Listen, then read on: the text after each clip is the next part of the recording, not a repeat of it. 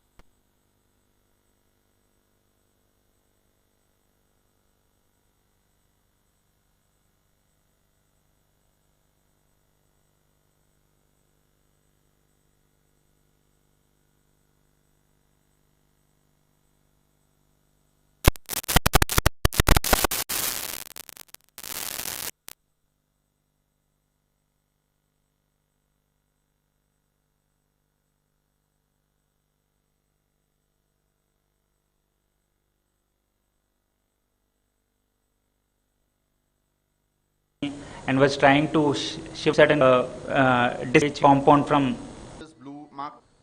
should be.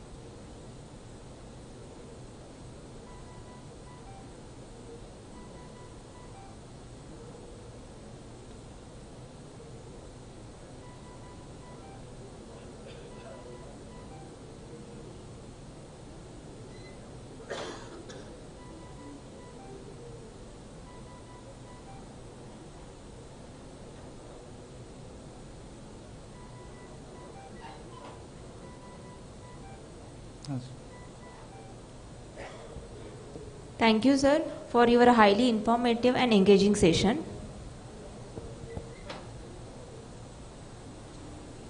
While ECMO saves the life, it is also associated with complications. Recognizing and managing these complications early can make crucial difference in outcome. This session will focus on mechanical complications by Dr. Pranay Ozha, sir, Intensivist and ECMO Center Coordinator, Riddhi Vinayak Multispeciality Hospital, Narasopara, Mumbai.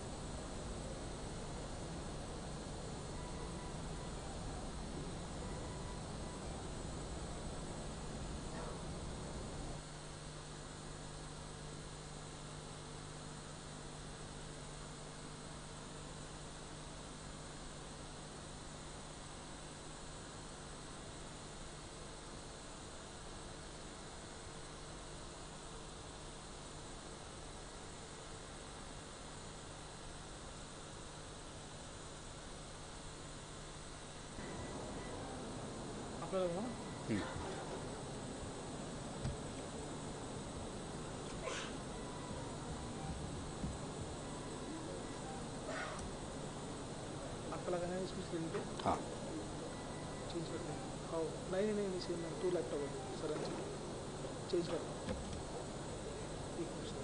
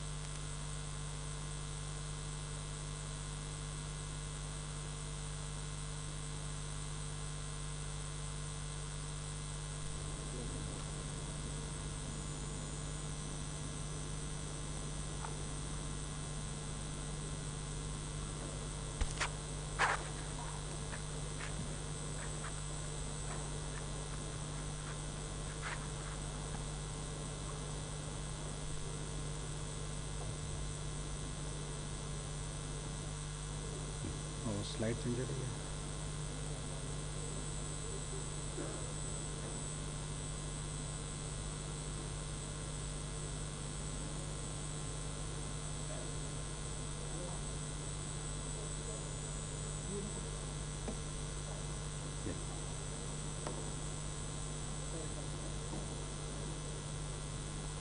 Change करने के लिए slide change इसे करना okay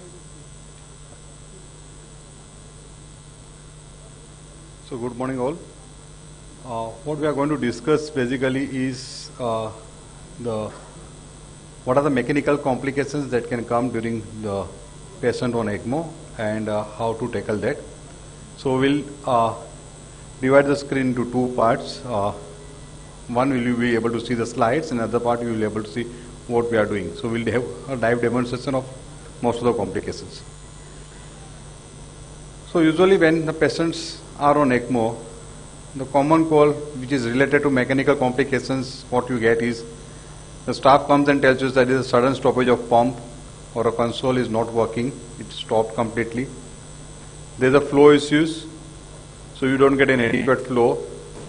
They might say there is an air in the circuit. You might get a dark color urine. You can have an abnormal circuit pressures. The circuit pressures are going very high. You can have abnormal sounds coming from the machines. Both the tube colors can become same. Suddenly there is no flow and there is a hypo or hyperthermia. So these are the different presentation of mechanical complications related to ECMO. Okay.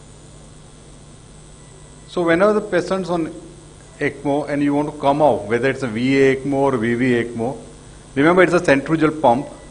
So centrifugal pump is a non-occlusive pump. So what happens, there is always the blood moves from high pressure to low pressure. So you have to always keep the circuit clamped till the time you don't increase the RPM. So you have to keep the RPM around 1000 and then only you have to declamp or unclamp the return line. So that is very important. So that is the way you have to go. So whenever you are on a centrifugal system, always remember whenever you want to go off bypass, okay, whenever you want to come out of ECMO, that time you just first put the clamp on the arterial side or return side and then clamp the venous side, okay. And when you want to go on ECMO, it is going to be other way around. So you release the venous line first and the return line to be released afterwards, because it is non-occlusive pump, so blood will move from high pressure to low pressure. So the first thing that can happen is a sudden stoppage of pump. Okay. So now what happens is all the pump has got its battery backup. Okay. So when this battery backup goes off, or there is something wrong with the electricity and then your battery also get exhausted, the machine can stop suddenly. Okay.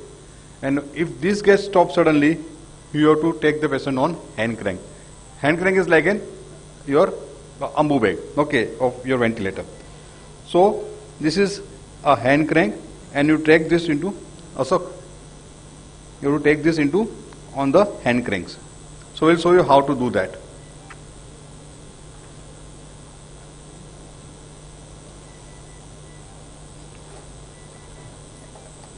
Okay. So machine suddenly stops. So it stops suddenly. So first thing what you need to do is you have to put the clamp on the return side. Yeah, you have to put the clamp on the return side. Anywhere in the return side is fine. Okay. Once you put the clamp on the return side, take the pump out from the machine and taking on the hand crank and start moving the hand crank. You can focus here. इसके ऊपर जो move रहा है वहाँ पे. Yes. Yeah. Now can you see the lights there? Okay. There is, it is written the RPM per minutes. Okay. So you can see the RPM and you have to maintain the RPM. The moment you go about 1500 RPM, you have to release this clamp. Okay. And you have to maintain this RPM of whatever the RPM previously it was. Or previously, before this got closed down, shut down, your RPM was 2500 or 3000. You have to maintain that RPM till the time the machine and everything is arranged. Okay, the new machine or whatever the power backup problem is sorted out. Till the time you have to keep on doing hand cranking. Okay. Once the machine starts, okay, what you need to do is again put a clamp on the return side. Okay, take the pump out, put it on the console, increase the RPM to 1500.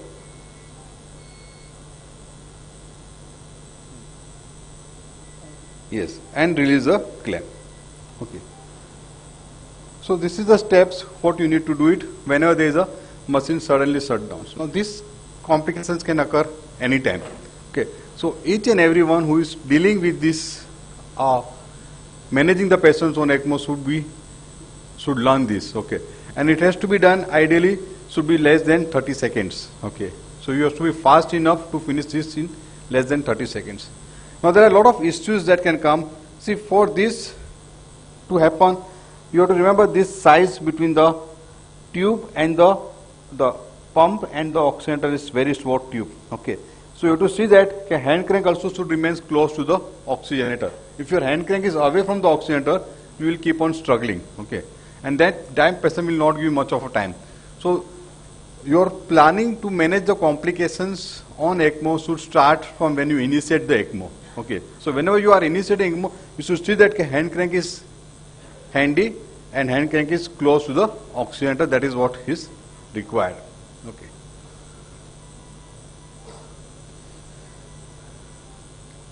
So most of the machines do have the power supply, battery backup. Most of the machines, you can see the slides here. Most of the machines do have battery backup. Okay. And the battery backup of a different machine has got different some machine has got 45 minutes battery backup, some has got 2.5 hours, 1.5 hours, and some machine has got 6 hours battery backup also. Again, you have to remember that the battery backup also depends on the how old the machine is. If the battery is becoming older, the life is going to go down of the battery.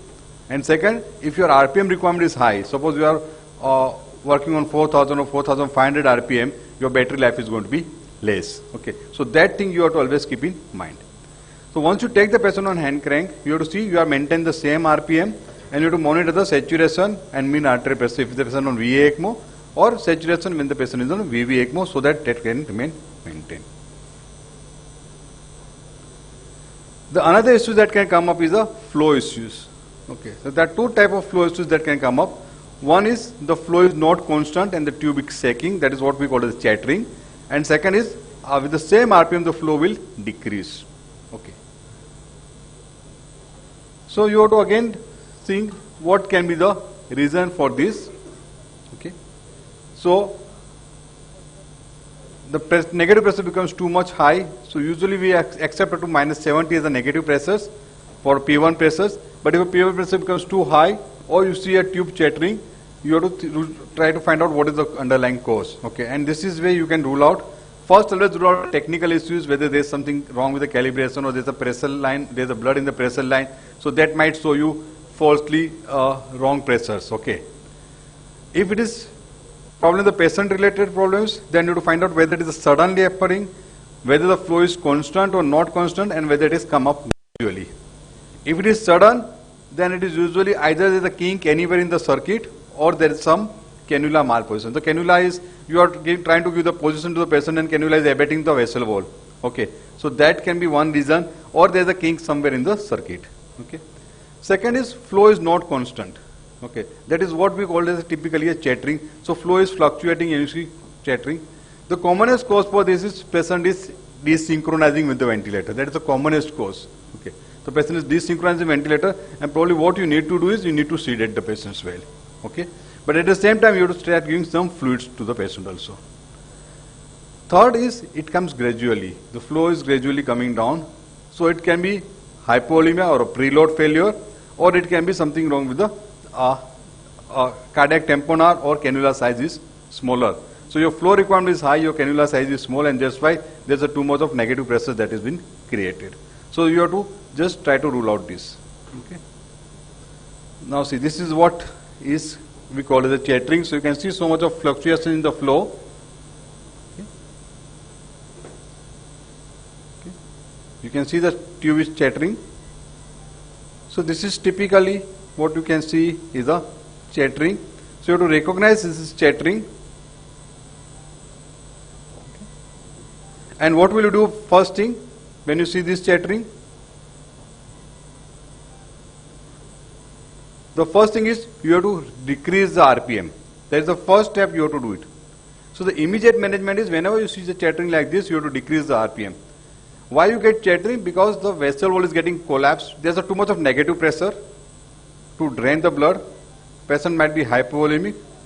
So your machine is trying to drain the blood, so it is creating more negative pressures, and because of more negative pressures, the vessel wall is get stuck to the cannula, and because of that you get this chattering.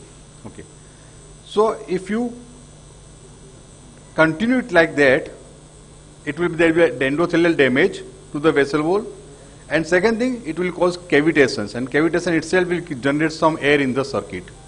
Okay, because of the too much of negative pressure. So if the negative pressure goes more than -200, it can create cavitation and can generate air in the circuit. Okay. So first thing is to do is you have to decrease the RPM, and you have to keep on decreasing the RPM till the time the chattering settles or till the time the flow becomes constant. Whatever the fluctuation you are seeing from 2 liters to 0.7 liters, okay, that fluctuation should stop. So you have to keep on decreasing the RPM till the time that fluctuation stops, and once that is stopped, you have to gradually increase the RPM and see at what level the chattering again starts. Okay. Meanwhile, at the same time, start infusing the fluid to the patient. Okay. And then find out what can be the underlying cause for this. Okay. As I told you, the commonest cause is asynchronous breathing.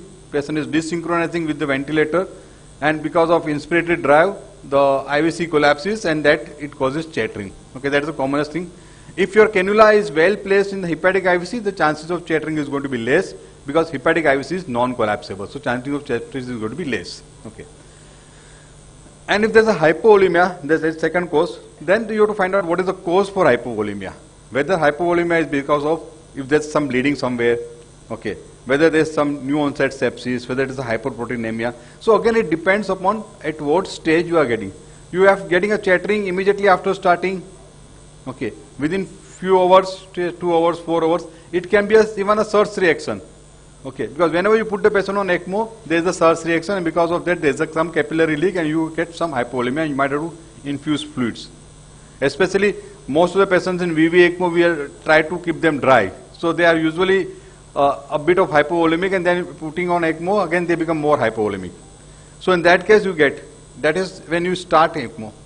Another possibility, if you are getting continuous chattering, okay, you would always think that there is bleeding somewhere. And the commonest side where the hidden bleeding is either intra-abdominal or retroperitoneal. The commonest one immediately after cannulation is retroperitoneal bleed. So that can again give rise to lot of chatterings and fluctuations in the flow. Okay. If it is after 7-8 days of ECMO, probably it can be a new onset of sepsis, and that can be the first sign of chattering. That can be the first sign for a new onset sepsis. So you have to always keep in mind.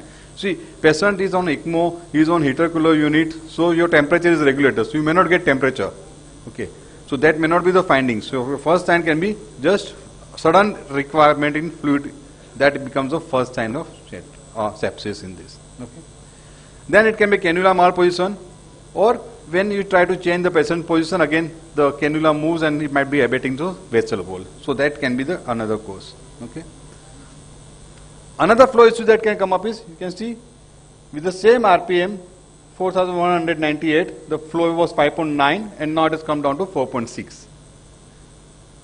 So the same RPM, the flow is decreased. Okay. First, you have to always rule out the technical causes, whether the flow sensor has been attached properly or no. Okay. Look at the vitals, whether there is any change in the vitals. If there is a change in the vitals, if your patient is becoming hypoxic, then you have to probably might have to think about improving the saturation and might have to go up on the flow.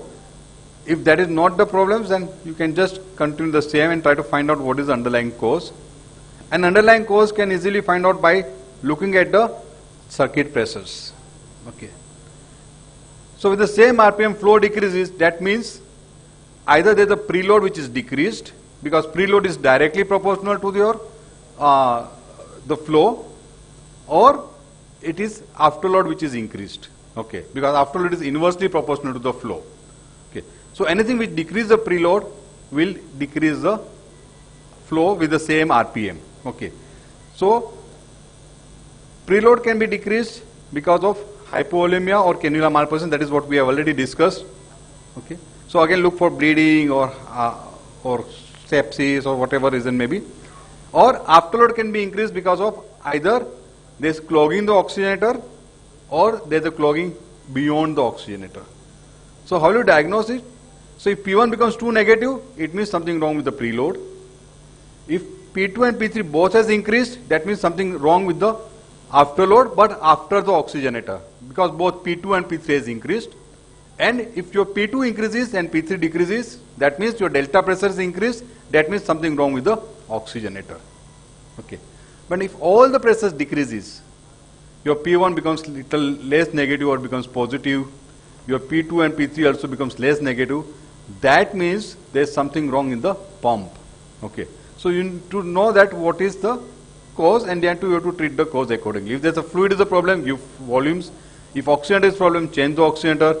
If there is something wrong after the oxygenator, that is P2, P3 both are rise, you have to look for the kink in the circuit, or there can be cannula, return cannula which is getting either migrated or get obstructed somewhere, or there is a clot in the return cannula. So that all possibilities you have to rule out. And how will you rule out that possibilities? What you need to do is, you need to just take the patient on the circuit and see circuit is moving well, it means there is nothing wrong with the circuit.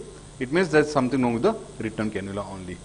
So that is a way you have to diagnose and treat it accordingly.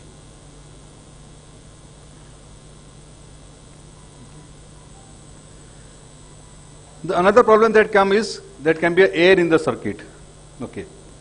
So you can get the air can come up in the circuits. Now air can be seen either in the venous line, can be seen in the oxygenator, or can be seen in the return side. It can be seen anywhere. Okay. Air going in the return side is going to be very less likely, and that is very rare. Now what are the sources from where the air can enter in the circuits? Okay. So one cause is cavitation. As I told you, if there is too much of chattering, okay, and if there is too much of negative pressure which is created, and that causes cavitation and air generated in the circuit itself. So that is one cause is cavitation. Second is, see, anything before the pump, see, this one, Ashok, anything before the pump, एक syringe ले लेना, okay, is a negative pressure area, because your centrifugal pump is sucking the blood. Okay, so this is a negative pressure area. So any disconnection from any side of this can give rise to your air in the circuit. Okay. After the pump, it is positive pressure area. So even if there is some disconnection there, you don't get air get sucked because there is a bleeding there. Okay. So that is another cause. Anything goes wrong, any loose connection, any crack in the connections, any crack in the pump can give rise to air in the circuit. Okay. Or that is another source for the air. The third source of air that can come up is your cannula. There is an accidental decannulation. The venous cannula gets decannulated. See, as Ravi told, the venous cannula has got a holes up to 20 centimeter. Okay, so even one of the hole has come out. Okay, it is going to suck the air. Another source is central line. Okay, so if the air enters through the central line, okay, it can go to the, because your cannula is going to be somewhere in the hepatic IVC near the RA, so it can suck the air from the central line. So it can come from the central line. So air injected from the central line by mistake, or central line port is open, so that can even suck the air. So these are the different sources from where air can come in the circuits. Now we'll show you what happens when the air comes in the circuits. Just put it here.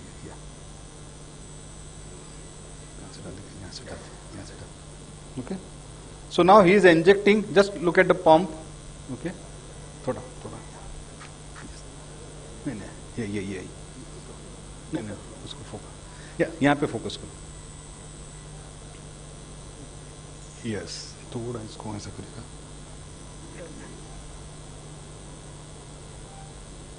थोड़ा tilt कर दे. Yes. So he is injecting almost around 10 cc of air, and see what happens. Okay. See, the air is going to the pump. Most of the air got stuck in the or trapped in the pump itself. Some of the air has gone to the oxygenator. The reason for air to go into the oxygenator is your pump position. Your pump, if you see, the return line is slightly on upper side as compared to your drainage line. If your pump is properly placed,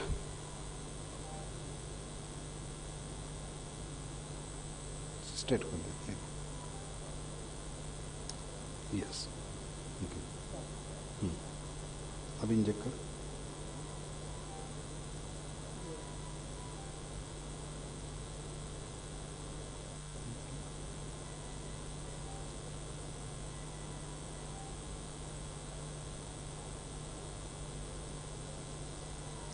So most of the air will get trapped in the pump. Some air can go to the oxygenator, okay, but it will get trapped in the oxygenator. So the venous air going to the return limb or going to the patient is very less likely. Okay, it will get trapped either in the pump or in the oxygenator. That's the commonest site where it gets trapped. Unless there is a massive air that enters inside, then it can go to the return line. Okay. Now what will happen if, suppose there is air in the pump, what will you do is, see, claim.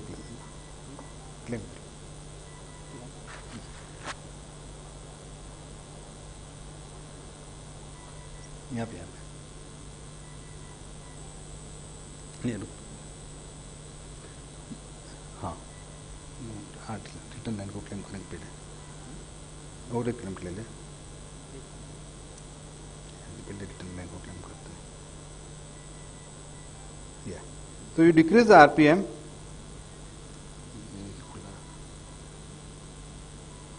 ये डाला ना तुमने,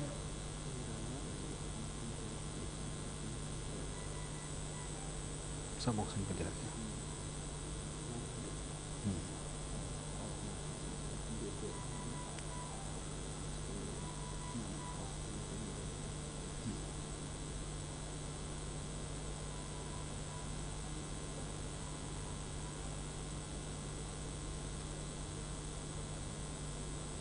ये खोल देना।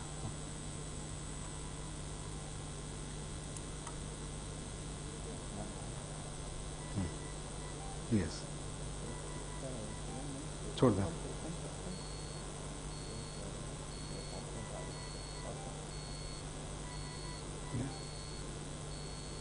So when you decrease the speed, the air will come up. Can you see air coming up? Okay. So let the air to come up to the nearest pigtail. Okay, and you can suck the air from there. Okay. So you have to get it, the air to the near. Now this is the pigtail, so you can take it from here, and you can take the air out from this. Okay. So you have to connect the syringe and take the air out from this. Okay. If it goes to the oxygenator, you don't have to do anything. You don't have to stop the pump also. You can remove it directly from the oxygenator, because in the oxygenator the air will come up. So again there is a pigtail connection in the oxygenator, so you can suck it out from that pigtail. So these are the two places from where you can suck the air out. Here is the pigtail, and this one is this line is,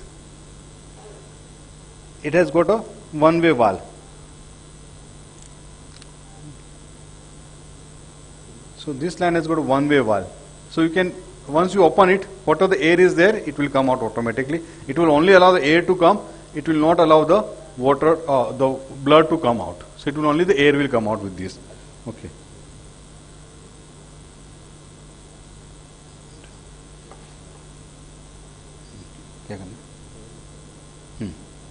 Okay.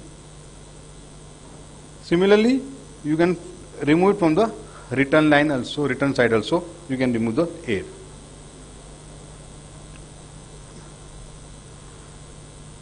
So that is how, these are the different sources of air and the management of air. So if it is venous side, air will get trapped in the pump and oxygenator. And as I told you how to remove it, you have to just decrease the RPM, clamp the return line, whatever the air is in the pump will come up, and take it to the nearest pigtail and aspirate the air with the help of syringe. That is what you need to do it. Okay. You can do it this at a one go also, and if the patient is unstable and is not able to tolerate your stoppage of pump for a few seconds or a minute, then what you can use, you can remove partially air and you can restart it, because anyway this air is not going to go to the patient, it's going to either going to get trapped in the pump or going to get trapped in the oxygenator. Okay.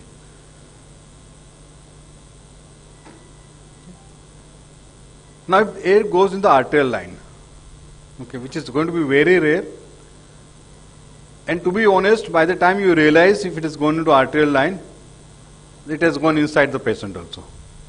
Okay. But theoretically, yes, if you can see air in the arterial line, what you need to do is you have to go and clamp the circuit as close to cannula as possible, so that whatever the air is still not gone, you can prevent that air to enter the patient. Okay, that is one thing what you need to do it.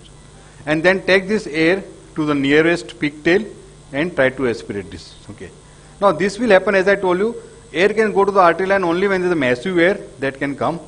Okay. But usually if there is a massive air, the pump stops by itself. Okay. So this is more of a theoretical complications rather than a practically what you see. Okay. And the patient, the air can enter the patient. Okay. Again, this is going to be more of a theoretical complications rather than practical complications. Air getting enter in the patient. Okay. If it is venous, again it will go to the RV and will go to the pulmonary circulation. Probably will not have much of effect unless it is a massive air which causes the RV to dilate and that.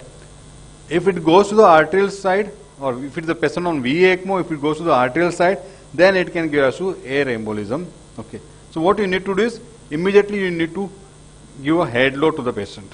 Okay. So when you give head load, if the air enters, it will go to the limbs and not go to the brain. If it goes to coronary, again patient can develop signs of cardiogenic shock. If it goes to the brain, it can develop some kind of CVA, and that you have to manage it accordingly. Okay. The next mechanical complication that comes is you get some sounds coming from the machine. The commonest is you might get some whistling sounds coming from the machine, and that is usually because your central air pressures and central oxygen pressure is not same. Okay. This blender works when both the pressures are. Where is the blender? Okay. So this blender works when both the pressures are equal, the central air pressure and central oxygen pressure. If there is any change in these pressures, it will give alarm. Okay, and it will do malfunctionings. So that is one thing. So if there is a central air and central oxygen pressure is not equal, you might get whistling sounds. Okay, and usually what happens if you have if you don't have an oxygen plant, if you have a oxygen cylinder, multiple cylinders, then by the time the pressure goes low and they automatically switch over, that is the usual time where you might get these kind of problems. Okay, then you might get crackling sounds on auscultation of the pump. So when you auscultate the pump, usually you get a spinning sound. Okay, because the pump is moving, so you get spinning sound. But there is some clot inside the pump, you might get some crackling sounds. Okay. If the bearing of the pump breaks, okay, now usually you don't see this. We used to see this with the Metronic pump because Metronic pump has got 3 bearings. Nowadays, whatever the pump comes, they have got only 1 bearing, or there is no bearing. So the chance of bearing break is less. But with if you are using a Metronic pump, it can happen after 5-7 days, and then it can give us a harsh sound you can see, and you can hear a splashing sound. You have heard that sound, isn't it? Here, when the air goes inside the pump, you get splashing sounds. Okay. The another problem that can come up is staff comes and tells you patient is now having a dark color urine. Okay. So dark color urine is either it can be hematuria or it can be Coca-Cola urine. Coca-Cola urine usually is suggestive of hemolysis. Okay, so you would always keep both the things. Usually we take dark color urine only as hematuria, but then in ECMO it is more commonly or more likely to be hemolysis rather than a hematuria. Okay, so you would always keep that thing in mind. And hemolysis can be because of either very high pressures. Okay, negative pressure is too high, it is minus 100, minus 150. Then it goes to hemolysis. Anything more than minus 70 will increase the risk of hemolysis. So negative pressure is too high or your positive pressure is too high. So the circuit pressures say goes about 300, 350 or touching 400. Again that will increase the risk of hemolysis. Okay. Or there is some clot anywhere in the circuit, either in the oxygenator or in the pump or somewhere in the circuit, it can give us to hemolysis. Okay. Or pump getting heated up or bearing breaks. Okay. Again, now this you see, you don't see this commonly with other pumps. We used to see this with the Metronic pump. Okay. So these are the different reasons where you can see hemolysis. So you diagnose the problem. You see a dark color urine, Coca-Cola urine. Okay. The immediate management is you have to check the urine color. You have to check for the plasma-free hemoglobin. Okay, or send urine for hemoglobin urea. Look at the circuit pressures. Okay, if it is too negative or too positive, then it can explain the hemolysis. Then you have to decrease the flow to manage this hemolysis. And then this hemolysis is going to cause problem to your kidneys and renal tubules. So you have to take care of that part. So you have to probably do a alkaline diuresis so that you can take care of kidneys. And now depending the cause, if it is a pre-pump pressure is too negative, probably it's hypovolemia, treat the hypovolemia. If delta pressure has gone up, that means there's clot in the oxygenator, you have to change the oxygenator. If both P2 P3 pressures are high, you have to look at that cannula might be getting blocked or something. You have to look at that pressure and change. As I told you, if all the pressures are going down, probably there might be a cause, something wrong with the pump, and you have to change the pump. But always remember there can be other cause for hemolysis, not only ECMO, and can be mismatched transfusion. Okay, because this patient, many of times this patient requires multiple transfusion, and if some by mistake mismatched transfusion is gone, probably it can also give rise to hemolysis. So you have to know the cause and you have to manage the cause accordingly. Okay. If your pressure is too much of negative, you are not getting enough pressure, you might have to put an additional cannula for a better drainage. Okay. The next is pump failure, or there is a pump head clot. Okay. So that can also give us to hemolysis. So how will you diagnose there is a clot in the pump? As I tell you, first thing that you can suspect is when all the pressures goes down, your P1, P2, P3, all pressure goes down, and with the same RPM the flow decreases, you should suspect there is something wrong with the clot pump, and there might be a clot in the pump. Second thing is you auscultate the pump, and third thing, you visualize the clot. You cannot see the clot when the blood is there. Okay. So what you need to do is you need to just clamp the return line. Okay. Clamp. Just clamp. So the clamp the venous line, and just you can start the saline from here. Okay. So what will happen? The blood will get replaced by the saline, and then you can see the clot. Okay. This you have to do it only for just 10 seconds. Once you can see the clots, you can always stop the saline and release this clamp, so that again blood start going. Okay. So that is what is known as flash test, and by that you can check if there is anything any clot in the pump. Okay. The another problem that comes is abnormal circuit pressures. Now remember, circuit pressures, what is more important is a trend rather than a single values. Okay. What is delta pressure right now is not of significance, but what is the trend of delta pressures, what is the trend of P1 pressures, what is the trend of P2, P3 pressures, that is more important rather than a single values. Okay. Always see that you look for the calibrations. Calibration is fine. Sometimes the calibration is wrong and you just get carried away. There is a change in the circuit pressure. So always look for the calibrations. Okay. If the circuit pressure is high, as I told you, it can give us to hemolysis. Okay. P1 more than minus 70 and P2, P3 more than 300 can give us to hemolysis. Okay.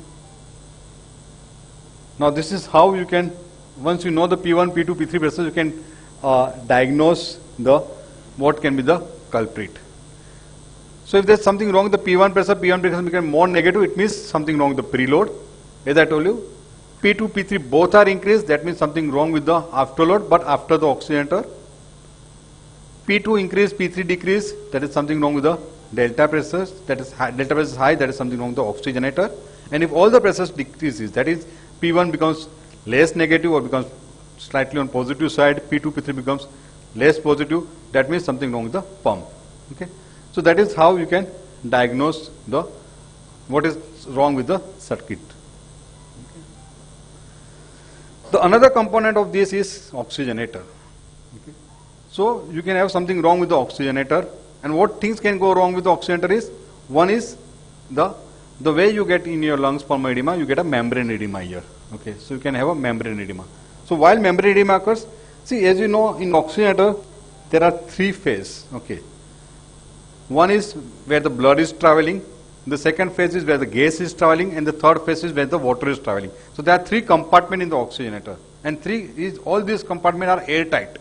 So nothing will cross one compartment to other compartment. Okay. So wherever the gas phase line is there, in the gas phase of a compartment, what happens is your oxygen is going, which is cold. Okay. Now when it is going and the blood is warm, so what will happen? There is a condensation will take place, and the condensation will have some water molecule deposit in the gas phase compartment. So that will eventually will decrease, that will occupy the space, so that will decrease your sweep gas. Even your sweep gas is 3 liters or 4 liters, eventual sweep gas is going might be 2 liters only. Okay. So what you need to do is every 4 hourly you have to increase this sweep gas to say 10 to 15 liter for 15 seconds only. Okay. So what will happen? Whatever the water molecules condensed there will come off, and they will come off from the exhaust line. So there is a gas exhaust line also. Here you can see the gas exhaust line.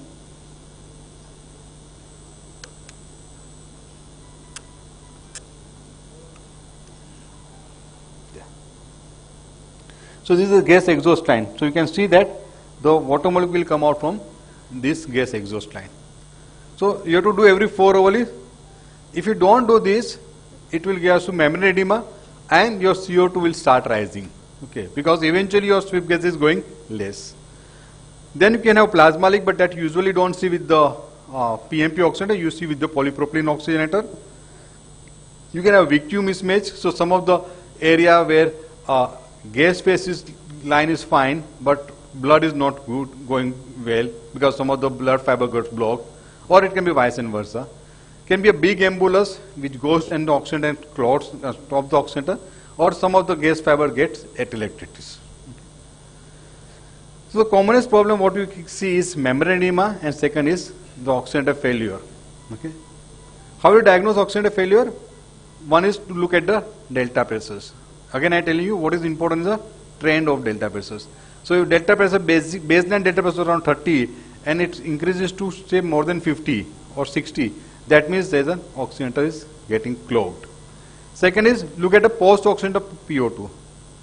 Usually the post oxygenator PO2 should be 5 to 10 times the pre oxygenator PO2. So in a normal situation, when you start ECMO, the post oxygenator PO2 should be somewhere around 400 to 500. Okay. If there is something wrong, okay, with our oxygenator, this post oxygenator PO2 starts coming down. And if it is less than 150 or less than 5 times the pre-oxygenator PO2, that means this oxygenator is failed and you need to change the oxygenator. So suppose the pre-oxygenator PO2 is 35 and your post-oxygenator PO2 is less than 150 or less than 200, probably you have to think of changing the oxygenator. Another thing what you can do is you can use a torch and look at the clots. You can see the clots on the venous side as well as on the return side of this. Okay. So whenever you see a pump clot or you see a clot in the oxygenator, what you need to do is you need to change the circuit. Either you need to change the circuit or you need to change the pump or the oxygenator. Yes, sir? Okay. So we'll show you how to change pump, but the steps are going to remain more or less same for change of the circuit or change of the oxygenator. Okay. Now what is the advantage of changing the entire circuit? The one is because company provides you entire circuits, they don't provide you separate components. So you are actually forced to change the entire circuit. Second is, if there are clot in the pump or there are clot in the oxygenator, there might be a clot somewhere else also in the circuit. So once you change the entire circuit, everything is been changed. So you are not worried about that part. But the disadvantage is, number one is cost. If you change the pump, it will cost you 20 to 25,000, 30,000 maximum. If you change the oxygenator, it will cost you around 1,10,000 to 1,25,000. If you change the entire circuit, it will cost you around 2 to 2.5 lakhs. Okay. So that's the cost difference. Number two is when you change the entire circuit, okay, you are introducing new circuit, so new surface area, so new source reaction. This circuit is now new, so more and more drug get absorbed to the circuits. So all that problems what you have started when you did it when the initiation of ECMO, that all problems will come up because this is a new circuit. Okay. The old circuit was saturated, so it was not really that much reaction, but now this new circuit is not saturated, so it will have a source reaction and it will have a drug absorption also. So that is the another problem with the new circuit. Plus new circuit, when you are changing the circuit, you are going to lose almost around 700 ml of blood. Okay. So that is another problem when you change the entire circuit. If you change only oxygenator, you might lose around 150 to 200 ml of blood.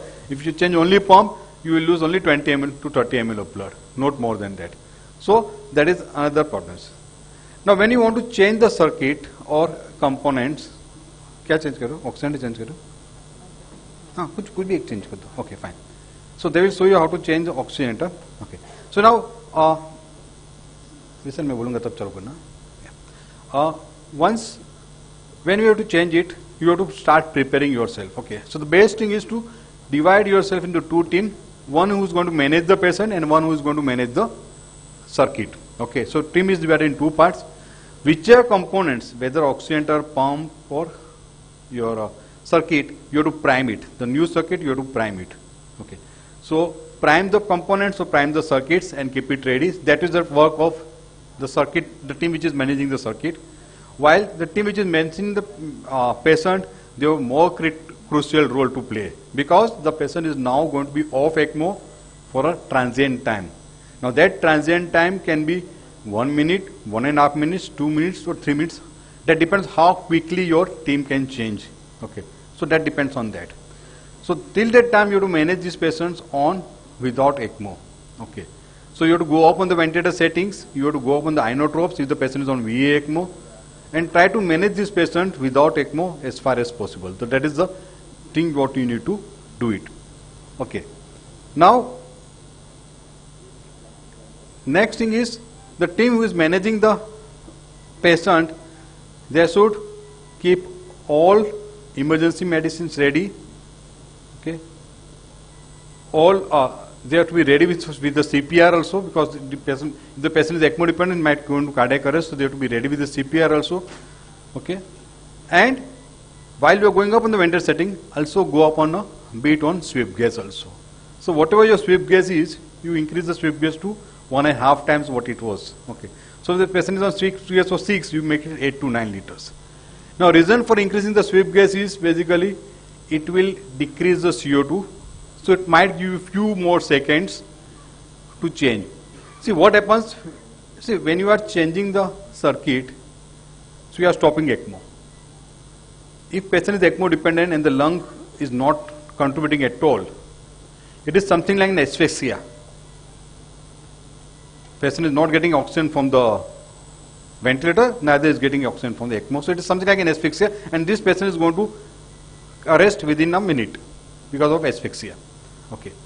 So in this situation, every second is going to be important. Okay. So while increasing, so they will develop hypoxia, they will have hypercapnia, and hypercapnia leads to your respiratory acidosis. Hypoxia will lead to metabolic acidosis, so it is going to be combined acidosis which is going to deteriorate the pH, and the reason for arrest is probably may not be hypoxia, but it is going to be more because of the pH which is gone less than 7.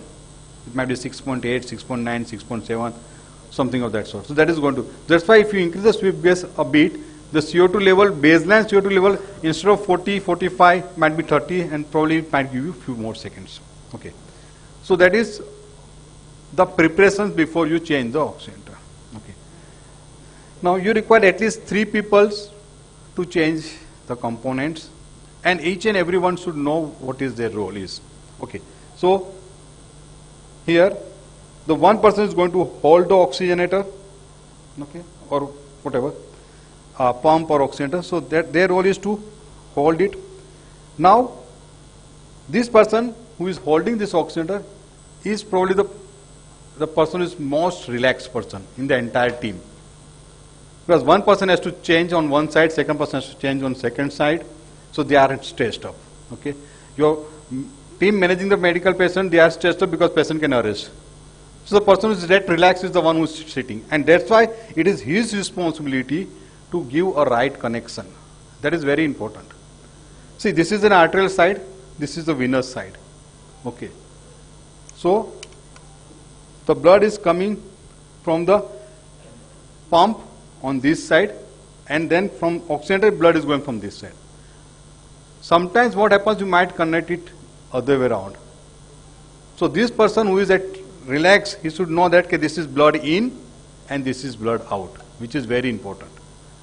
Okay, because the person who is changing, they will say give me tube, and he will, whatever the tube he gives, he is going to connect it. Okay, so same thing is true for the pump also. So there is a place from pump in and pump out. Okay, so blood should not be, tube should not be connected other way around, so that this person it is his role to remember that okay, this tube is going to go on to this side and this tube is going to be on that side. Okay. Okay. After that, okay, what you require ideally is you require 6 clamps, 2 clamps for the new oxygenator or new pump or new circuit, and 4 clamps for the old oxygenator and old circuits. Okay. So once everything is ready, you have to put the clamps. Okay.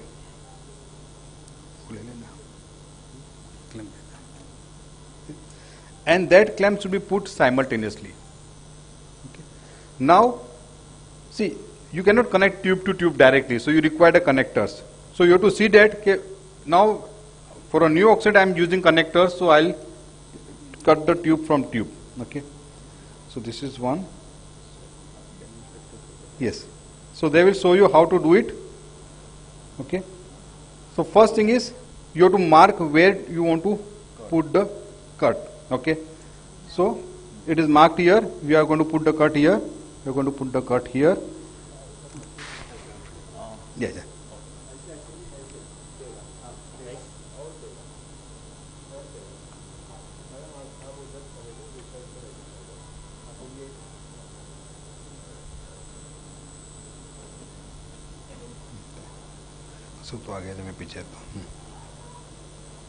So now once you know where you want to cut, you have marked it, you put the clamp. On the count of 3, 1, 2, 3, clamp, cut, another cut, Okay. Saline. saline,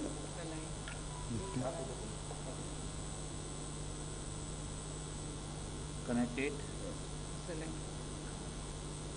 arterial side connected,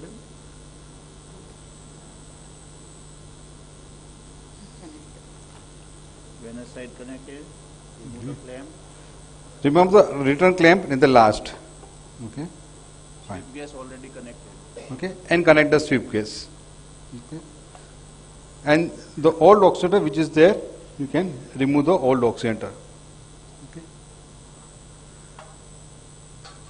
So when you are changing the oxidator, you don't require to stop the pump. You can continue the pump and change the oxygenator. So you don't require to come down on the RPM and stop the pump. You can do that. There's nothing wrong in stopping the pump also. But again, as I told you, every second is important. So when you stop the pump, somebody has to again increase the RPM, and that will take 1 or 2 seconds or 5 seconds more, and that might be detrimental for the patients. But when you want to change pump, you have to stop the pump. Okay.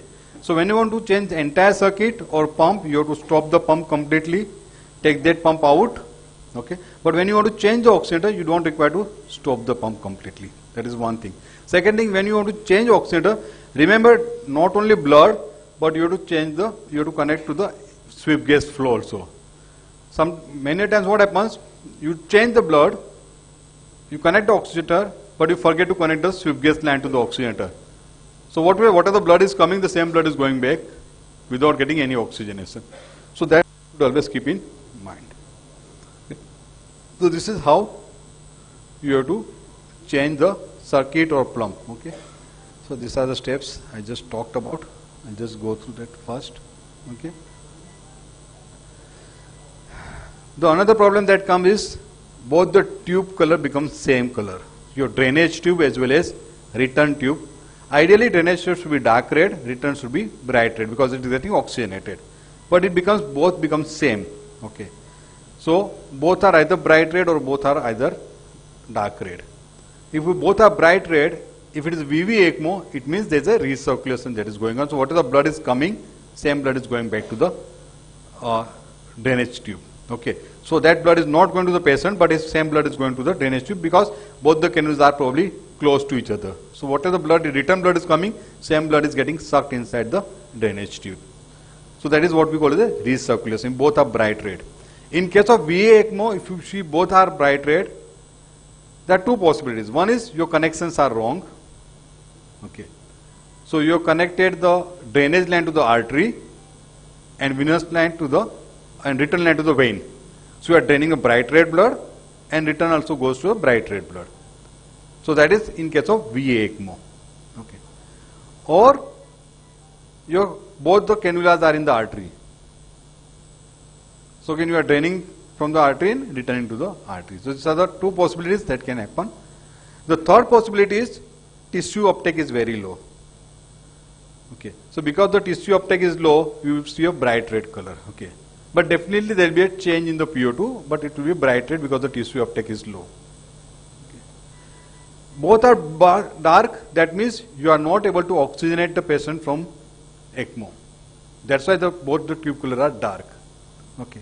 So either there is something, you forgot to connect the sweep gauge, so because of that, or there is something wrong with the blender. As I told you, there is change in the oxygen and air pressure inside. So that will does the malfunction of the blender. So blender malfunctioning, both becomes dark color. That is what we call as sweep gauge failure. Okay. Or if the patient has been given methylene blue, okay, you might still get both are dark color. But in that case, your saturation will not change. So your hemodynamic and vitals will not change in that case. Only the color will be dark.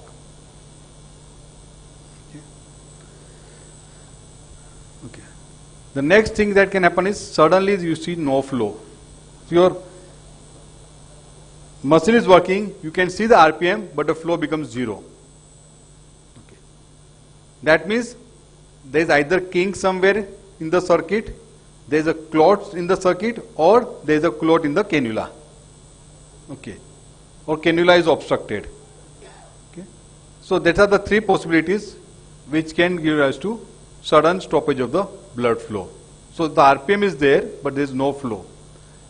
So it can be, commonest reason is kink somewhere. So you have to just look at the circuit, find out the kink and release the kink. That's the commonest thing. Second thing is, that can be a clot somewhere. Again, if there's a clot in the oxygenator or that, you will see the delta pressure is going high. So that you will be able to diagnose it. And usually it doesn't come suddenly, it's usually a gradual process. Okay. And the third is, either your cannula is getting abated, either drainage or return cannula is getting abated somewhere, or there's a clot in the drainage cannula. So next complication that comes is a blocked cannula. Okay. So you can have blocked either drainage cannula or a return cannula which gets blocked. Okay. If the drainage cannula gets blocked, we will get too much of negative pressures. If the return cannula gets blocked, we will get the more of a P2, P3 pressure will becomes very high.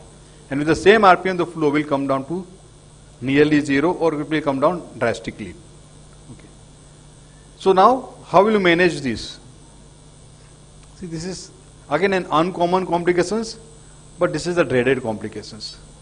Because now you have to manage multiple things. One is your cannula is blocked.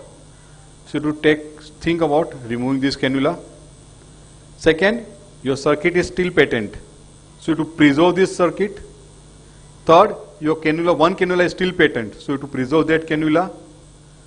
And whatever said and done, patient is off ECMO now. So you have to manage the patient without ECMO.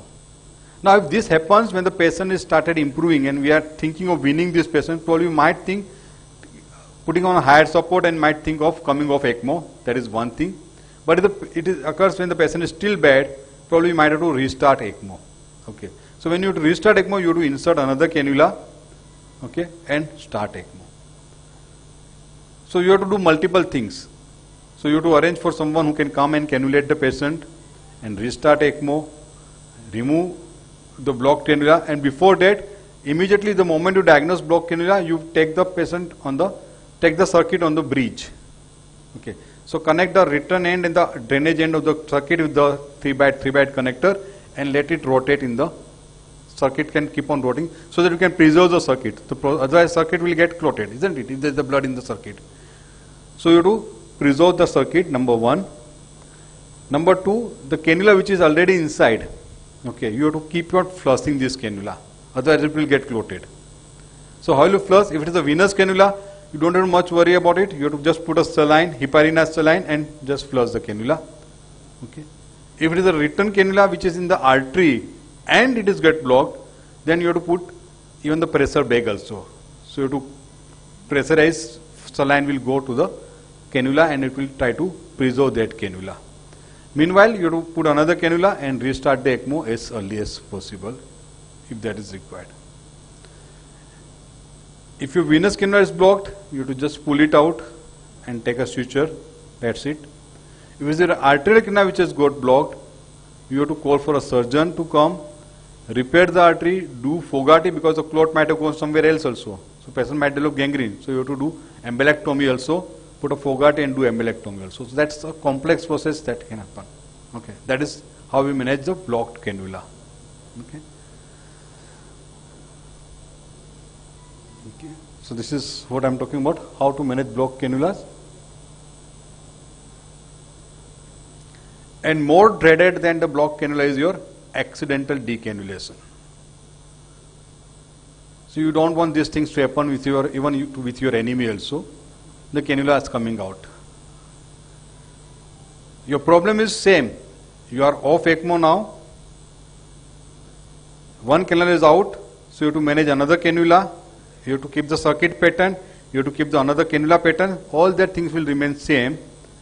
But the third problem that will come up is when your cannula is out, if it is a drainage cannula out, it will suck the air and the circuit is full of air. So you have to remove the air from the circuit or you have to change the circuit also. That is one thing. If it is a return cannula out, it's more dreaded. Because your pump speed is say 3.5 to 4 liters per minute. By the time you realize it, okay, patient is exsanguinated with the blood and he goes into severe shock. Okay. So that's a more complex. And plus, your entire ICU is full of blood. Okay. Because that much pressure the blood is moving. So what you need to do is just put the clamp as the moment you see it's coming out, put a clamp.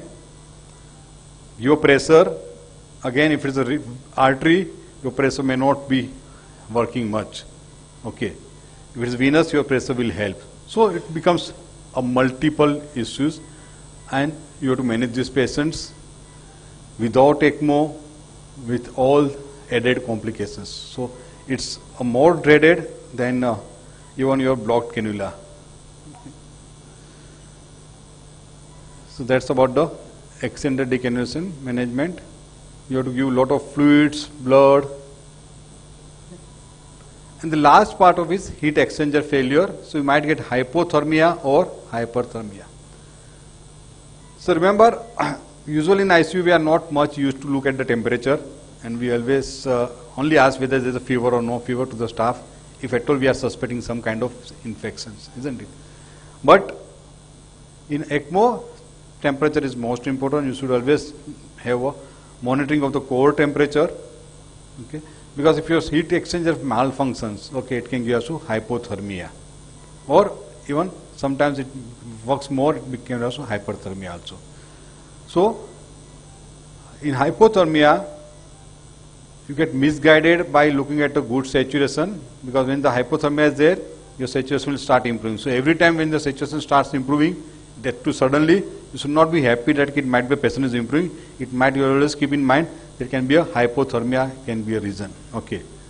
Patient develops bradycardia, patient develops acidity goes high, bleeding disorders, arrhythmias, all that can be a presentation of hypothermia.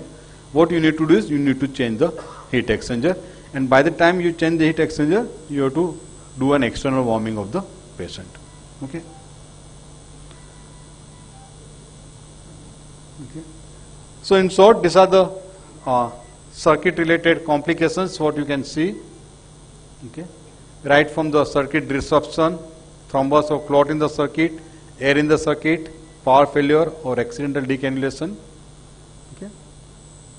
And what you need to, what can be the reason for that, and what are the precautions what you can take it. Circuit disruption can be because of loose connections or circuit pressure is going too much of high. So you have to always see that you put a proper tie gun. See, this is what I call, what is this? We can use tie gun. So that holds the tube firmly, so it doesn't allow it to come out, and let the circuit pressure not go too much of high. There can be clot anywhere in the circuits, so you have to maintain proper anticoagulation so that you don't get clot in the circuit. Okay, and you have to be very judicious in transfusion. If you give lot of platelets and blood products, okay, that can clog the circuit. So you have to keep that in mind. If there is air in the circuit, as I told you, most of the time you don't have to get panic. It will get trapped in the oxygenator or pump. But see to it, you have to find out what is the cause, and this you don't do anything on the drainage side.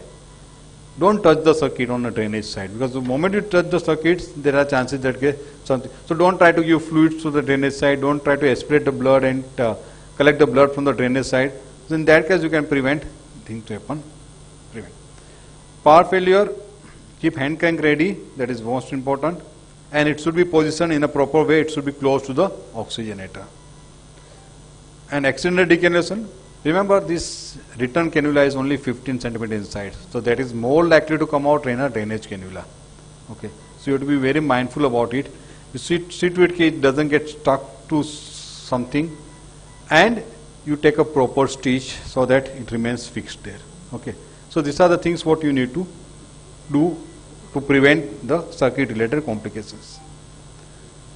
So this is how you can fix the cannula so that it doesn't come out. You have to fix at least at 2 places so that it doesn't come out.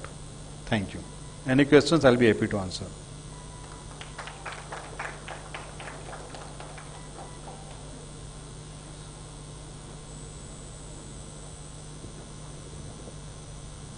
Good morning, sir. Sir, which mechanical complication in your practice you have encountered the most, and what signs you look for so that we can prevent it? See, the commonest one which we see mechanical complication is the clot in the oxygenator. Okay. Rest of the complication, air in the circuit, and that is almost abolished. Even in ECLS statistics, it is less than 0.5% incidences. So there are the rare complications. Oxygenator, yes, because if your ECMO run is going to be longer, then definitely oxygenator clotting can take place. As I told you, what probably unnecessary transfusions should be avoided. We accept platelet count up to 30,000 or so. So you don't transfuse, we started getting less than 1 lakh. So unnecessary transfusions should be avoided. Anticoagulation should be monitored well. And if it is more than say 20-25 days, you have to be ready to change oxygenator. I don't say change it electively, but you have to be ready to change oxygen, because this is bound to going to come up complications. So in a resource limited setting, till what time you decide to intervene, and till what time you decide to wait, like for change of oxygenator? For change of any mechanical complication. Yeah. So if there is a clot anywhere in the circuit, okay, the criteria for changing is, there are fixed criteria. For an example, number 1 is if it is causing hemolysis, okay, then you have to think about changing it. Second, if it is consuming a lot of platelets. So if you are seeing a picture of thrombocytopenia and patient is going into DIC, then you need to change it. Number 3, if it is oxygenator, the post-oxygenator PO2 goes less than 200, then you need to change it. Otherwise, looking at few clots, it's not necessary you to change the circuit. Okay, you can wait. And so one last question. At what flows did hemolysis happen, or it is just because of clots here the hemolysis is the expected complication, or it can be flow related also? I will not say it is flow related, probably it is pressure related. If your circuit pressures are too high, even suppose you get 1.5 liters of flow, but patient is hypovolemic, it can give us hemolysis. Okay. So if your preload is less or if your afterload is too high, then it gives hemolysis, not the flow. Suppose you put a 13 French cannula and you are giving 3 liters of flow. For that 13 French cannula, 3 liters of flow is too high. Okay. So because of that, the pressure will increase. So it is pressure which is creating hemolysis rather than the flow. Flows. Okay. Thank you, sir.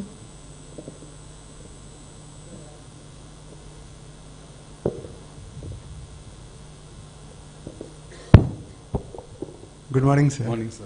This is regarding you change the circuit. Suppose you are not stopping the pump, then it is actually very high adrenergic drive to all the people who are doing. And if the pump is rotating with the RPM of 3000 or 3400, then if inadvertently the clamp getting loose or clamp getting disconnected, then you full of the blood from the pump side. So what we do is to decrease the pump flow to the pump RPM to 1500 or 1000 if you are not stopping. So that will prevent the other complications, which is the flow of the blood if it is the problem. Second thing is that, sir, quadrax oxygenator, for all the audience, Is there any marking in the quadrux? I have not seen, that's why I'm asking you, which is the inlet and which is the outlet? If some new person is getting with the quadrux, can he tell that which is the inlet and which is the outlet? See, it is written on the oxygenator, blood in and blood out. Okay. That is one thing. Okay. The second part is, I'll tell you, just remove this.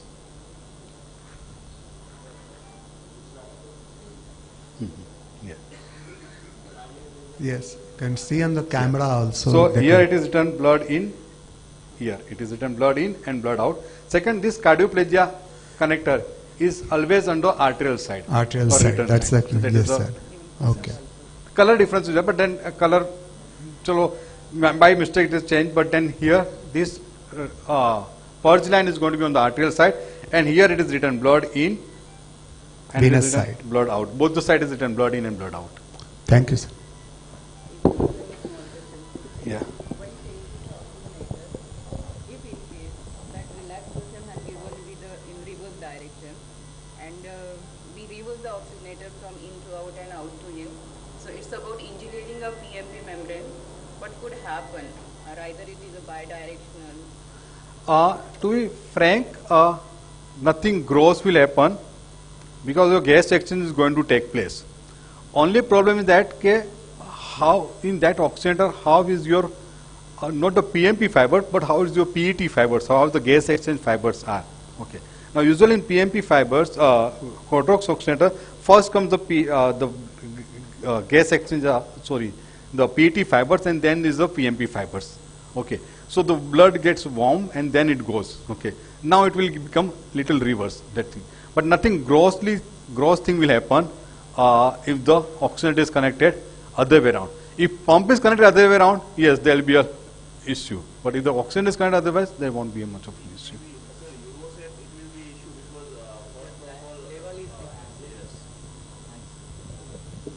In Euroset oxygenator, the return, so this quadrox is bidirectional, so there is not going to be any change in this thing.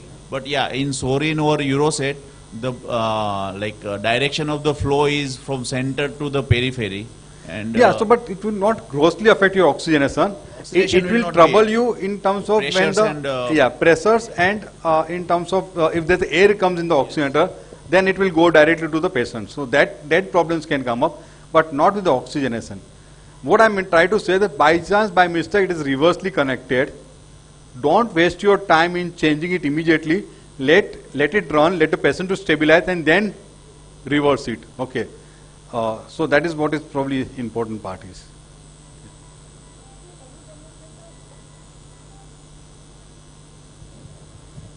Any benefit of giving heparin in the circuit rather than giving to the patient? Not much. Probably it might act little better, but then does not. The problem is when you give heparin in the circuit, okay, you are handling the drainage line. So that will increase the risk of air going in the circuit, and that will increase the risk of infection. Okay, and the oxygenator in the entire circuit, the oxygenator is the one part which harbors the infection. So then it can harbor the infection. So because of these two, if you see old literature, say from 1970 to 1990, you will see a lot of things that is written that this should be given post-oxygenator, this should be given pre-oxygenator, because that time people used to practice that once the patient is in the ECMO, they don't used to put central line in anything.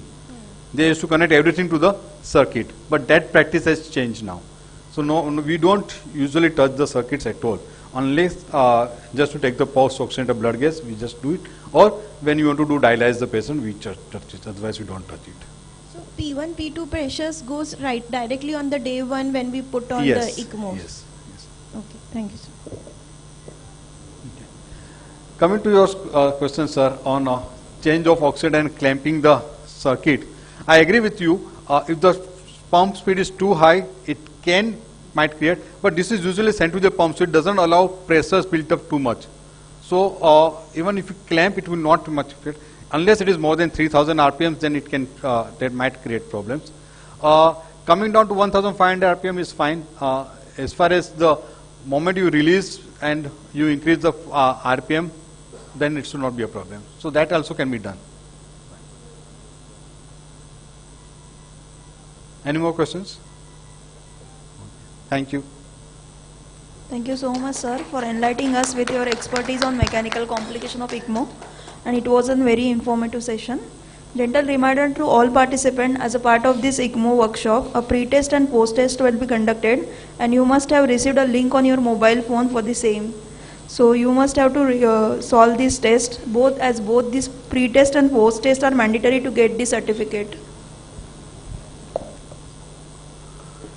We are moving ahead with the next session on ECOR setup and priming. ECOR is low flow extracorporeal support system primarily used for carbon dioxide clearance and allowing the ultra-protective lung ventilation. For our next session, I would like to invite Dr. Kapil Thakkar sir, Consultant Critical Care and ECMO Physician, Zydus Hospital, Ahmedabad, Gujarat.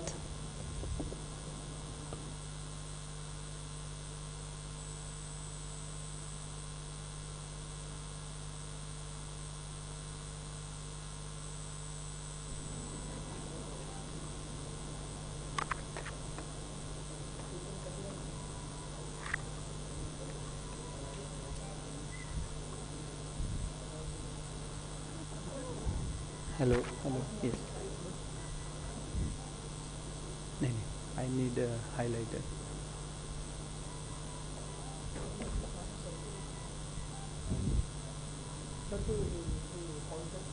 Sir, Pooja sir, pointer is with you, sir?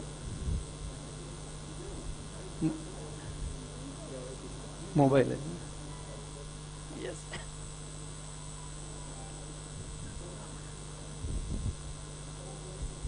It is there? Okay. So, very good morning. Still it is 11:15, and thank you organizing team for giving me an opportunity. I know you all are loaded with too much of information, and Oza sir had loaded you on top of it too much of mechanical complications related to ECMO. So my talk will be not too much of lengthy and tiring. I'll try to make you as much as possible and simplified, because the topic is not routinely seen. Okay. As idea of ECOR has been derived as the idea of ECMO was started in the minds, but yes, in initial stage in 1970s, so it was used in the animal trials, and later on in 1990s it has started usage in the patient sites also. So in slightly in details about introductions of ECOR, it is available since last 5 to 6 decades in the medical era, and it's mainly used, as the name suggests, it is an extracorporeal device for the specifies for the CO2 removal. So it is not too much of cumbersome as a ECMO, but this device will be useful in removing the carbon dioxides from the patients. So here oxygen transport and carbon dioxide removal is in a couple. So unlikely than the ECMO. So the oxygen diffusions will take place across the native lung by the low flow, low frequency ventilations, and carbon dioxide will be removed by the membrane gas exchange. Okay, and we all know the physiology of it. The CO2 has a more diffusibility capacity than the oxygen. It was almost 20 times diffusible gas. So it is difficult to remove. It is easy to give oxygen. It is difficult to remove the carbon dioxide. And second things, a majority of time for oxygens, it is a less diffusible gas and require hemoglobin to transport in the blood. As well as the CO2 is mainly almost 80% is in the combinations of the bicarbonate forms. So it is easy to remove, and that's why the flow difference will be there. In ECMO, we see the flow requirement is in the liters, but here in CO2 removal devices, the flow requirement will be much lesser than the ECMO supports. So what are the indications? Indications will remain same as the ECMO. It is a bridge to transplant or bridge to recovery. When we think of a bridge to recovery, means the underlying lung conditions, it is a reversibles, and the diseases we all know, it is a chronic COPD patients, acute on chronic CO2 retentions, status asthmaticus, patient is landing to ICU with CO2 retentions and is difficult to manage their pH, and as we all know, if we will not treat them on the time manners, subsequent the multi-organ dysfunctions will end up there. There will be hypotension, renal injury, and patients may require additional renal replacement therapy if not able to achieve a permissible hypercapnia in such patients. And in some moderate ARDS cases where CO2 is a burning issue, in those cases you can use the ECOR as a CO2 removal device in your ICU patients and step down from the ECMO. As we all know, I think in previous online sessions, the weaning sessions, the speaker has been mentioned about a weaning process. It is easy to wean a patient from ECMO. It is easy to get oxygen clearance and to wean out from the flow, but it is very difficult because whenever we come down the sweep gas below the 2 liter or 1 liter, for few hours patients are doing well, but later on after a couple of days they starting building up the CO2 because it is difficult and it is a more diffusible gas. In those cases, as a step down from ECMO, you can use ECOR as a bridge to recovery. And post-thoracic surgery cases, post-pneumonectomy cases, tracheopulmonary fistula repairs, after such cases you find a CO2 retention is there. In such cases, extracorporeal CO2 removal devices will be helpful. And as a indications of ECMO, same indications here for bridge to transplant. Wherever we see the patients of ILD or core pulmonal patients requiring a lung transplant, but we don't want to put such patients on the mechanical ventilators because we all know there will be a hyperinflations of the lungs, there will be a difficult to manage, and there will be a burden and associated ventilator-induced lung injuries will be there. So in such cases, you put a patient temporary for 5 to 7 to 10 days on ECOR therapy till you get lungs, and then it will be work, here it will be work and a bridge to a transplant. So mainly it's divided into two types. In ECMO we know it is mainly two types is VA and VV. Same here. It is as name suggests, nomenclatures, the first letter is always meaningful for the drainage and second letter meaning by the return. So AVCO2 removal, AVCO2R meaning by here artery line will work as a drainage and second letter V suggests it will be a return. So we draw a blood from the artery and we are returning blood towards the vein. So here it is an pumpless device where you doesn't require a pump. Why? Because the gradient difference of artery and veins, you can let some amount of blood from the artery and you can return it through the veins. So the name company is a Nova Lungs, which provide the interventional lung assist. The pictures will be there in the next slides. So the main one type is AVCO2 removal devices and second is VV extracorporeal CO2 removal devices. And there are different machines which is available here. Same as a EVCOR is interventional lung assist active device which is there, can be used for the VV ECOR devices. It is decap systems, a pump assisted lung protections, and the last one is hemolung system. So we'll go in details of each systems will be there. So ECOR was, as I had mentioned, was started in 1997's AV ECORs. It is an pumpless therapy. There are different nomenclatures. So if you see the literature, there are different name will be written there. It is arteriovenous CO2 removal device, a pumpless extracorporeal lung assist, or arteriovenous extracorporeal lung assist. And different names for the VIVO depending on the system which we are going to use. So here in slides I am going to demonstrate AV CO2 removal devices. In C, here you can see in the C, there is a artery line from the left femoral area. You draw blood from the femoral artery using a 10 or 20 French of artery. Here very important point is whenever you cannulate a patient in the femoral artery, the diameter is slightly lesser. So that's why we doesn't require additional perfusion cannula, because in VA ECMO we see we require additional third cannula for the limb perfusions. Here the diameters or the French which we are going to introduce on the femoral artery will be a smaller. It will be a 10 or 20 French. So where you doesn't require distal perfusion cannula. And in B picture you can see the Nova lungs. It is a membranes where the gas exchange will take place, and the membrane is same way connected to your gas lines. Here we have connected, same line will be connected to your Nova lungs, and in the A you can mention is 1.77 liters. So the flow is much lesser than the VV ECMO flow. Okay. And in the last D figure you can see the blood will be drawn from the femoral artery, left femoral artery. Then there is a membrane where the gas exchange take place, and the oxygenated blood with the CO2 removal devices will be entered into your veins.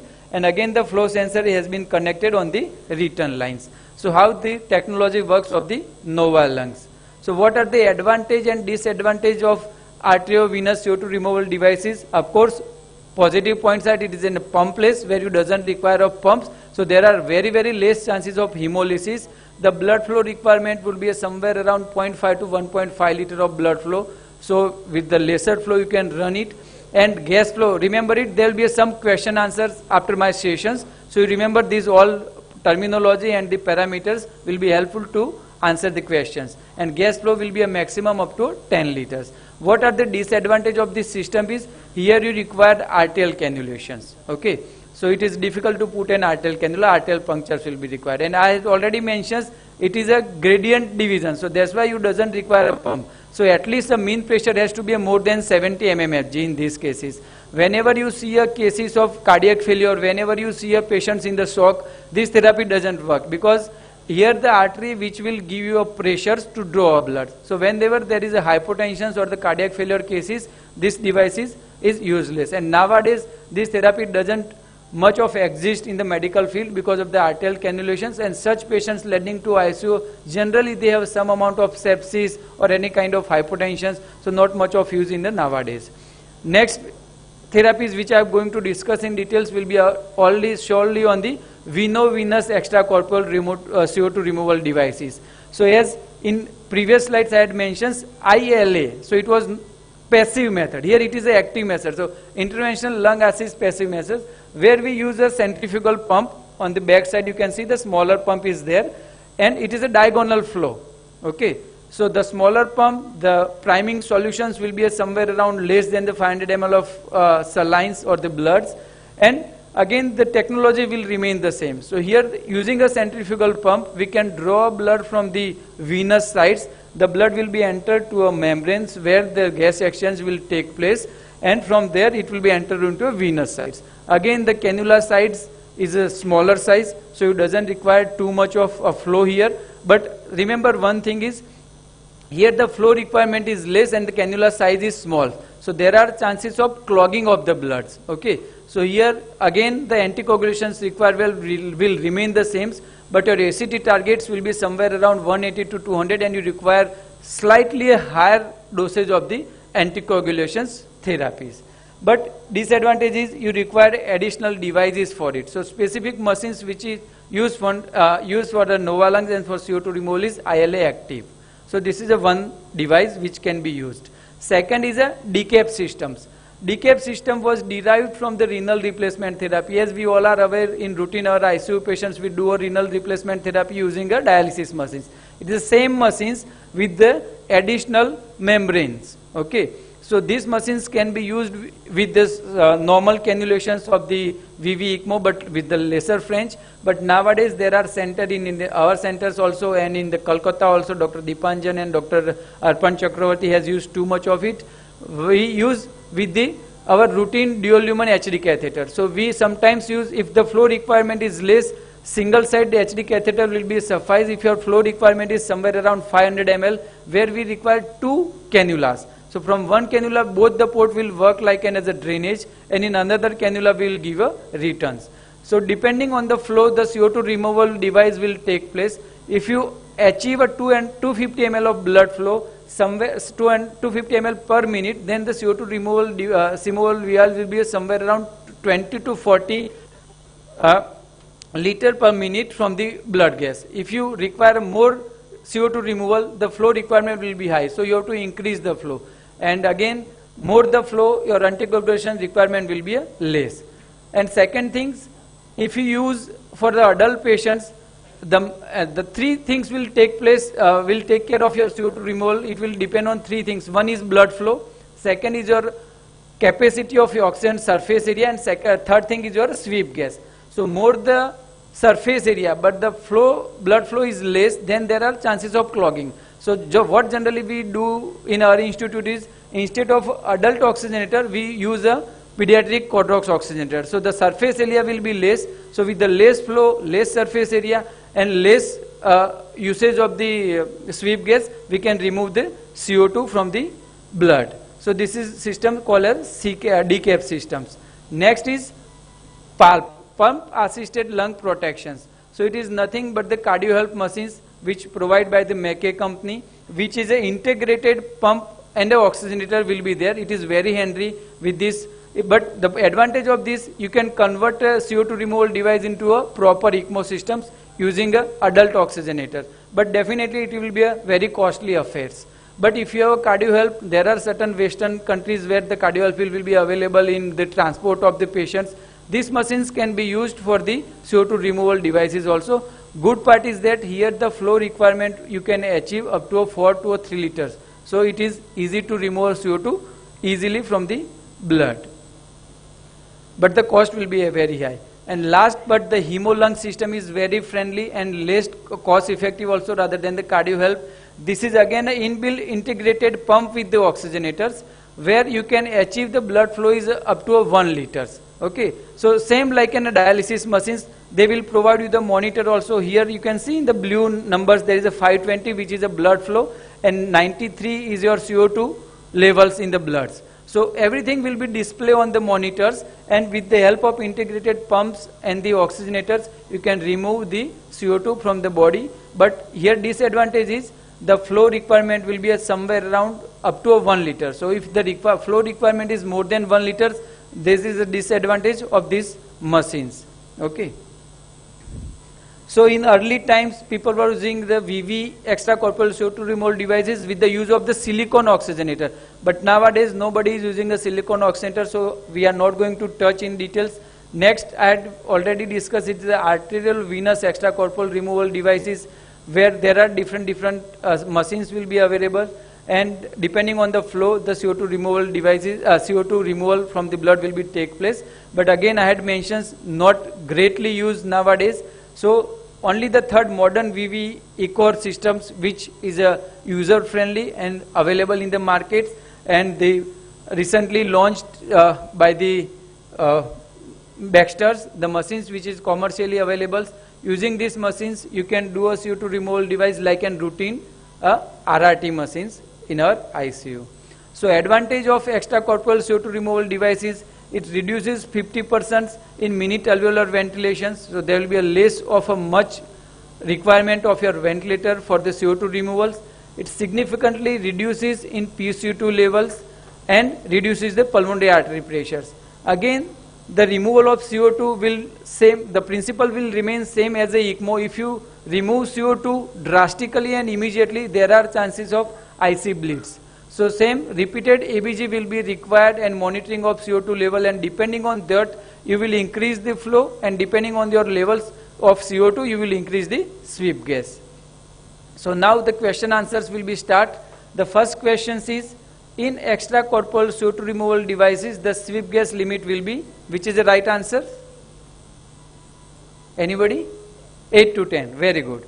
So you can here understand the one thing is in ECMO, there is a cap of blood flow and sweep gas. In initial stage, we keep 0.5 to 1 liter. So for example, if your blood flow was 1 liter, your sweep gas will be a 0.5 to 1 liters. And gradually we increase the sweep gas.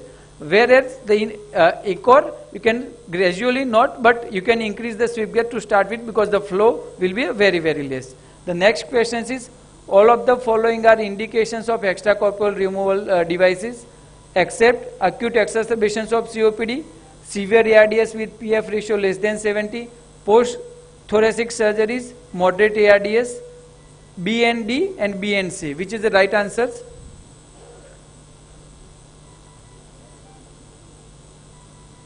When we use the extracorporeal CO2 removal device in all other than the one conditions. Sorry?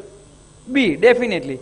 Whenever you see the severe ARDS, so I had mentioned in my talk, in moderate ARDS, where the PF ratio is more than 100, then only we can use the extracorporeal CO2 removal devices. So right answer is B. Third question is, AV CO2 removal device is contraindicated is when the PCO2 level is more than 100, mean arterial pressure is less than 70, in moderate ARDS, B and C, or of above. B. Why? Okay. Because here we can't use, because of the arterial pressure will work like a gradient. So if your arterial mean blood pressure is less than 70, you will not able to achieve a good amount of flow. So that is the right answers. Fourth is, advantages of extracorporeal CO2 removal devices is and are all allows a 50% of reduction in minute alveolar ventilations, significant reductions in PCO2, consequent reductions in pulmonary artery pressures, A and B, or all of the above? All of the above. Thank you. So this is all about the extracorporeal CO2 removal devices. The second part of my talk was the priming. So priming will remain the same. It is easier here to prime it because the length of the circuit will be very short. So in generally nowadays we use a venous extracorporeal CO2 removal. So priming volume is less than 500 or 600 in the more than 70 kg patient. So it is easy to prime, doesn't require too much of anticoagulations during primings, and it is easily run if the cannula positions is appropriate. So we are not going to touch much in the priming sessions here. Thank you for your kind attentions, and you all are welcome for the sessions at SWAC also Chennai, which will be an international conference, will be held on the 5th to 8th February at Chennai. And as January course, training course is already booked and full, so I can't invite you for the January, but you all are invited for the April course, which will be held at Nala Sopara, Bombay. Thank you. Thank you very much. Any questions, I am happy to answer.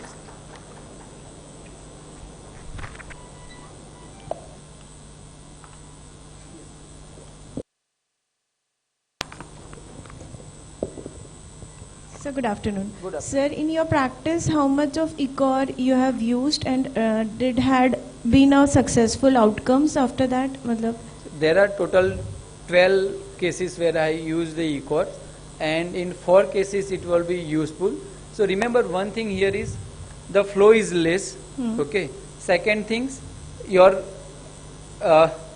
you have to do something jugaad calls. If you use an adult oxygenator, it will be difficult for you, because in initial days we used like an day cap system, so we were using an adult oxygenator. So surface area of the adult oxygenator is too high, and using an HD catheter, we can achieve a maximum with a roller pump. We can achieve a maximum amount of blood is 400 to 300 ml per. So if your surface area is too high and the flow is less, we were finding difficulty in changing oxygenator every 3rd days. But after coming from the Calcutta, I learned it. We can use a pediatric oxygenator, which is a quadroc oxygenator, where surface area is less, and our outcome has improved. So there was total 5 positive outcome, and amongst 5, there was 3 patients where we doesn't require even intubations also, and patients are doing well. So and same thing, same times you don't forget to treat the underlying cause. Suppose majority of time patient is presenting to with some or other lung infections component will be there. So if you treat same component and simultaneously use these devices, then the outcome will be definitely better. So probable durations for which you have used it, because till the time we use it, CO2 levels will be on the lower side, and the moment we think of removing it, then if CO2 goes up again. True. So the weaning will be a difficulty because we can't predict here. So because already then that is a one guide for you is, and what was the baseline PCO2 level of that patient, because all COPD patients some amount of CO2 retentions will be there. So we will not target the CO2 level, we will target here is the pH. If patient's pH is improving, that is a time you can gradually wean off from the sweep. And as I already mentioned, it is easy to treat a hypoxia, it is difficult to treat the CO2 level. So yes, your question is very valid. Sometimes even after removing that we find a difficulty, but you understand, ma'am, RRT machines are very handy and which is available. So sometimes you require second runs also. In 3 cases out of 1 which was a positive outcome, where we we were able to wean off from the extracorporeal CO2 removal devices, and on the second day he required recycles of the extracorporeal CO2 removal devices also. So one last thing, like in acute exacerbation of COPD, after day 2 our renal compensation starts to pick in, and if we try to lower down the CO2 further by using these devices, our renal compensation will not pick up that. So whether it is doing the benefit or it is harming. So good questions. When there is a renal shutdown has been happens, only CO2 removal devices will not help. In those cases you require 2 things simultaneously. 2 filters will be there. One routine dialysis filter will be used, and same time after dialysis filter we attached the quadrox pediatric oxygenator. But definitely once the renal failure will be there, it is difficult to wean them. And there was 3 cases amongst them, 3 of we are not able to win it from it, and ultimately we have to call for the, we will not able to win off from these devices also. Thank you, sir. Thank you. Yes, sir. What about the anticoagulation you use in ECOR? Yes, we use heparin routinely, but the requirement is slightly higher, I would say here, because the flow is very less, and there are tubings which we use are likely get a clots. So the ACT is mandatory, but not routine like an ECMO. In ECMO, generally we do a PT, APTT on the daily basis. In our institute, we practice here is we do APTT 8-hourly, irrespective of the ACT targets. But in my experience, I found that the heparin requirement, the dosage of the heparin requirement is slightly higher than the routine patients. And second, the new machine of the Baxter, which has come with the ECOR. Yes. Do you have any experience of using this new machine? Because the cost is quite high. Quite high. I don't know whether we'll be able to use or not. It is costing around 4.5 lakhs. 4.5 lakhs. So any idea, have you used or something? In our institute, we don't have a Baxter machines, so Okay. I have not experienced. But yes, if there are more number of cases, say if your ICU is a pulmonary ICU where we see the COPD patients or the patients of the, you have a pool of asthmatic patients, in those ICU I think it will be useful, because why? See, this is not a device for the CO2 removal. There are multiple, I am not fond of any devices or any companies, but yes, there are advantages of this machines is, it is not meant for only a CO2 removal device. There are other parameters which can be used as a RRT also. So buying these machines will be helpful in a busy renal unit as well, with the busy pulmonary unit. So it is a win-win situation in those cases, sir. Thank you. But definitely the cost will be the high, Yeah, it is rather than quite this highly, decap system. Definitely, sister. Thank you. Thank you, sir. Thank you so much, sir, for your comprehensive and informative session. Moving ahead with the next session on refractory hypoxia on VV ECMO.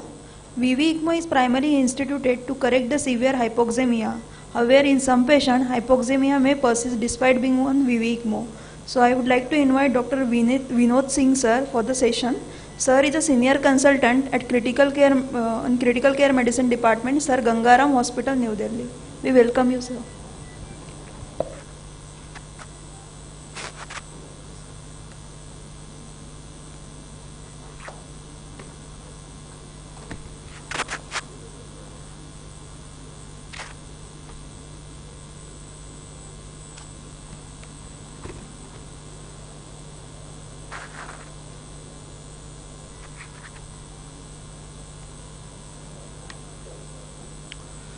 Yeah, good morning to all of you, and thanks for the nice introduction.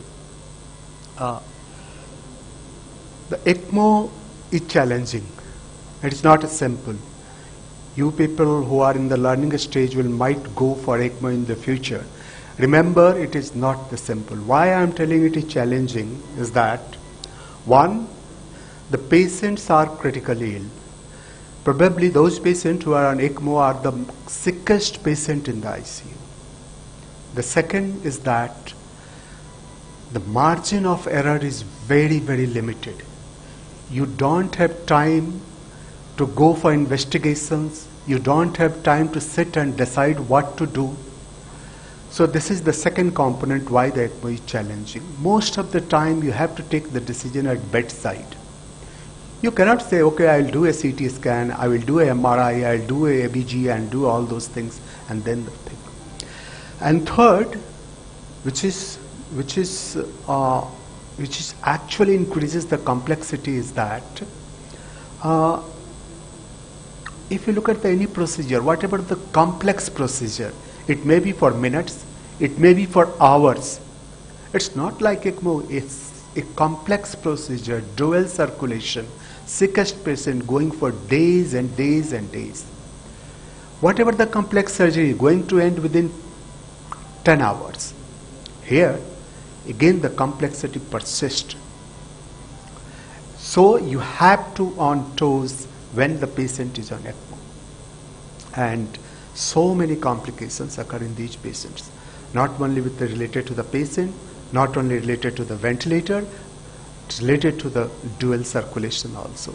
That's why whenever anybody who is planning to go in the ECMO field, it is not a simple technique. It is a complex technique. We have to learn it. We have to do it. We have to go for a case scenario. You have to go for simulation. This is, I think, one of the area where the continuous learning is very, very essential to save the patient's life. So one of the most common and the important complication is that my patient on VV ECMO and my patient having hypoxemia. It's quite challenging. Patient, I put the ARDS patient for VV ECMO and now the patient is hypoxemic. So what I am going to talk about is that how to manage. So it is quite challenging problem and there is no accepted saturation, which saturation should be a standard of care for the ECMO patients, and clinical tolerance to the hypoxemia largely depends upon the speed of onset of hypoxemia and the condition of the patient, and the persistent hypoxemia or moderate hypoxemia are harmful. Remember, we can't leave the patient hypoxemic for a longer period of time. The thing is that you have to be very stepwise and systematic evaluation of such patients. Now, if you talk about what should be our target saturation, because when we're talking about the hypoxemia, the first thing should be what should be the target oxygen saturation. The ELSO guidelines recommends that a saturation of 80 to 85% is quite accepted. And remember, we never target a saturation of 100% in VV ECMO patients. And those patients who are on oxygen saturation less than 85%, you should try to evaluate and start evaluating why my patient saturation is going down. Now, little bit of oxygen saturation. If you look at if you have a pointer, then it will be good. Okay. So if the oxygen saturation depends upon the native content, that means the native oxygen content and flow divided by the cardiac output, and the ECMO content, oxygen content, and the flow divided by the cardiac output, that will give you the arterial content. Now, for simply to understand, the oxygen saturation depends upon what is the fraction of the cardiac output is going through the ECMO flow. Suppose if you have a 50-50%, like 50% of the native cardiac output, which is coming from the RA and then going to the lung, and 50% of the cardiac output which is going through the ECMO to the RA, and then it is coming to. Now, give me the answer of the question. If the ECMO fraction of the cardiac output increases, the oxygen will increase or decrease? I just want your answer. Suppose the patient has got a cardiac output of 6 liter and 4 liter is going through the ECMO and 2 liter is going through the native cardiac output. And one patient who has got a 6 liter, the 4 liter is going from the native lung and the 2 liter is going for the cardiac output. Who will have the better oxygenation, A or B? Tell me. Okay, so the oxygen content depends upon the fraction of the cardiac output. If you have a higher fraction of cardiac output which is going from the native lung, the patient will have hypoxemia because your lung is working as a shunt. Lung is not working for oxygenator as an oxygenator. That's why a ECMO patient who develops bradycardia, a ECMO patient who develops low cardiac output, hypothermia, they will have a better saturation because the cardiac output has gone down. And the ECMO cardiac output is not changing ECMO flow, it is a fixed flow. So that's the way to understand the hypoxemia in patient with ECMO. And this is the same thing. If you look at that, how the mixing occurs, the venous drainage is the native venous flow, which is drainage by the patients, drainage by the pump, and then the other part of the venous flow going to the RA, which we can see here, that mixed in the RA, and that determines what is the oxygen content of the arterial blood. Higher the fraction of the native cardiac output, lower the oxygenation content in the blood. Higher the fraction of the ECMO cardiac output, higher the oxygen. And what should be the ratio? Ideal ratio should be 60-40. 60% from the ECMO and the 40% from the cardiac output. So that's the basic concept when we are dealing with hypoxemia in those patients. Now, if you look at the severe hypoxemia during venous ECMO, we can say that it is quite common during any period, some period at the time of ECMO support. Maybe at the starting, maybe in the between 5 to 6, 7 days, or maybe later part. So many causes, and we'll discuss about that. Now, we talked about systematic approach. What is that systematic approach? The hypoxemia in the VV ECMO, the most important factor is excess insufficiency. You are not able to drain the proper blood from the eye. The second is higher amount of recirculation. We know that recirculation is the important part of the VV ECMO. If it goes, it can cause hypoxemia going up. High pulmonary shunt, this can obviously cause a hypoxemia. And low cardiac output to the ECMO blood flow ratio. We know that if you have a higher native cardiac output, you will have, and then oxygenator dysfunction. So whenever you face a patient with hypoxemia, if you have it, many times you don't have the sufficient time, but if you have little bit of time, you should think about these are the important causes, and sometime multifactorial also. Now look at a case we'll discuss more. A 26-year-old man with the ARDS, influenza, and VV ECMO. The venous drainage is 25 French from the right common femoral, and then it is going to the RA with the 18 French, and then the patient receiving for the ECMO, and the patient has got low saturation. Arterial blood gas from the right radial is 80%, which consistent with the ABG findings. I'm very sorry.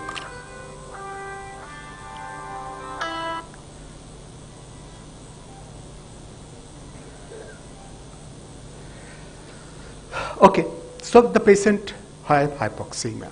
So as I know that the first thing we should do is that is the connection is fine, is the fresh gas flow is going, is the blender is functioning, and then what is the flow calibration, is that okay? That should be the ideally first thing to intervene. Now, what should be the check next? If these things are fine, then what should be checking next? So unstable circuit flow, if there is a chattering or not, that should you know that. And if the rising the negative pressure, if the chattering starts, and if there is any kinking or if there is any excess insufficiency, and then if you find that excess insufficiency is there, you should try to find out the cause. It's not you are limiting to the excess insufficiency. What can cause the excess insufficiency? So it could be agitated patient, it could be a bleeding and hypovolemia, it could be a vasodilatation during the sepsis, also a cardiac tamponade and pneumothorax. It is many times missed. You find that the flow is not good, you are not finding any answer, you keep a probe on the heart, you find that the patient has bled in the pericardium, and that leads to the excess insufficiency. Pneumothorax can also cause, intra-abdominal hypertension can cause, or a clot in the cannula, or a cannula malposition. So the first step is that you should decide the patient has got excess insufficiency. The second step is that what is the reason for the excess insufficiency, and they are the common reason for the excess insufficiency in patients. Now you think that you are okay with the excess insufficiency in a hypoxemic patient, but still the patient's oxygen saturation is low. So what to do? You can increase the flow. You go to on the flow, higher flow, and you can go up to 6 to 7 liter in adult patient. Okay. So how to increase the flow? We can increase the RPM. Okay. We can go RPM up to 3,500, or we can go up to the 4,000. Don't cross 4,000 in this type of oxygenator. Now, if everything is fine and oxygen demand is high, if you increase the flow, the oxygen will increase and the hypoxemia will improve. You have done it or you find that even increasing the flow is not going to improve the hypoxemia. Remember, we have increased the flow. One, we are not able to increase the flow. The second, we are able to increase the flow, but the hypoxemia is not getting better. Now, what to do? If I have increased the flow and the hypoxemia is not going improving, then you perform a pre-oxygenated blood and check the oxygen saturation. So what is the purpose of doing this? The purpose is that to find out whether my patient has got a recirculation, a prominent recirculation, or a more and more consumption of the oxygen. Now, very simple test. If your oxygen saturation is lower than 60% in the drainage side, that your patient is getting more and more consumption of the oxygen. Very simple. You do ABG, you find that the saturation has gone to 60%. If it is more than 80% in the drainage side, that means what? Recirculation. That means usually drainage sides should not go more than 80%. Here, if you find that, that means the oxygenated blood which you are giving to the RA, because of the proximity of the cannula, it is getting sucked and going to this. So this is how the recirculation should be diagnosed, and also if you find that saturation is less than 60%, what does it mean? The native cardiac output has gone up. The native cardiac output has gone up. So this is how to differentiate between recirculation and higher oxygen consumption in such patient. You have eliminated the excess, and now you are coming to the second stage, whether it is a recirculation or whether it is a higher oxygen. Now the classic signs of recirculation I have already discussed, and remember, if the pre-oxygenator, pre-pump and the post-pump saturation is same, that means pre-pump oxygen saturation and the post-oxygenator is same, that means no. What are the other possibility? So many things we can think. Okay, so maybe if it is very low, it is maybe oxygenator failure or gas is not going on. If blood is pink red and the saturation is same, that means VV ECMO, the heart is not contracting well, and 100% recirculation also. RA से गया, RA से निकल के सीधा आ गया, it is not going to the RV. Okay, so this is one thing we should think, that your heart may be very weak, or maybe your cannula has gone inside the RA and sucking the blood. Okay, but if you are doing this type of evaluation, and then you should think that what are the factors which can affect the recirculation. We have diagnosed the patient who might have the recirculation. What to do? One is that the cannula may be proximal. Maybe you are using a very high pump speed that increases the recirculation. And then the intrathoracic, remember, the things which impact the flow can also impact the recirculation. If you have a pneumothorax, if you have a cardiac tamponade, there is more and more higher side of recirculation in such stages. Okay? So what to intervene, what to do if you have developed recirculation? So one thing we know that we have to increase the distance. So how to increase the distance? Which cannula will pull? Drainage cannula. You never pull the supply cannula. Remember, never pull the supply cannula. We should pull the drainage cannula. Or you can use a bicaval dual lumen cannula, that is sometimes used in the recirculation, or you can have a additional drainage cannula, or you can manipulate the reinforcing cannula, which is very rarely we do it. It is not very common. Now we know that we have dealt with the recirculation if you have a problem, but what to do if the cardiac output has gone up? Your ECMO flow is same, but the cardiac output has gone up. This indicates that your patient for some reason has got an increased cardiac output. We know that there are reasons: sepsis, septic sepsis in the early part has a higher cardiac output due to vasodilatation. Okay, and in patients who are ECMO, they are very prone for infection, they are very prone for sepsis and all those things. So what to do? If you think that the pre-pump saturation is quite low, patient is hypoxemic, patient is tachycardic, patient is hyperthermia, in a hyperdynamic circulation state, then you can go for a moderate hypothermia, you can go for a beta blocker, you can go for the adequate sedation analgesia, or you can increase the ventilator FiO2, or you can do not have large margin, you should accept a lower saturation in such a stage. Now this is what most of the time people go for a patient who has got a refractory hypoxemia. You can see that in A, which is a normal thing where we are draining from the femoral and it is going towards the jugular, and if you have hypoxemia you can do all the intervention. If you look at the figure B, what has been done? In figure B, what has been done? 2 drainage cannula and 2 oxygenator.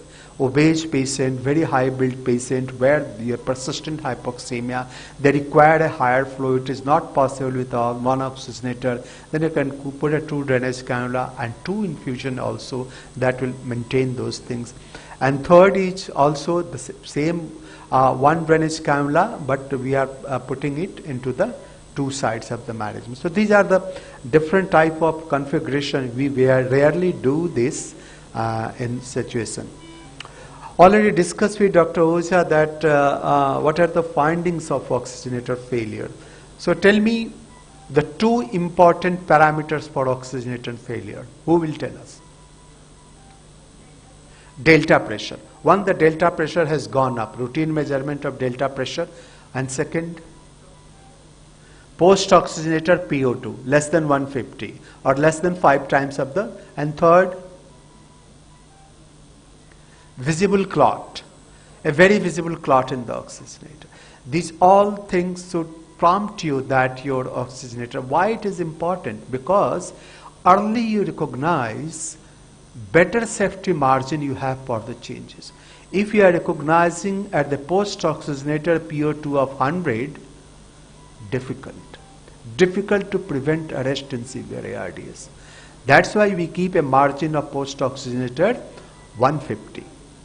Okay, so early you recognize the potential devastating conditions. It is better, you will be safe in managing the oxygenator. Now the other factor is that many times this area is a controversy, what should be the optimal hemoglobin level, whether you should repeatedly transfuse our patient to achieve a HB of 12, or whether you restrict the critically ill patient targeted HB of around 7, or you should go for a critically ill cardiac patient of 9. So this is the area of discussion, but what I suggest and most of the ECMO specialists suggest, don't go for repeated transfusion. It causes problem. The patient will tolerate the hypoxemia. There's no problem in tolerating hypoxemia. Even the patient can tolerate 80% of saturation. Well, what ECMO patient does not tolerate? ECMO patient does not tolerate hypercarbia. ECMO patient does not tolerate low in pH, VV ECMO particularly. Many times they will be quite okay with the saturation of 78%. Don't be agitated. Don't be very, very aggressive for management of hypoxemia. Unless and until it is so severe. Why I am telling you? Because before putting the ECMO patient, usual saturation is around 70-75% for 2-3 days of such type of patient. Patient आया, आपने prone भी किया, सब चीज किया, saturation 75-80% रहा. They are well versed with the hypoxemia by increasing their cardiac output. They will not tolerate a low in pH. They will not tolerate a low in the cardiac output. So keep this concept in your mind that hypoxemia is not very urgency in ECMO patient, and don't go for unnecessary change of anything. But yes, you should be able to find out at what stage and what to be changed in such type of patient. The other thing which is coming more and more in our ECMO patient is that we know that prone position is the very good armamentarium and very good technique we have in the ICU. Why I am telling? Because if we look at the original trial which was done by Gurin et al. And paper published in 2012 ProSeva trial, you all know that. It has shown around 50% survival. And this survival because of the lung get protected by proning the patient, and better outcome in ARDS. And what we want? We want even the patient is on ECMO, the ARDS part should be better. The dependent part should be better. So not routinely in all patients, but if those patients who require and who are hypoxemic, and if we are using these methods of proning, this is helpful in both. It improves the hypoxemia, also improves the RB function, and have a better outcome in ARDS patient. It has already been done. So why we are worried about proning the patient? Why? We are worried about the patient is that complications. ECMO complications, cannula is there. We are not well versed with the proning these patients. So this is the, if you are confident that you can manage the patient by doing the proning, you should prone the patient on ECMO. There's no harm in proning the patient. Not at all. So the take home is that try to understand hypoxemia on VV ECMO, saturation is less than 80% on rest ventilation, or FiO2 1 on ECMO. That's how you define the hypoxemia on ECMO. The first thing, excess issue. What is the reason for the excess? Is it the cannula? Is it the ECMO circulation, or is it the patient-related problem, pneumothorax, pneumomediastinum, high intra-abdominal pressure, all those are gone. Okay. If you are okay, by patient does not have any excess, then you should go for looking at the recirculation. If you find that there is a recirculation, you can reposition the cannula, you check the infusion cannula, and then you can, or you can put an extra drainage cannula if you have the problem. Now, if you find that the hypoxemia is due to sepsis, besides managing the sepsis, you are trying to increase the ECMO flow. So you have two options. Either you decrease the cardiac output or you increase the ECMO flow. Decreasing the cardiac output is not the good option unless and until it is due to the agitations of the patient. Okay. But here, if you have a time and margin, you can in fact increase the ECMO flow. Now, if you think that it is a bleeding, hypovolemia leading to decrease in the oxygen, you should go for a transfusion, increase the HB level, which is done depending upon the case-to-case basis. I will not suggest routinely go for HB of 12. I will limit that. You should keep it 9. 9 will be okay with the ECMO patients. Now, sedation, NMJ blocker, hypothermia, if you find that the cardiac output of pulmonary shunt is changing, and if you feel that it is required for a VV ECMO, why? Because in VV ECMO, the heart is going down, then you should consider as a VA ECMO. The situation is simple. A septic patient who has gone to ARDS, at day 4, day 5, they might go to septic cardiomyopathy, and the cardiac output has gone significantly down. The patient is requiring vasopressors, so you can convert into the VA ECMO for short period of time, and then once it improves, it will again convert it into the VV ECMO. In nutshell, complicated and complex technology. By heart, if you want to learn the ECMO, you should be able to understand and deal the complexity of the patient. It is not possible to put up the patient on ECMO and go and sleep and try and, okay, I have done, my patient will recover. It will never happen with the patient. And with this, I will stop here, and if you have any question, then I can answer.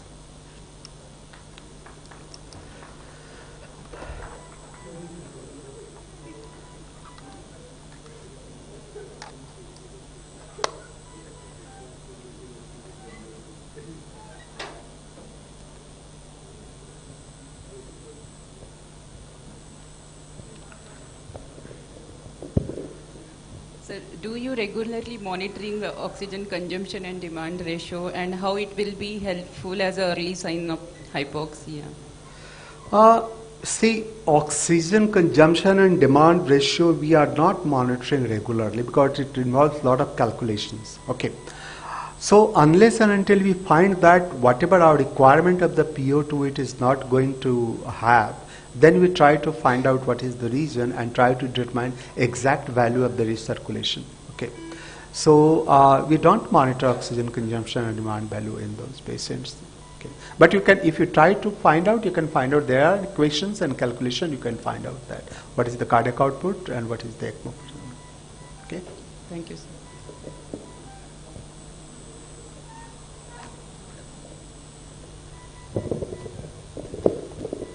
Sir, on the day 4 of ECMO, you are planning a weaning and you have passed all the weaning parameters, but your patients have some chest infiltrates and hypotension.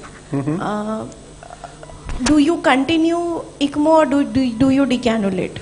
You continue with ECMO. If you have any doubt, you should continue with the ECMO. Particularly if you have a chest infiltrates and you have weaned the patient day 4 and a new infiltrates has come, that so you should start with the ECMO.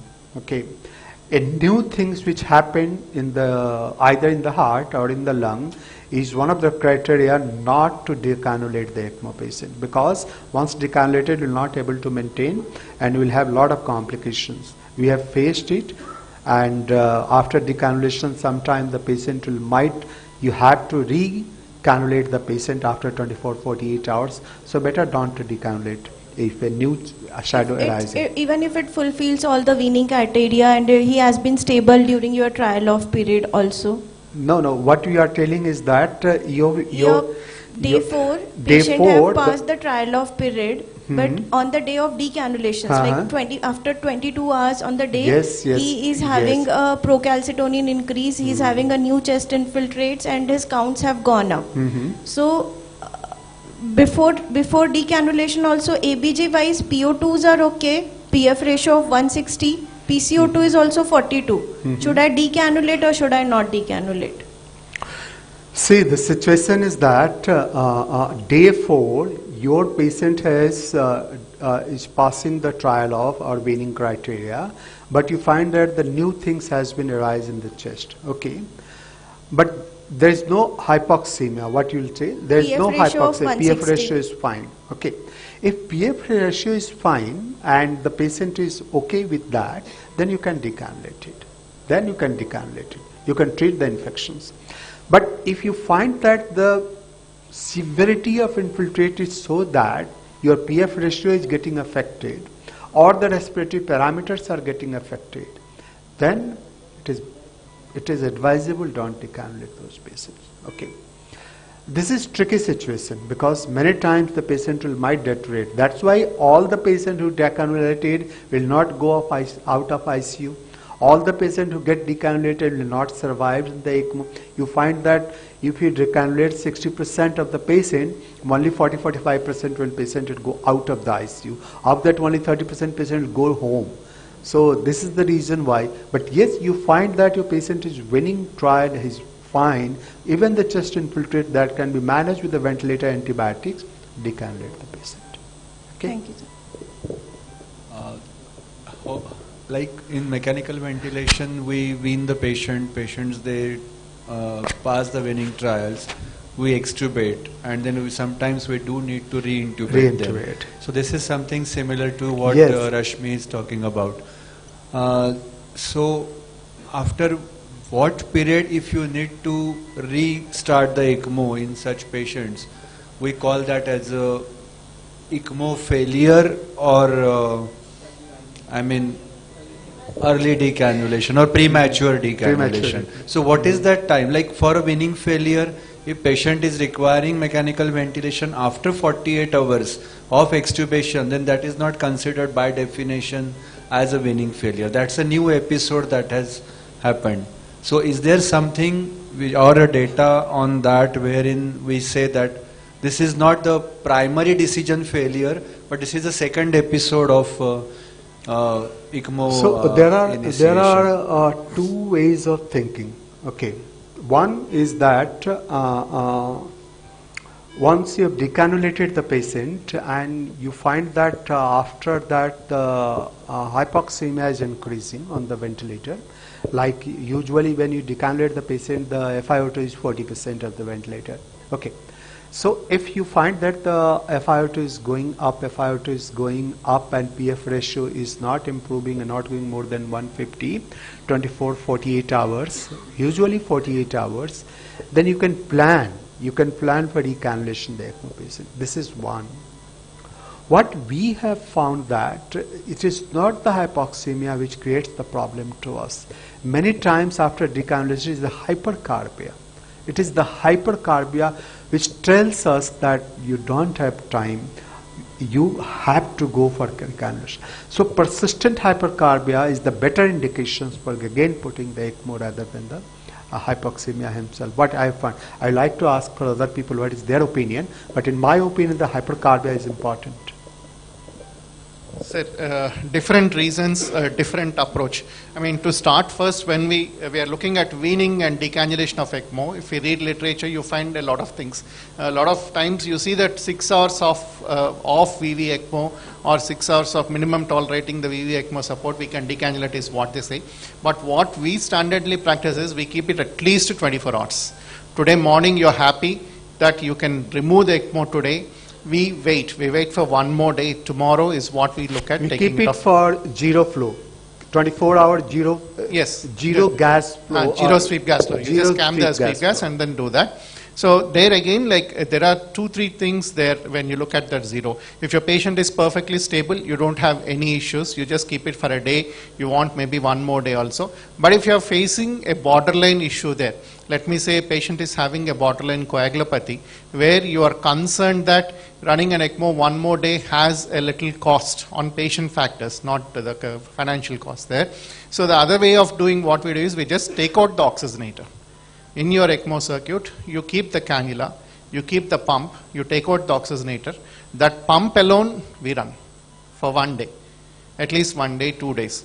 So that especially the common thing is if you are seeing a little bleeding tendency or you are seeing a low platelets, worry something, you take out the oxygenator. So in case if the patient requires a support, you're not looking at the full tedious job of recannulating the patient again. That is one, you try to identify that clearly that patient is tolerating, and once he is tolerating, you give at least a 24 to 48 hours, and if you are pressed there, you get the oxygenator out and then do that. Sometimes they are better off, the quicker you remove, they are better off, you remove.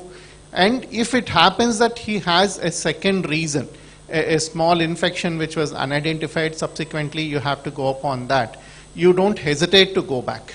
Your main worry is not there in the VV, your worry is like, there are advantages and disadvantages to it. The limitations what really come is, have you exhausted your cannulation sites? Have you already used the cannulation sites? You don't have.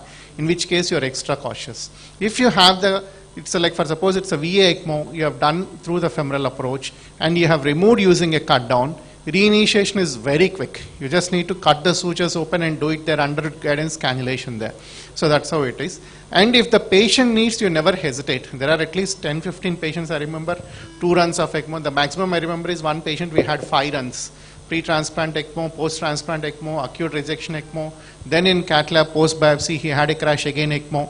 Like that 4 or 5 runs in a single patient in a single hospital stay roughly spanning 3 months kind of thing. So if required, you don't hesitate there to go and do that. That's all. Thank you. Thank you very much. Thank you, sir. We are truly grateful for the knowledge you imparted on strategies to manage refractory hypoxemia. Sir, one last doubt, sir. Sir, when do we usually counsel the attenders for transplants or on ECMO VV, where we are extending beyond 3 or 4 weeks, or is there any timeline like when should we prime for transplant?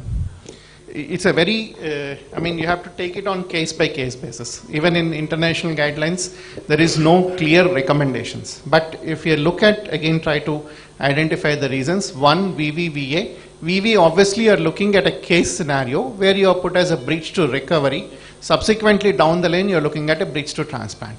So what we need to understand here is transplant, like obviously there is going to be a waiting time. Waiting time means it's not that Today you decide the patient for a transplant, he's not going to get an organ tomorrow. The chances are very less. Often the waiting period extends for a few weeks. The standard way how we approach is at least 3 to 4 weeks of ECMO support. In that 3 to 4 weeks, it obviously includes a lot of things there. It includes how are the lungs. Are they progressively getting better? Obviously you don't need, you just need time there. If the lungs are totally gone, that gone means your serial CTs, at least 2 CTs done 10 to 2 weeks intervals, show that the CTs are worsening or not improving. Our lung size has shrunk. If you especially see the lung size is shrunk and you have some effusions, they're not secondary to the third spacing, they're not secondary to some volume overload. That is because the lung space has shrunk, and to fill the space there is some effusion there. That category of patients, you know that they're not going to recover. The third is someone in between, standing a little improvement, no improvement kind of thing. In the second and third category, you start talking typically around 3 weeks, you register. Again, even someone to call very lucky, they will take at least 2 to 3 weeks more to get an organ. So all in all, you are looking a minimum of 6 weeks support. In that waiting 3 weeks, you know where are you going. If the lung is improving, you just wait. It's not improving, you already activated the pathway. That is for the VV. Your main trick comes in VA. VA is where you have done it for, let us say, an acute MI or a myocarditis. Patient is not recovering. You have to look at a different set of parameters there. But usually 4 to 5 days. VA, usually you would like to exit the VA within 1 week to 10 days. So 1 week to 10 days is what the VA gives. Beyond that, usually you will have complications there. So if you have complications, patient is not good for recovery, not good for transplant. So you want to exit that 4th to 5th day, you take the call on how are you going to come off ECMO. Is the patient going to get better and come off? That's good. If not, you look at your alternate pathways. That's how you go for it. Again, for VA, you have a lot of scores. Your encouraged score is there. Or patients who are inadequately revascularized, cannot be revascularized, or myocarditis patients with very high enzyme levels, or patients who are having recurrent refractory malignant arrhythmias, those kind of patients won't recover. There you have to think of early to put them on that pathway there. So that's how. Thanks a lot. Thank you.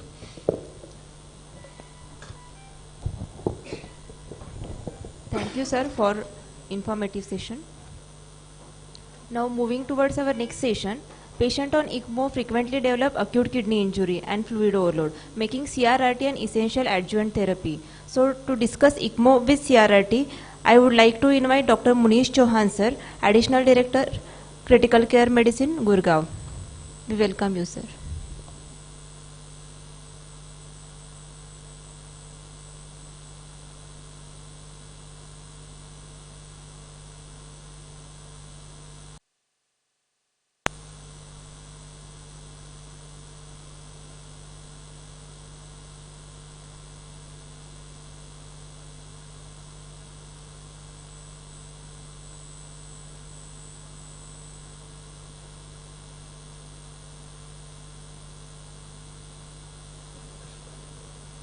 Active? Yeah.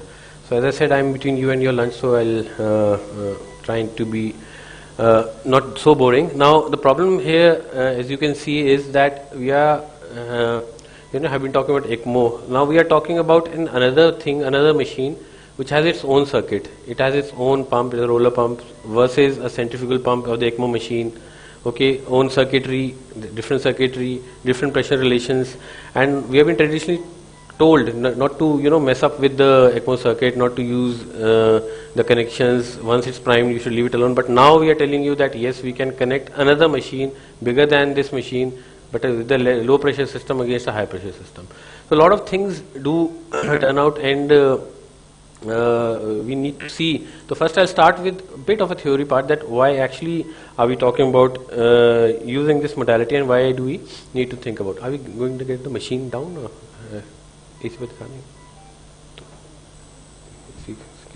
in the meantime you do it. So we all know that day in and day out we have been dealing with AKI in the ICUs. ECMO is no new thing, is just another one level up of severity that we see, and no wonder that AKI is so common in the patients who require ECMO for whatever indication, cardiac or otherwise.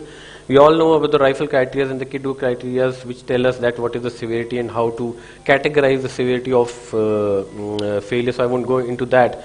But but the thing that we need to understand is that your patient on ECMO will have AKI. Even if the patient doesn't have AKI, he will have some level of fluid overload. And now we are all well versed with the data that the more loaded your patient is, lesser the chances of survival ultimately might be there. Okay, so we don't use RRT just for solute control. We don't use it just for metabolic control, but also for maintenance of fluid when the native kidney is not able to throw out the fluid that you had given during the sustain phase, during the early phase. Okay, and definitely goes without saying that mortality benefits should be there if you are able to control it as early as possible. Okay, so lots of data, I won't go into that, but lots of data says that there's a huge majority of patients who suffer some level of AKI, post cardiotomy, post ARDS patients, post ECPA patients, or post MI patients. Okay, what sets apart ECMO is that apart from the critical illness, apart from the hyperperfusion, hypoxia that accompanies a patient who goes on ECMO, and the surge response that we add on, there is a lot of nephrotoxic drugs that we give, there is lots of autoregulation, and there is a lot of fluid overload. But what is most specific to ECMO is that in veno-arterial ECMO we give a non-pulsatile flow. And whoever has worked in cardiac surgery and OTs know always taught that it is the pulsatile flow that is the body's organs are used to, not the non-pulsatile flows. And obviously you are along with that not decreasing the dose of vasoactive drugs, which might help in the autoregulation of the kidneys. Okay. Then there are hormonal factors which entail all these things. The RAS system gets activated. There is downgradation of the atrial natriuretic peptides, circuit-related inflammation, shear stress. Okay. This crosstalk, cardiovascular syndromes, lung, kidney. A lot of data on this, on the physiologies and of organ systems, and embolism, hemolysis, hemoglobinuria causing damage. All these things set up the bar high when we talk about AKI in these patients. Okay, so ultimately, what we attempt to do is prevent fluid overload or handle fluid overload, correct the electrolytes, correct the AKI, correct the uremia. Okay. As the faster we reverse the metabolic sequelae, maybe the heart beats better, maybe the other organ dysfunction improves, the liver function improves, AKI is managed, and all these things help you in giving more nutrition, better outcomes, and better management of the ECMO itself and the disease process itself. So there have been several studies which says that what was the usage of ECMO during ECMO. There was a huge variety. Some using preemptive CRRT on ECMO, some not using, some trying to avoid. So there is no standardization across the board internationally also, and a lot of centers do work upon their personal experiences and their protocols that they have made to manage failures on ECMO. But it goes without saying that the lesser the fluid overload after initiation of ECMO, better is the number of ECMO survivors. So if your overloaded patients don't make it, that is the current dictum or the current school of thought that is going. So that's the theory part. So practically speaking, when we think of starting ECMO, starting CRT on ECMO, some things we do is for the same for any patient who is not an ECMO. Okay, so you have to have an initiation toolkit or a protocol when you start thinking of starting CRT in your unit. So what is the modality that you will be using? CVHDF, CVHD, SCUF, okay, the dose and the duration. So you need to be, well versed with the art of using the CRT, the dosage settings, and the effluent and the replacement fluid settings. Okay. So what is the indication? Are you removing fluid? Are you removing solvents? You are removing solutes? The sepsis, maybe you are applying adsorbent agents like cytosorb per se along with CRT. What is the site? Now this is what the discussion is going to be. Okay, whether you want to go through a separate access or you want to use the circuit itself and prevent any procedure on a heparinized patient. Okay, what is the agent? Usually it's not a problem because our patients are already anticoagulated. Okay, you can have similar problems. Hypothermia generally we don't deal because we have heater units. Okay, but it might exacerbate hypotensions. There might be problems with filter. Another filter might cause hemolysis. Thrombus might go from the machine, CRT machine to the ECMO machines, or air can go in, infections, additional ports might happen, or bleedings can happen depending upon the usage. Okay. So again, it's a separate topic in itself, but you should be aware that what is my CRT dose that I'm going to set. Okay. And CRT dose generally is 20 to 25, but I like to keep it around 25 to 30 to counter for the downtime that happens during interruptions, during effluent bag changes, and maybe for any procedure change that you might do. But you should be aware that this is my dose and I need to stick to the dose. I won't go into the details of the dose. I would rather go into the detail that what is the modality you would use and how would you connect it to the patient. So this is, I think some would say this is the safest bet, that you have a separate vascular access. Don't disturb the demons, let them lie and avoid any crosstalk. So this system does not interfere the other system. Generally good enough, you already have a dialysis catheter in place which you haven't touched when you placed ECMO. You have a right femoral, you use the left femoral for ECMO. Okay. Generally what we do, because in semi-urgent, urgent conditions we do a guide wire exchange. So we might remove the dialysis catheter. But if you haven't, definitely. But if you want to put it on ECMO, then that's a ball game altogether. You will have to stop heparin, you might have to risk maybe an arterial break or oozing from that side, and this might be a problem. Plus, you will be using up a venous side. You might require it later on if you want to convert to a, let's say, a triple V, or you might want to recannulate, or in other scenarios. So then it becomes a problem. Okay. Other is that, are you using the CRT machine or are you using an inline filter? The simplest thing that even in the OTs is done by the perfusionist is that they don't apply a machine, they just put in a hemofilter. Okay. It uses the pressure generated by the ECMO machine just as an in and an out, and dilate might be added. So it's very simple, it's a simple thing, no machine required, no settings required. But the problem is that you cannot control the blood going through or the fluid being removed. You will require some kind of a monitoring. With the CRT machine, you can control the solutes, you can control the electrolytes, you can control the amount of fluid being removed. But it's not possible with the inline filter, because if you've seen, you just open the clamp, the effluent will come out just like that. And okay, and what's coming out, how much is coming out, you might use an IV pump control, but it's not generally accurate. But yes, it is very simple. Okay, it is less complex, it doesn't require much training. The perfusionist can do without involving the CRT tech. And I don't know here, but yes, there is a lot of crosstalk, not only between the ECMO machine and the CRT machine, but between the CRT technician and the perfusionist also. Both blaming each other. कि तुम्हारी machine ने मेरा खराब किया, मेरी machine ने तुम्हारा खराब कर दिया. So that is another thing that we have to synchronize. Okay, and easier said than done, because everyone is proud of their machines.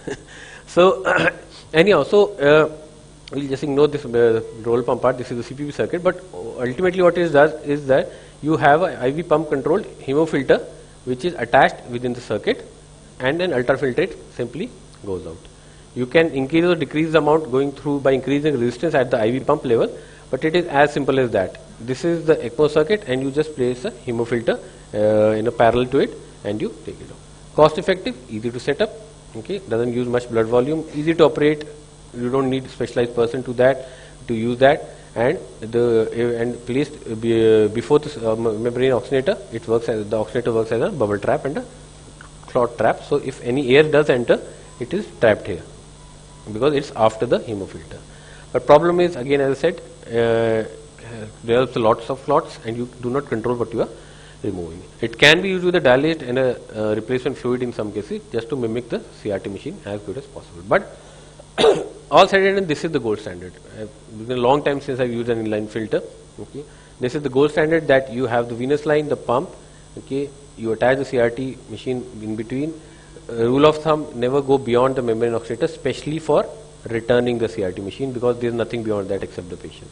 Nothing stands between an air that comes from a CRT machine and the patient if you go beyond the oxygenator. Here, the oxygenator acts as a trap. So it is your safety mechanism. So if you talk about the PLS kit, and if you can see it here also, if the camera can zoom in on this. Okay. So if you can see is there are multiple access ports that you can use. Okay, and can see is that between the this is the pump and this is the oxygenator. Okay. So between the pump and the oxygenator, there is a pigtail. Okay. There is a connection, pigtail post oxygenator, and there take two connections, the pre-oxygenator. Okay. So what we can usually do is that we attach one. So just like the ECMO machine, the CRT machine will have a access cannula and a return cannula. Okay. If they can take, if you can show this. Okay. So one access cannula will be, it will be feeding the machine, the CRT machine. Okay. And the return one will be giving it back. Okay.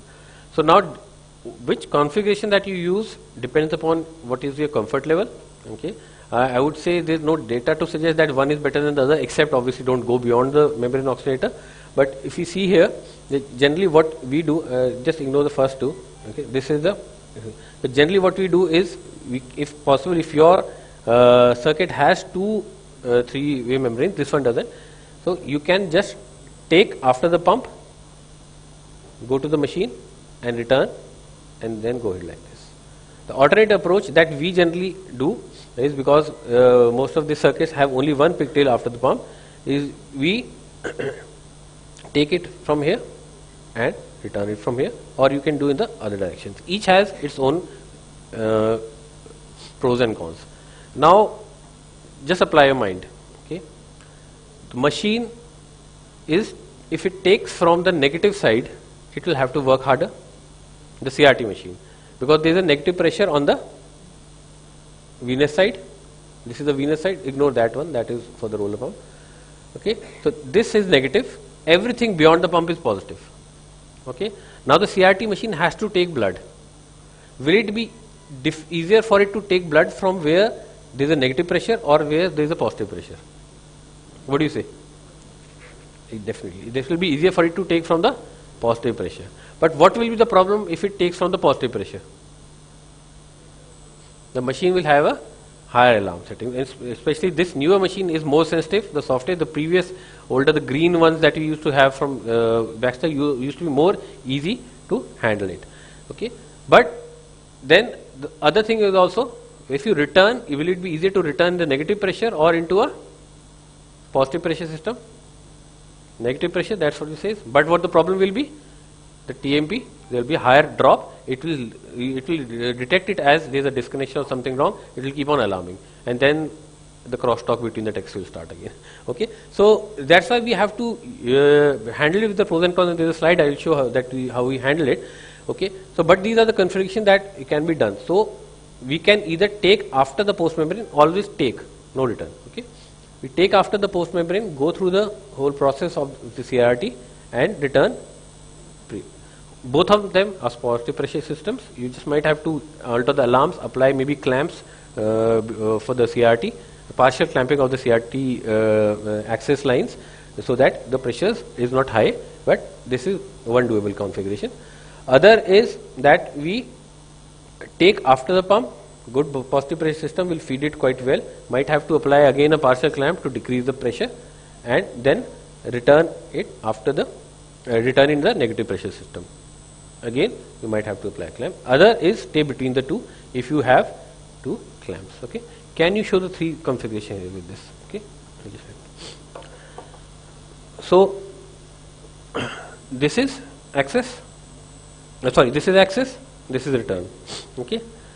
अब आपको लेना है, ठीक है? Where can I give you? These are two things. This is pre-pump, both negative pressure systems.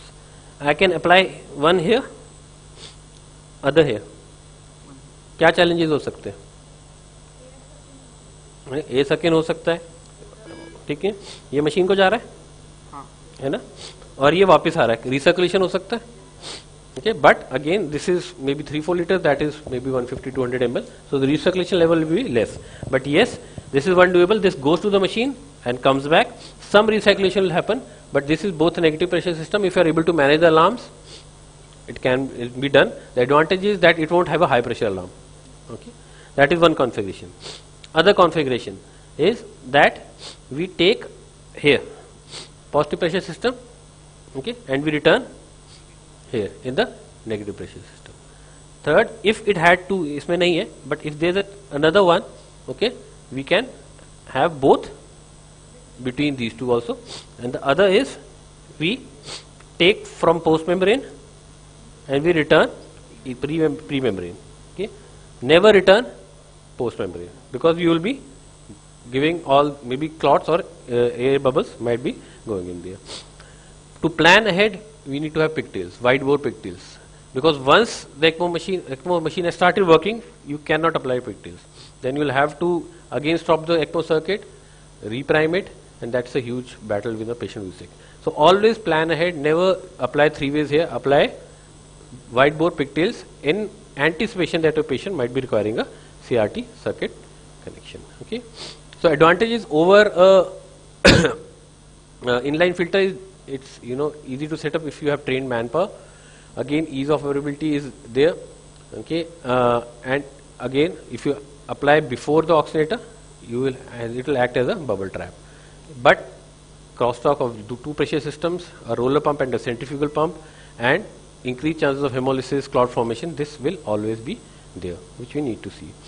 So there have been studies, this is our own data that we published, which was presented in AKI-CRT quite a few years back, where we studied around 30 odd cases of ECMO both, and some were like half of them, 9 of them were on venous arterials and 7 of them were already on CRT. But I won't go into the details of the data, but the conclusion of all was that we also found that the mortality risk was higher in AKI-CRT.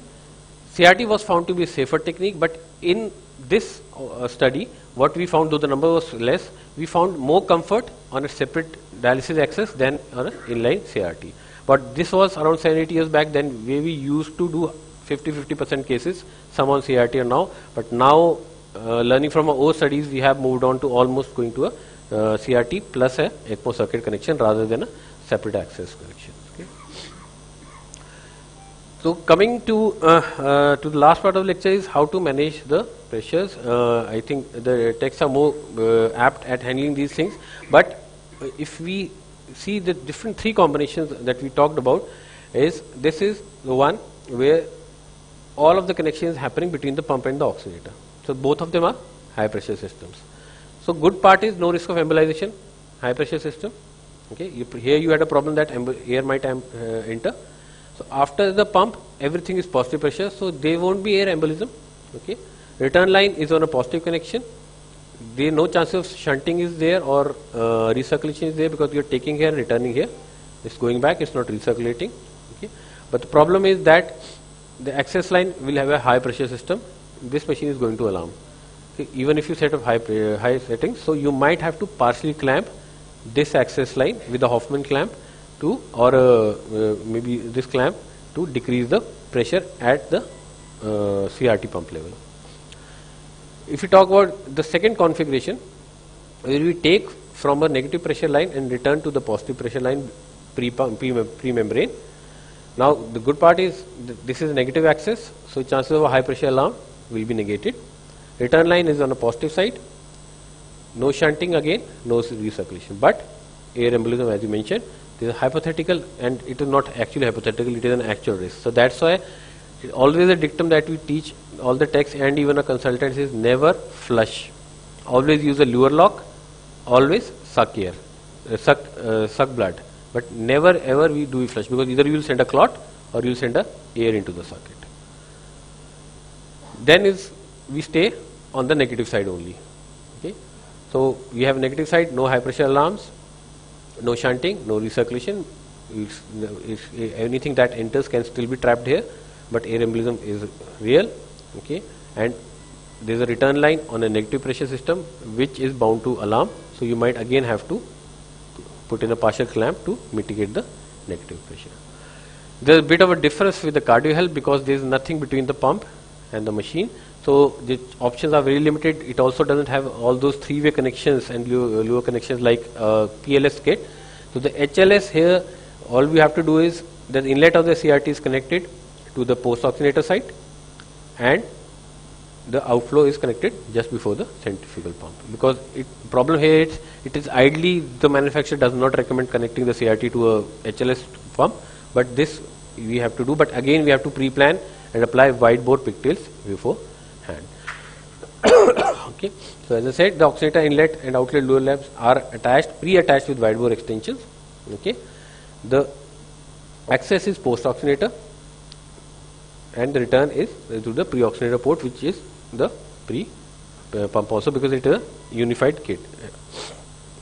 And this is what usually we end up with the whole gamut of machines that we can be able to support. A bit of a troubleshooting, that if you get a high pressure alarm, especially the high return pressure, positive pressure alarms, which will be expected, because number one, you will be having high ECMO flows, and if you have smaller cannulas, your problem will be exacerbated with this. Third, if you go to higher CRT flows, even if between 150 to 250, this will add on to the problem. So all these things, a higher ECMO flow, higher CRT flow, and a smaller, usually in veno arterial we put a 15 French cannula, all these things can cause a problem. Ultimately, what you might do is reduce the CRT flow, but your dose will go down, your fluid clearance will go down.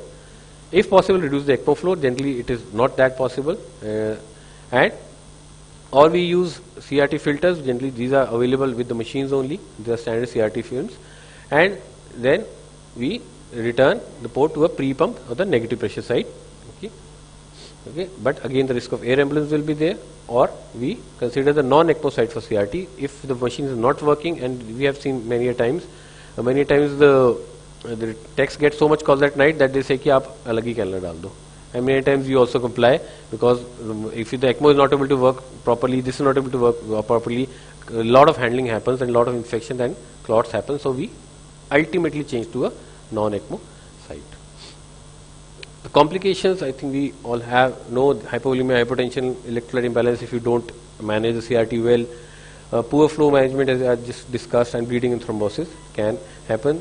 The machine ultimately will end up be either it's not working, it's not able to tolerate the ECMO pressures, okay, or you will end up with an air embolism, hemolysis, or a clot formation. Okay. A lot of data I would skip. Just says that early CRT, again a controversial thing, helps in early recovery, decrease mortality, but I think that is beyond the ambit of the lecture here. Okay. Thank you. Any questions I will take.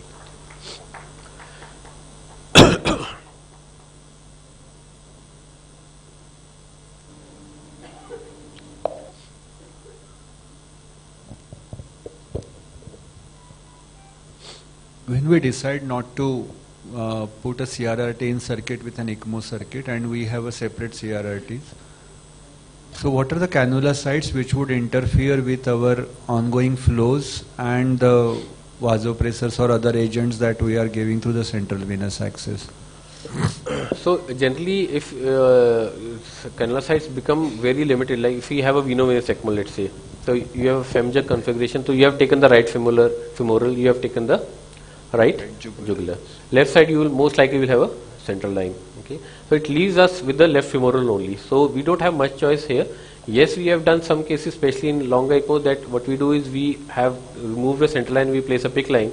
In that case, you might be able to use the left jugular, but generally you don't have that much option. Yes, with the phenoarterial, you have one additional venous site that you can use, but generally there is no data to suggest that it should cause an interference, because it is usually far away from the tip. The venous cannulas, especially the femoral ones, the dialysis catheter will be very small, so it will be far away from the drainage of the return site. This one definitely can have a problem if it's lying just at the return. Then again it can have a high pressure one. So generally we avoid a left jugular one. It's better to go for a femoral one, because then there is no crosstalk between the two tips. Yeah. Dr. Murli, I mean, have you used the two lines from the same, two cannulas from the same line? Yes, I mean, we have because used. we had seen in Yes, Alan Coombs unit wherein they have two cannulas. We have used what we usually, if you have a veno-venous ECMO, you use the patient already on a triple lumen, you put the veno-venous ECMO, subsequently shift the triple lumen to the left side, and that's generally how we manage. If the patient needs a dialysis catheter, then you find a separate puncture site on the right IJV. Our other option is, if not very bad coagulopathy, ultrasound guidance, safe hand, subclavian. In sometimes femorals also we use. Femorals always the worry of infection remains. more than the others kind of thing. But does that interfere with the ECMO flows by Which any one? chance? Subclavian or? Jugular or subclavian No, from no, the same no, side. no, of it the doesn't canal. interfere. Theoretically, it can, but practically You don't, unless it's a okay. very gross, this one, like someone totally ignores, opens the port, then air can technically suck in. Other than that, it should not really. That totally dissociate that conflicts and all the troubleshooting, like what mentioning. Sometimes, especially, I mean, a lot of factors come into place, like Dr. Manish was mentioning. The experience of your CRRT technician, the experience of your perfusionist. At times when they're not comfortable, cases where you initially start with connections with the ECMO, eventually, like, you go back to putting a separate catheter and try to manage with that separate catheter there. Or in some situations where you need to give a higher ECMO flows. So there again you go and change and put a separate catheter there. Separate catheter has the advantage that it totally dissociates your both the systems, and then you can run them separately down. True. In that case, going to deep further into that, I mean, if I have a jugular return cannula and the dialysis tip also, which should be proximal and which should be the distal, because my drainage cannula, if it's from the femoral vein, it is sitting in the right atrium. So in that case, we should be proximal and we should be distal. For a regular and a properly maintained should not really matter. Okay. Because the pressure won't be high there.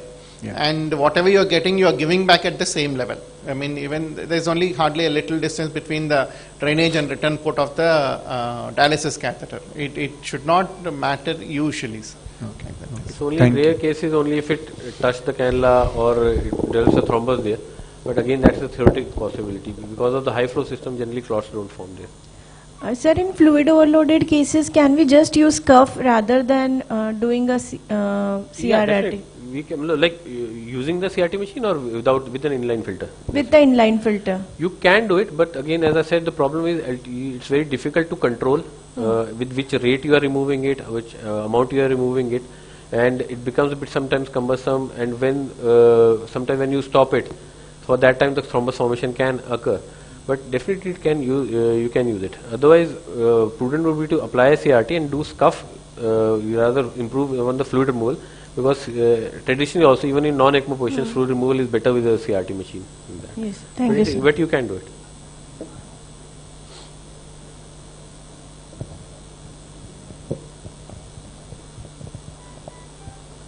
If there are no questions, then we can end it. Okay, so thank you for time. Thank you, sir, for enlightening us with a well-structured and informative session. Moving on to our next session, ECMO with IBP and LVAD. As we are aware of integration of mechanical circulatory device such as IBP and LVAD with ECMO, that has significantly expanded our ability to manage the complex and refractory cardiogenic shock. So I would like to request Dr. Ravi Murali Krishnan sir for the session. Sir is Senior Consultant at MGM Healthcare Hospital, Chennai. We welcome you, sir.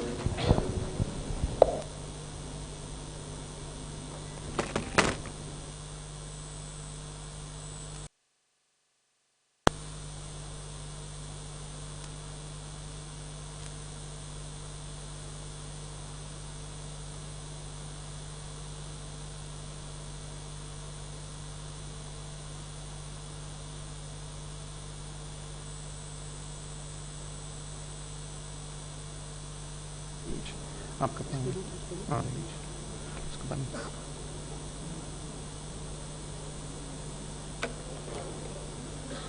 नहीं तो बंद कर दो पुराना लगता है पहले अपना उसको बंद रखते हैं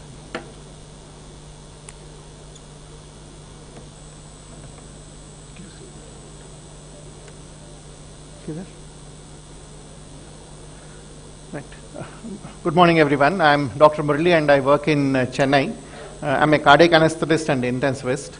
Thank you for the opportunity, Dr. Rajan sir and the entire team for this. Over the next 40 minutes, what we will be dealing is like looking at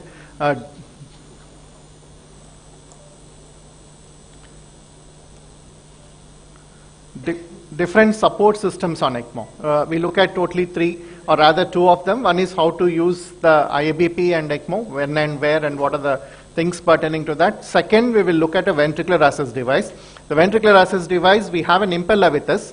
So let's look at that impeller briefly, impeller plus ECMO. And we'll look at, we don't have, unfortunately the VAC team couldn't come today. We'll briefly look at the theoretical aspects of a long-term LVAD there.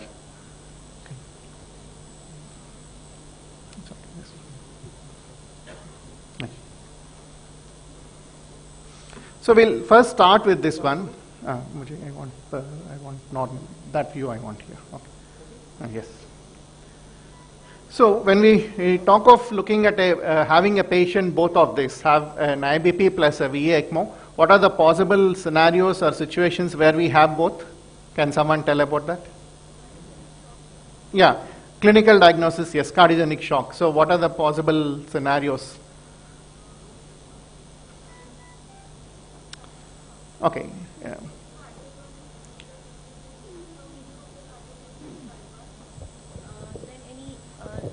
Any mechanical complications post MI, like regurgitation or mitral regurgitation, difficult lesions where we want to go on with VA ECMO first and then plan for plasty or surgery. Surgery, okay. So there are varied clinical indications, like what we see in a typical VA ECMO. You can, obviously the reason is a cardiogenic shock, can be an acute MI, myocarditis, acute on chronic heart failure, or post-cardiotomy syndrome, or is patient status post-cardiac arrest, you're doing an ECPR. All these scenarios are possible. But if we put them practically, this is what you deal with. Either you deal it as a part of your escalation of MCS. You see a patient in cardiogenic shock, you start supports with your inotropes, you put a balloon, then doesn't work, or patient further crashes after some time, you go for a ECMO there. That is one. Second scenario, or the commonly what we spoke about, or the focus of the talk is, you see when you are putting a balloon for a patient, first time, already patient is on VA ECMO, you're going to put the balloon after you put an ECMO for this, to handle the LV distension or a pulmonary edema in this patient. The third scenario where you use this is for this, de-escalation. You have a patient, he's getting better, you don't want to run the patient on ECMO, probably someone who can better be managed with a balloon with a lesser complications, you try to de-escalate it. These are all the clinical indications where you see a combination of a balloon and ECMO. So let's look at the small factors, how do we run that, how do we manage that, and what does the literature shows about usage of these balloon play with the ECMO. So if you look at obviously the first escalation, that's again a detailed thing. In a progressive stepwise way, you escalate your mechanical circulatory support. What is the current role of balloon? Can someone talk in a cardiogenic shock? Before putting ECMO, is there a role of balloon in any clinical scenarios? The first point, we're talking of escalation of MCS. You have a patient, he's having a cardiogenic shock, you're not able to manage with inotropes, you're thinking of mechanical circulatory support. Is there a role of balloon? Yes. Okay, where do you? It decreases afterload, it increases diastolic perfusion of the coronaries. Yes, that's how it acts. But what clinical scenarios does it help? What clinical diagnosis or conditions does it help? All the coronary artery related issues. Or there was the shock trial which showed there is no benefit. Yeah, shock 2 showed no benefit of putting the IBP. But in the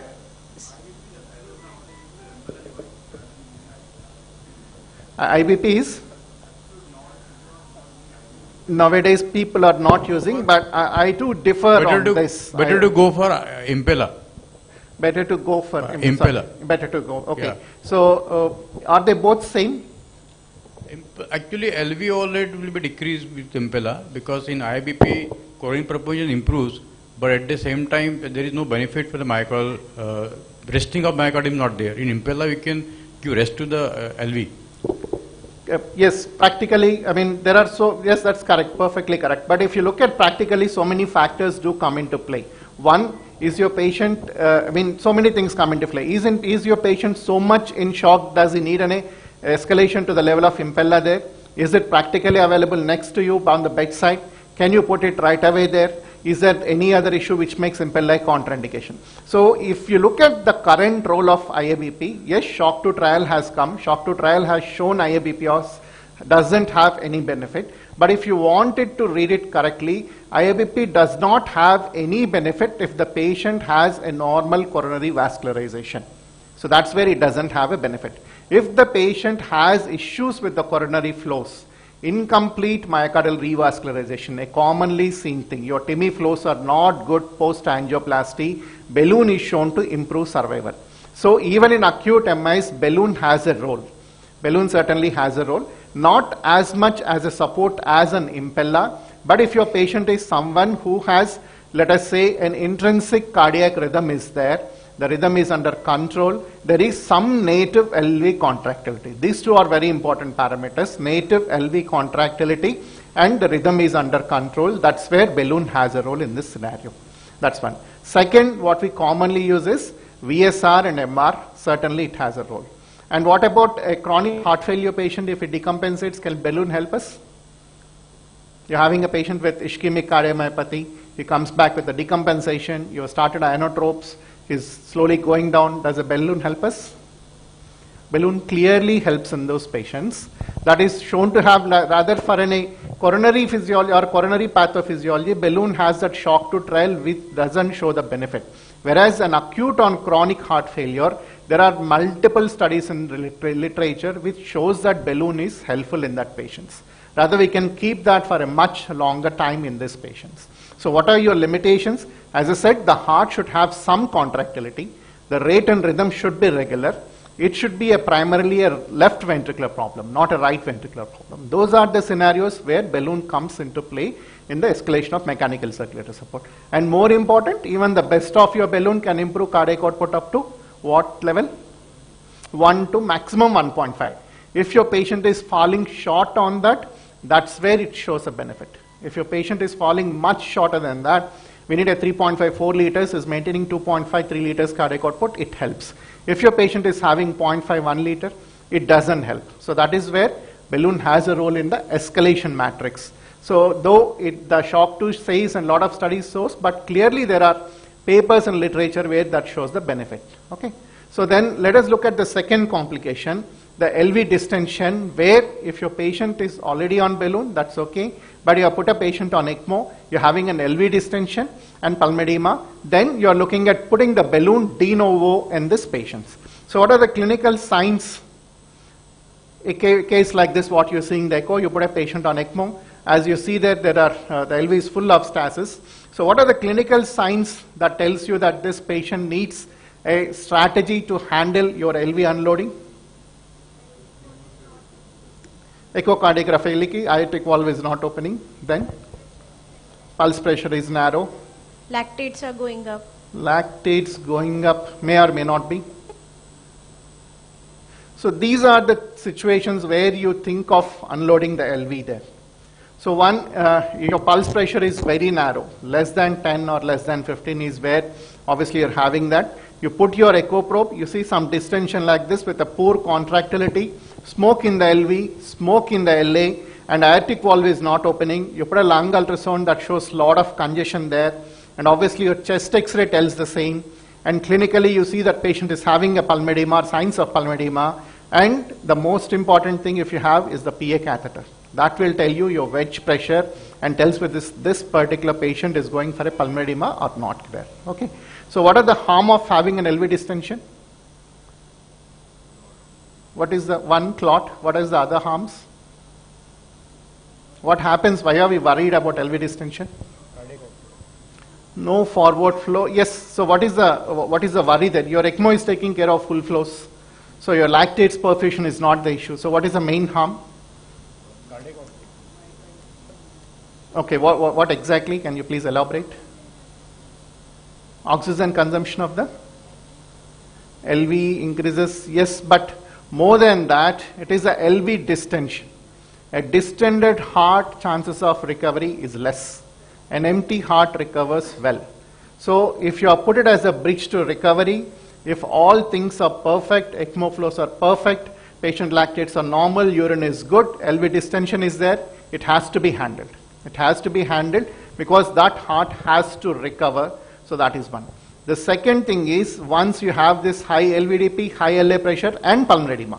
So that pulmonedema makes two things worse. One, if your patient is a bridge to recovery, obviously your lungs are going to be bad, your RV is going to struggle, wet lungs are a focus of infection. You're going to ventilate them, the risk of infection increases. Second indication for ECMO, bridge to recovery. Again, wet lungs, a bridge to transplant, sorry. Again, wet lungs, the new heart will not work with the pulmonedema. RV failure will be more. And second, risk of infection, again, you're looking at a surgery, transplant, immunosuppression. So whatever the reason, bridge to recovery, bridge to transplant, to have good outcomes, this has to be identified, this has to be solved. So those are all the things what we need to see when we are looking for a pulmonary edema there. So there are lot of things to handle pulmonary edema. How do we handle that LV distension? LV, in an escalation matrix, if we have to look at stepwise way. IBP, yes. Impella. And percutaneous LV venting, surgical or percutaneous? Okay. So first you try your conservative measures. What is your conservative measures? Once you settle your patient on ECMO, at the time you put a patient on ECMO, there may be a lot of tissue deficit, lactates may be high acidosis, low urine. Once you settle it down, you come down on the flows to what is needed minimum. No high flows. It is a peripheral percutaneous. Whole pathophysiology is your retrograde flow. Decrease the flows, improve the contractility, decrease the afterload, start some inotropes. That is the first level. If you settle with this, well and good. So if you don't settle with this, comes your list of interventions what you can do.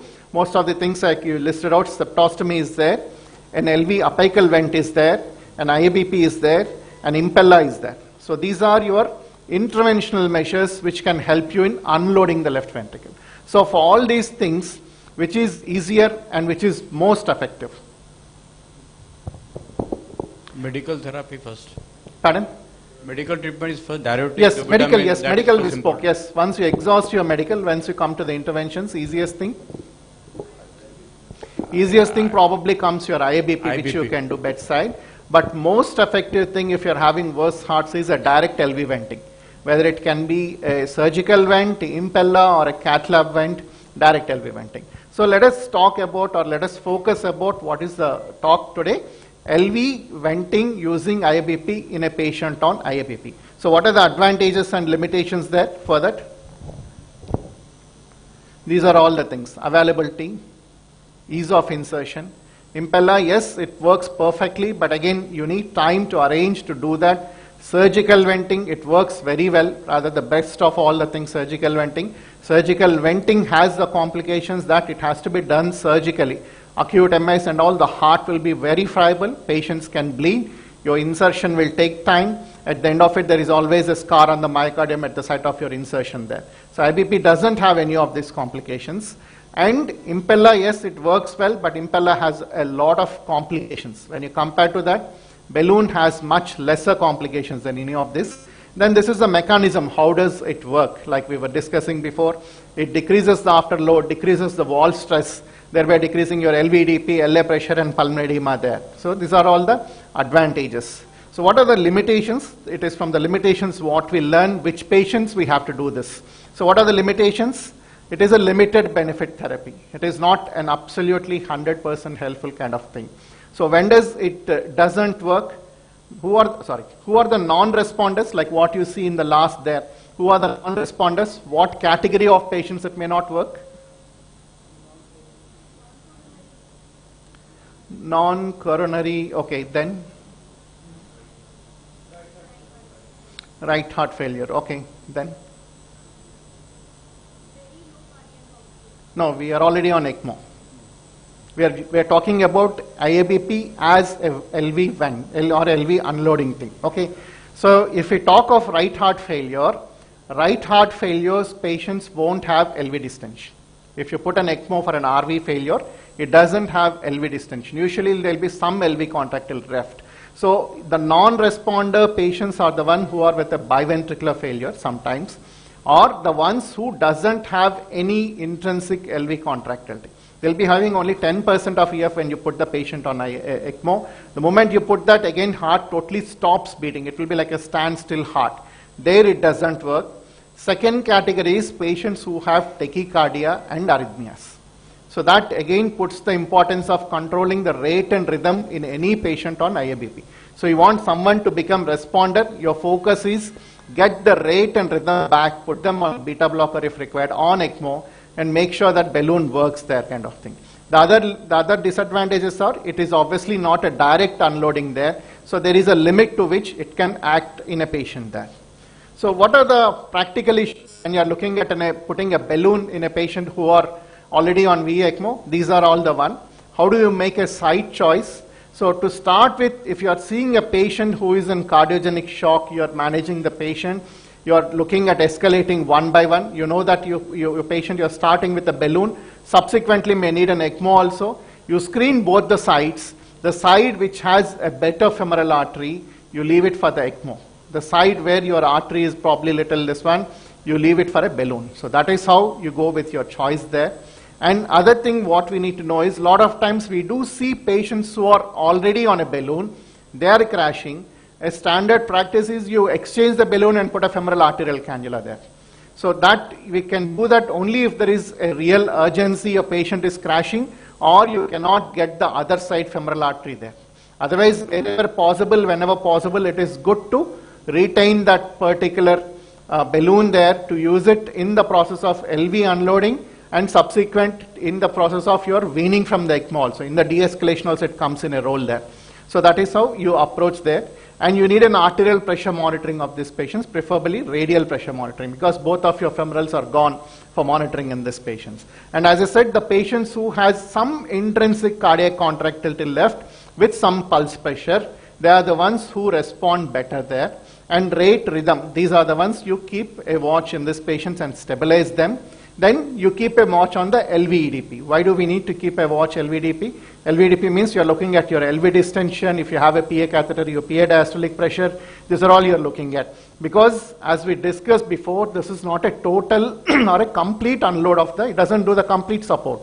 So you need to identify the patients in whom it is not showing the benefit to go for the next level escalation, which may be a direct LV venting with an impeller or a surgical VAC.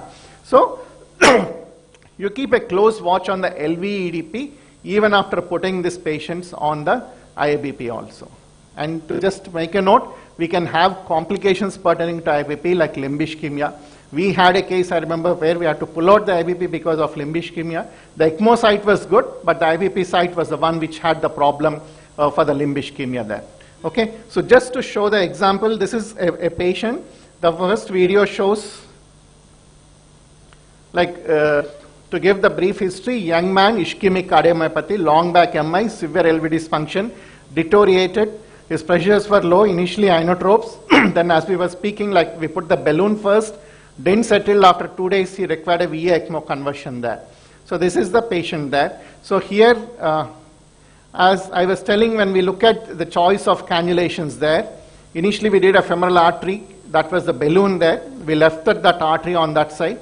Opposite artery is what we use for the ECMO there. And again, to avoid your ECMO complications or limb-related issues, we do the venous side, preferably on the side of balloon there.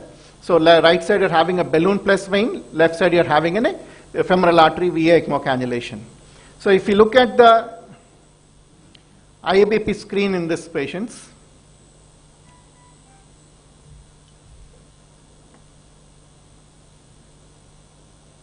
it's a little long video. This looks to be working well. This is working well primarily because the patient's rate and rhythm had stabilized. That's the reason it is working well. You see that down the lane, once it is paused, the intrinsic cardiac contractility is very poor. The pulse pressure is barely less than 10. So here, once we find this, we start again looking for signs of pulmonary edema. This patient is stable. Like as you see him, he's extubated just on minimal oxygen there. So you look for signs of pulmonary edema. You start some inotropes. You target your mean pressures of 70 to 80. Bring down your ECMO flows. If you remember the first video, ECMO flows were barely 3.5, just sufficient enough to maintain your cardiac output, and then put the balloon on. So that's how you maintain or handle the LV distension. That's how you handle the pulmonary edema in these patients and try to keep them without that complication there. Okay. So before we end on IABP, let's briefly look at a little bit about the literature. This is a meta-analysis. What this clearly shows is balloon plus ECMO, like putting a patient on balloon along with ECMO, clearly has a survival difference. There's a large, like close to 9,000 patients, they have looked at the analysis, patients on ECMO. They showed that the mortality is better if you have a balloon, and ability to wean off ECMO also is better in these patients there. Second, this is a paper, a single center institutional experience. Close to, I think, 150 patients were there. Of this 150, 80 of them were ECMO plus balloon. 70 were only ECMO without balloon. So what is, why did I wanted to highlight is, like as you see, the LV plus are the ones who had an LV venting. So LV venting clearly has a survival benefit as you see in this graph. Okay, so we need to always handle the LV distension there. Second, it is not just handling, early handling has a survival benefit. So handle it within first 24 hours, the chance of your patient doing well is always better. So ELV is early LV venting, DLV is the delayed LV venting. Where it has been delayed beyond 24 hours, again that's shown to have a poor outcome there. Then third, the one you're at the top, BP stands for IABP. So you see that in this particular series, even compared to the other things, micro axillary flow pump is Impella. The second green one is Impella. The third one, PAC, is where they have used a tandem heart to drain, not tandem heart, the other one to drain directly the PA catheter, directly from the PA there. So compared to all the other things, though theoretically they sound better supports, the complications that arise out of those supports decreases the chance of survival. So if you balance all the things, as you clearly see that balloon had a better outcome in these patients. So that's the importance of putting it together along with ECMO in the appropriate patients there. Then finally, this is again one analysis of literature there. So what category of patients on ECMO, it helps better? The patients who undergo ECPR, patient who come with coronary issues, patient who come with post-cardiac shock, post-cardiac surgery shock. So these category of patients, it is shown that you combine in a balloon with an ECMO, the survival is better in these patients. So that is what it is pertaining to this. Before we move to next, any questions or any discussions pertaining to IBP plus this one?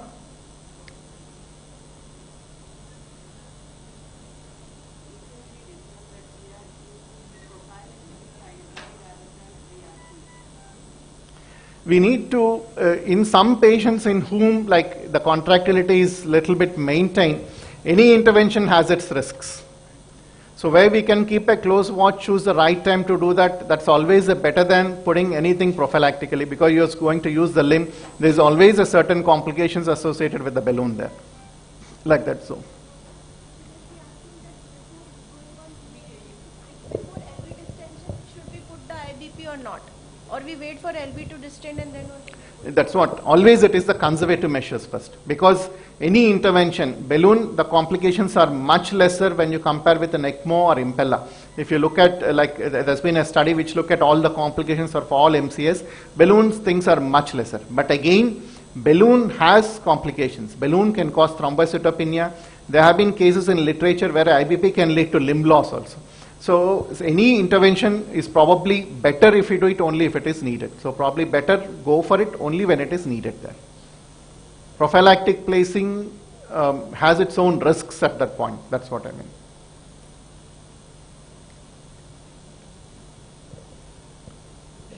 Okay. Shall we go to the next one? So next we have, we'll talk briefly about the ventricular assist devices. We have a team from Impella for us, but before we go to there, let's just have a brief introductory talk about ventricular assist devices, and then we'll go to the Impella, then again we'll come back to the talk. That's how we'll do this. So what are ventricular assist devices? Like the name clearly mentions, it supports one ventricle, as simple as that.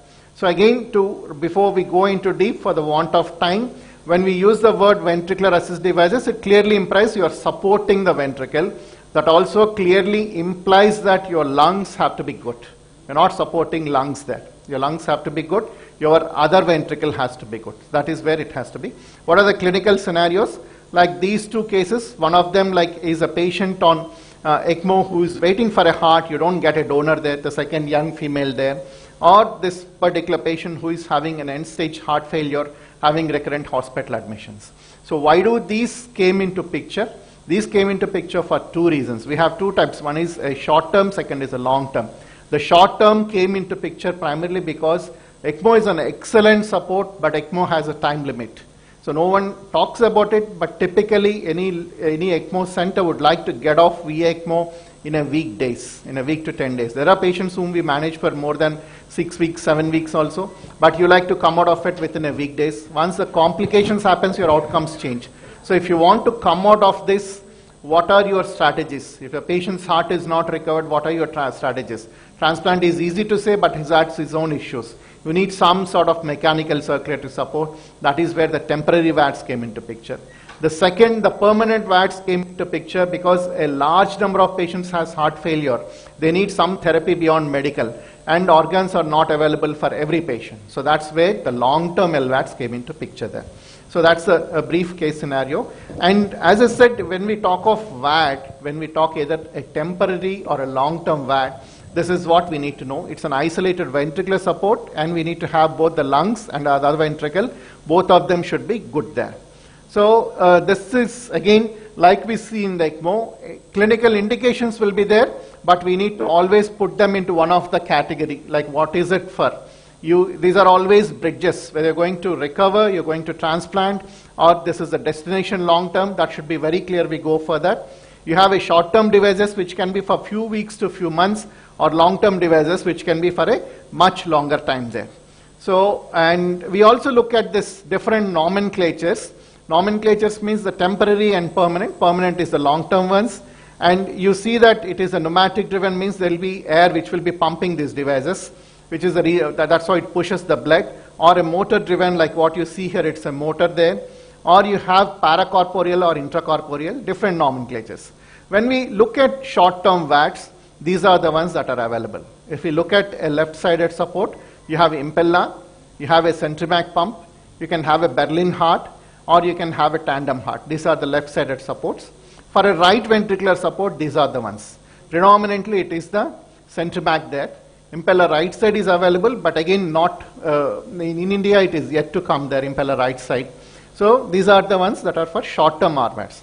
For a BiVAT, you have to put two of this. Like this patient had an LVAT plus an RVAT, or that child had a Berlin BiVAT there, what you see here in this. So what are all the clinical scenarios where you think of doing this? Any cardiogenic shock. So what is the difference between this and ECMO?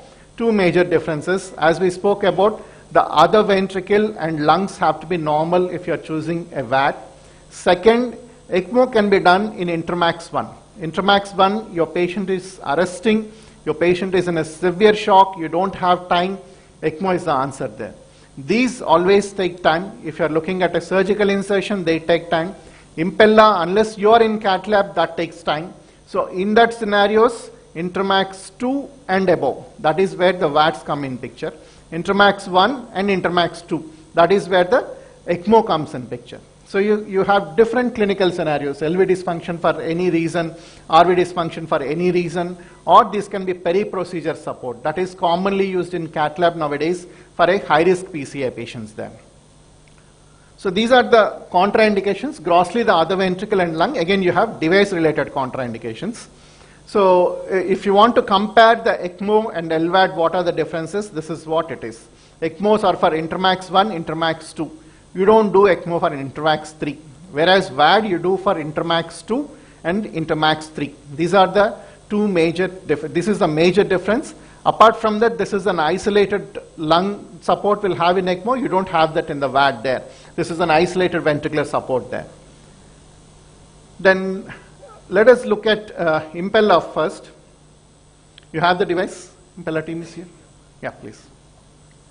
So when you talk of Impella, can we have the camera, zoom there? So what is this? This is a microaxial pump.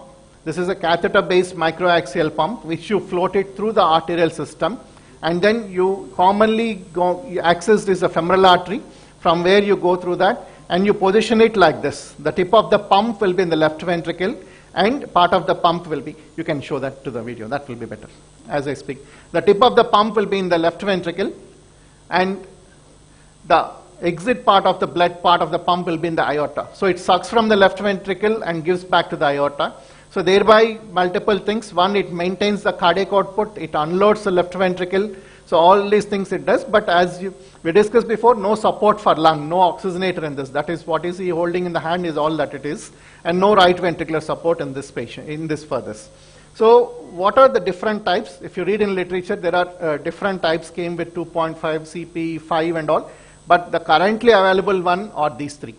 For a left ventricular support, you have CP and 5.5. For a right ventricle, you have Impella RP. So also we need to know that the Impella CP can give flows up to 4 liters maximum. So that is what it can go. So if you look at this particular information, so Impella CP can give 4 of flows of, what is he holding is Impella CP, can give a flows of 4 liters maximum, and Impella CP is done percutaneously. That means the cardiologist does it in the cath lab percutaneously. So this works well if a patient doesn't need a higher flows. You may be able to give 3.5 liters flow. If your patient's BSA is high, if your patient is in severe shock, you want 4.5, 5 liters flow, this cannot support that. So that's the main limitation there. That's where the second one came, the Impella 5.5. That's the one that is used currently for cardiogenic shock. If we speak of cardiogenic shock in Western, the current thing that is used is Impella 5.5. Impella CP can partially support. The role is more of a peri-procedure support for an Impella CP, more than a cardiogenic shock. Yes, but we can use it. Also, like we discussed before, it can be used as an LV unloading device in a case of a VA ECMO there. So that's the role of Impella CP. Whereas for Impella 5.5, main limitation is it has to be done surgically. Impella CP is something that can be done percutaneously by the cardiologist in the cath lab. 5.5 is something that has to be done with the help of a surgeon in the cath lab. Surgeon plus cardiologist together in the cath lab. They usually dissect out the axillary or subclavian artery, put a graft, through that they float the 5.5. So if we try to differentiate that, Impella 5.5 takes time to initiate. So that is why this is not a device that is meant for a patient who does not give us that time, not for Intermax category 1 patient. So how is it commonly done or commonly approached? If it is just a peri-procedure support, they use Impella 5.5, Impella CP. And if the patient needs for a short time post-procedure, 2 days, 3 days, they keep it with that. Then subsequently you have to come out of that. If it is a cardiogenic shock, if your patient doesn't have time, you put the patient on VA ECMO. You put the patient on VA ECMO. Once you have stabilized, subsequently you go and do the Impella CP. If the right ventricle is good, if the lungs are recovering, then you wean off the ECMO in that patient. So once you wean off ECMO, then keep the patient on Impella CP, mobilize, wait till the time heart recovers, or wait till the time you get an organ if it is a bridge for transplant, then get it out. That is how usually it is Impella 5.5.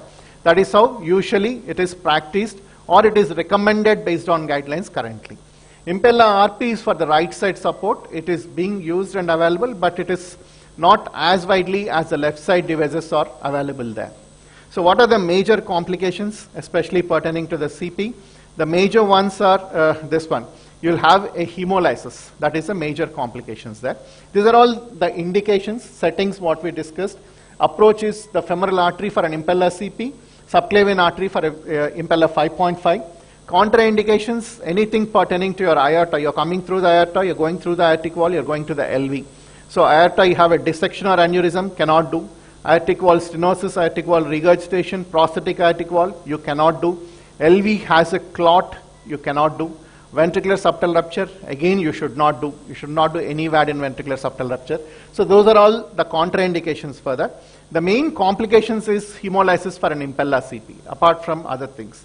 Also we need to remember that all these devices can have limb complications. It's not that ECMO we have limb complications, Impella no. Impella also has. There are enough papers and literature where patients had to be amputated when they are on Impella support. So vascular complications, bleeding, hemolysis, these can happen with all these devices there. Okay. So what are the differences between ECMO and Impella? Before we saw between ECMO and VAC, this is where it is. So what does the current evidence show? The advantage with Impella clearly is it unloads the ventricle. Thereby it promotes the recovery. The distended ventricle, always the recovery chances are less.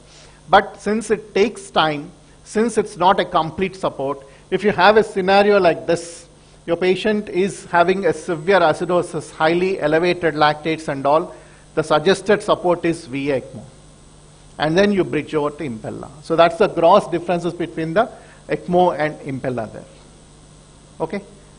Anything else you want to show there, the device and all? They have the display system and this.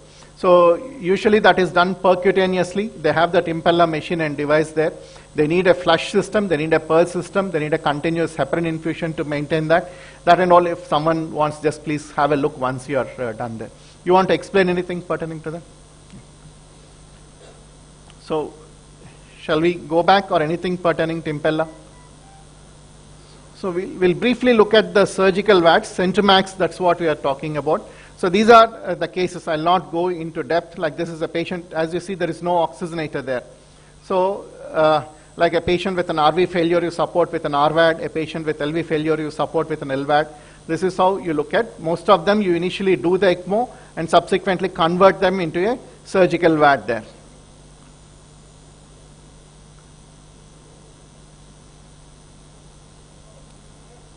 So this is the practical approach I was talking about. If you look at this video, you have done initially the ECMO, then you put an apical vent, you unload the ventricle and you connect that to your venous drainage, and once your patient starts getting better, you take out your femoral venous cannula. If the lungs are better, RV is good, then that becomes a surgical VAD there. On the other side, this is a patient who had a cardiac arrest, ECMO done, then Impella. Then subsequently, once the right heart recovered a bit, you get the ECMO out, keep them on Impella. Once the heart recovers, then get the Impella out. That is how you practically approach these patients.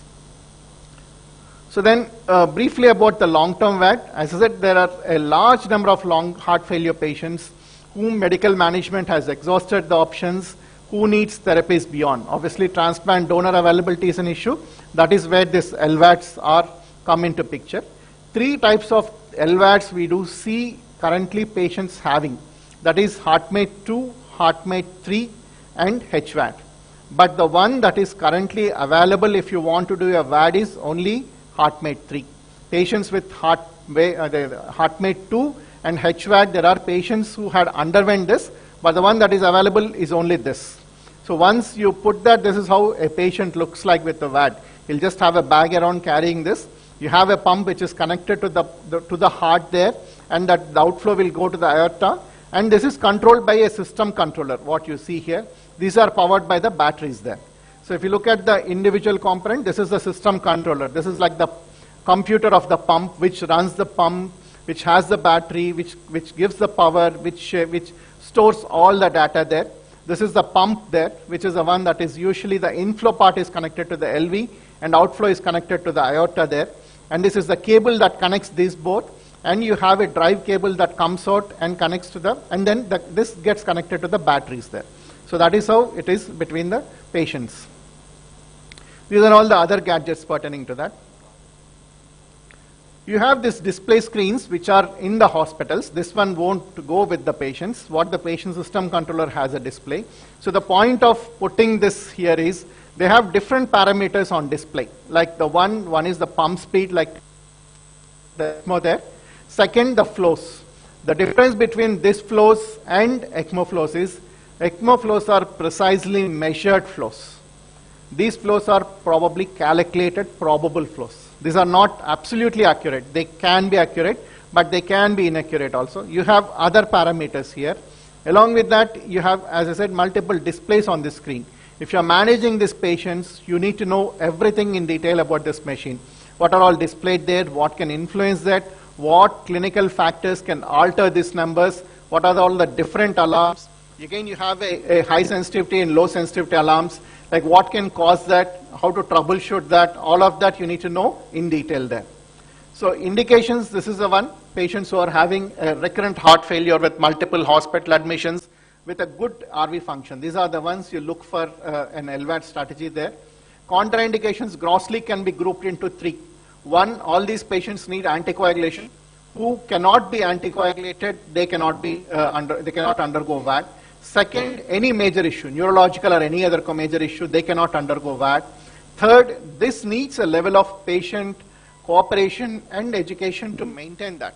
who are psychosocially unstable, you cannot offer them a VAD. That is the very important there. So you do that evaluation as a part of your preoperative evaluation. Who are not fit, you will not offer these therapies there. So pre-op, you do a lot of workup, but you look at two important things. One is your echocardiography and CAT study. In your echocardiography, primarily you're looking at LV in detail, and also aortic wall and septum, how is it, and you look at your RV function. Then you do a right heart hemodynamic study. Based on these both, this is how usually it is decided. If a patient has a good RV function, then you go for a VAD. VAD is always an option. If the patient who has a good RV and a low PVR, VAD or a transplant. But if he has a high PVR and an RV function is good, they'll undergo only a VAD then. So that is how you decide what does the patient need in this category. Then surgically, this is what it is. First, they identify the LV apex, like you see here, they identify the area, put a coring there. Once they do the coring, they put the pump through this. Then they bring out the cable, and finally they anastomose the outflow graft to the aorta. So this is how it is done surgically. And once it is done, this is how your monitor looks like in a VAD patient. There is no pressure, systolic, diastolic. It's only a continuous pressure. Your pulse ox doesn't work. So this is what will be a non-pulse style flow. A continuous flow is what these devices have there. Then this is the echocardiographic images of the VAD. This is the inflow cannula, that is the outflow graft there. So you optimize your VAD flows in this patient looking at two parameters. One is the aortic wall should open intermittently and the septum should be midline. If you increase the flows, what happens is, like you see in this, the septum shifts to totally to the right side there. You don't want left side. You don't want that to happen. You want septum to be to the right side and aortic wall should be opening intermittently. So you always, like a prosthetic wall, you anticoagulate this patient. You start with heparin and target an INR of 2 to 3 in these patients. These are the common complications in the immediate post-operative. You can have bleeding, you can have RV dysfunction, or you can have a stroke or a renal failure. For an RV dysfunction, again, you manage them medically. Where you are not able to, like you go for a temporary VAD to support them. Like this patient had some RV dysfunction, is supported with a temporary VAD for some time, and then subsequently wean them off. That is how you approach. Then, if you have, one other thing you need to remember, all VADs, whether it is a temporary or a long-term VAD, is these kind of suction events. When you have an excessive RPM, that just sucks and collapses the left ventricle. That can lead to an RV failure in these patients or low flow in these patients. So these are the long-term complications of a VAD. Patients have lived more than 10 years, 10, 15 years also with the VAD. The survival right now is as close as a transplant survival in these patients, but you need to watch for these complications. These are a few patients who underwent the VAD. All of them were more than 10-year-old currently. This is, to sum up, you need to first understand that VADs, why do they came in? For a longer term support there. Temporary VADs you can keep for months of time, but what is very important is the lung and the other ventricle has to be very, we have to assess that clearly and make sure that patient needs an isolated ventricular support. And always VADs take time, so they're not for intermax category 1 patient. And if you're looking at the long-term VADs, your main issue is again the RV failure. You have to make sure it is assessed properly preoperatively, and if you have issues, you go for an RVAD post-operatively. Thank you.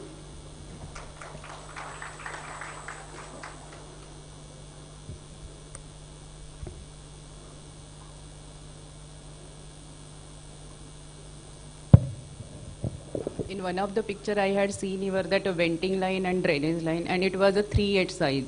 So keeping in LV distension, keeping the LV empty, it is the helpful for the best recovery.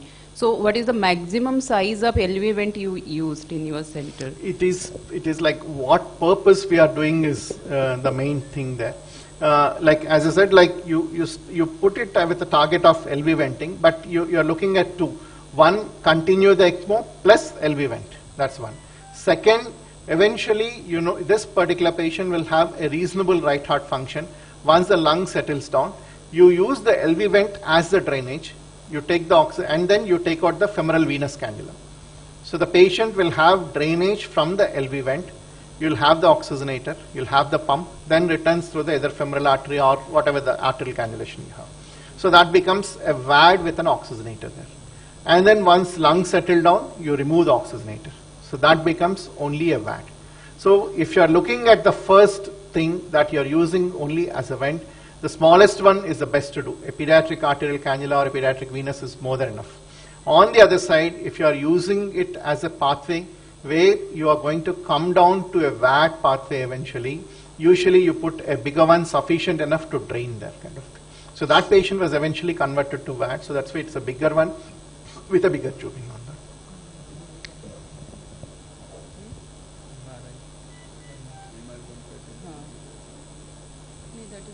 That is a PVC cannula only, LV venting.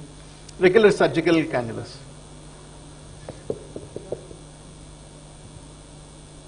Regular surgical venous cannulas is what they put. That is the PVC material only, and it is a MRI compatible. MRI compatible, I'm not sure. I don't think it is MRI compatible. That is a wire reinforced? Wire reinforced, regular venous cannulas, that's what they put there. Thank you, sir. And it was precisely very nice presentation. Thank you, sir. Anything? That's it. Thank you, sir, for a wonderful and knowledge-enhancing session. We shall now adjourn the scientific session for lunch break. We kindly request everyone to adhere to the scheduled time and reassemble promptly after the lunch break so that subsequent academic sessions can proceed without delay.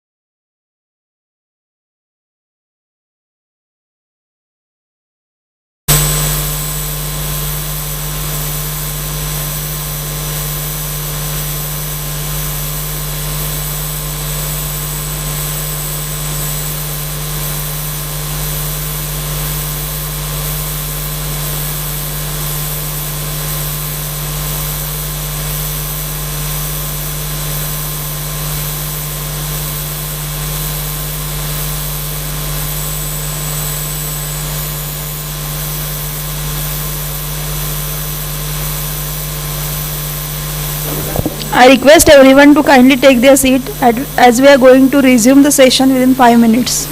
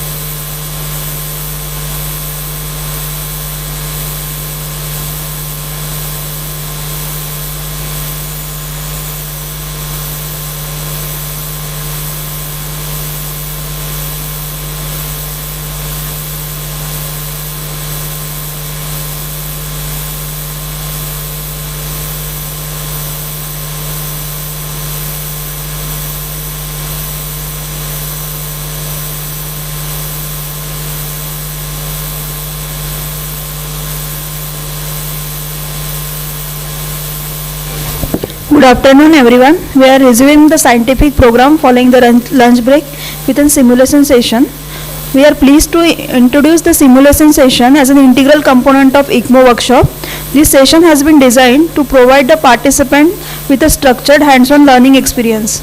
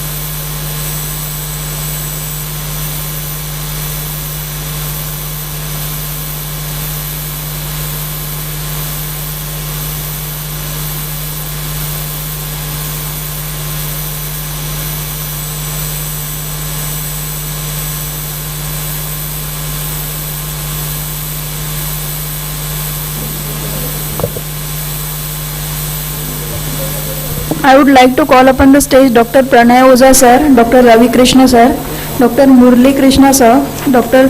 Vishal Sardava sir, Dr. Munish Chavan sir, Dr. Kapil Thakkar sir. I request all the delegates to divide themselves in 6 groups so that one group will join the skill station at a time. I request first group to come on the stage.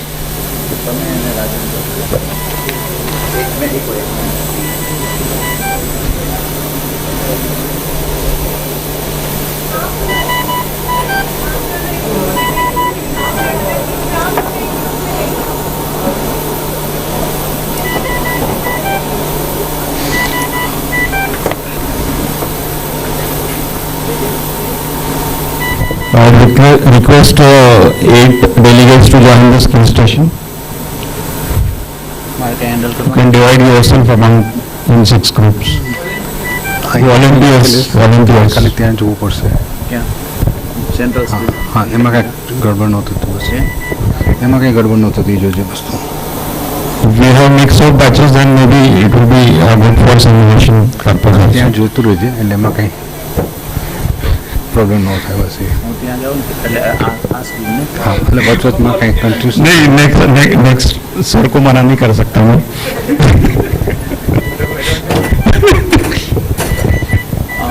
थोड़ा mix हो जाएगा इसके बाद we'll require mics for the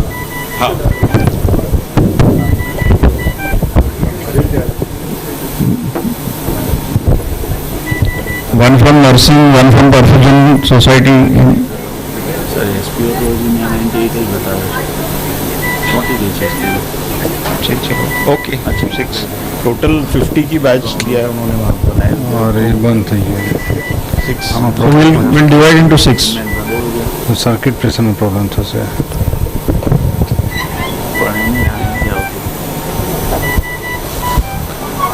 cement कर लेते हैं.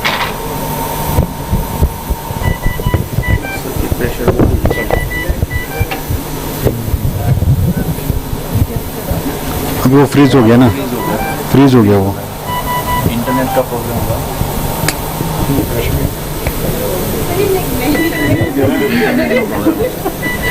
Weak signal join करो वापस. ज्वाइन करो.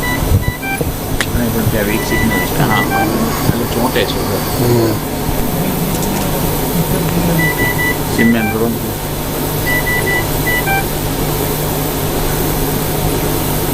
સિમેન્ટ કરું क्या करो वही चाल करो. सर्किट प्रेशर તે લોકો પૂછશે એટલે આપણે કહી દઈએ.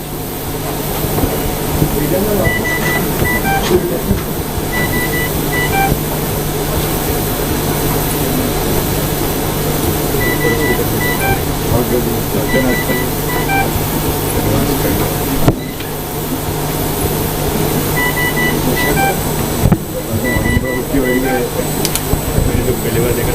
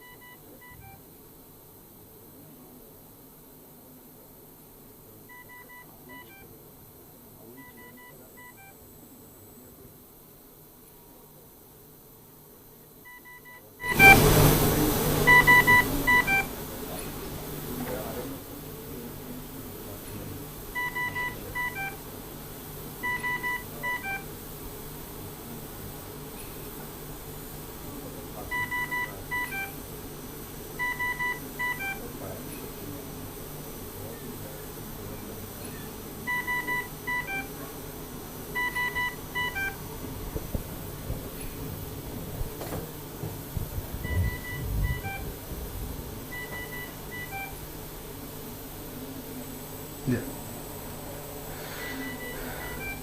Okay.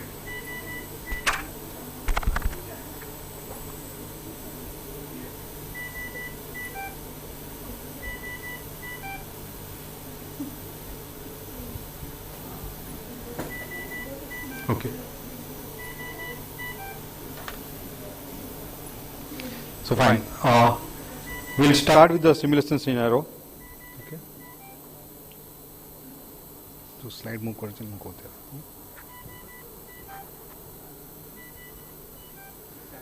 So this is the ventilator. What you can see here, you can see the ECMO parameters there. Okay. This is your patient, and you'll be seeing the hemodynamic monitors on this side. Okay. We'll be creating different scenarios, and the team over here will try to find out what is the underlying cause and try to treat it. Rest all of you will be able to see everything on the fourth screen there on the monitor. Okay. Now we have a patient, 55 years female. She had a DUB, dysfunctional uterine bleeding, and she was taken for an elective hysterectomy after laparoscopic hysterectomy after proper fitness and everything. Started surgery under GA, and she developed non-cardiogenic pulmonary edema, and she was unable to ventilate. She was on type 2 respiratory failure, and she required very high inotropic support. Next.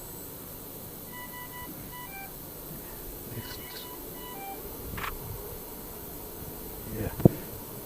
She had an episode of bradycardia and near cardiac arrest, but it was witness cardiac arrest. She was given CPR, and she was revived after that. But then, in spite of stopping all sedations, she was unresponsive. Pupils were dilated since 6 hours. Ejection fractions, repeat echoes were around 40%. Next. This is X-ray. What you can see, complete whiteout X-ray, and this is an ABG which shows pH of 6.9, PCO2 of around 122, PO2 of around 38. So PF ratio eventually 38, and she was on high ventilator settings with the peak platelet pressures going up to 32, peak pressures up to 40, and FiO2 of 100%, what you can see on ventilator settings. Okay. Yeah. So you can see the parameters, recent parameters. You are the ECMO team, and you have been asked to assess this patient and decide whether you want to go ahead with an ECMO or you don't want to offer ECMO to this patient. So it's over to you. Okay. How will you like to proceed? Yeah, you can just speak on the mic so that. Prolonged CPR. Yeah, the CPR was almost around, say around 10 to 15 minutes. Neurological status, we don't know. Pupils are dilated still, and sedation was stopped 6 hours back. And already she was requiring a very high PEEP. Yes. And peak inspiratory pressure is very high. High chances of volutrauma. She's already a pH of 6.9 with high PCO2. So I think we can do proning up the patient. That's one thing. She is on triple inotropes. Triple inotropes. So it will be a difficult talk. So normal ventilation, ARD snare trial, along with pronics not worked. I think we should offer the chance of ECMO to this patient. So you are the team, you can decide among yourself and let us know what is your final decision and how will you like to go.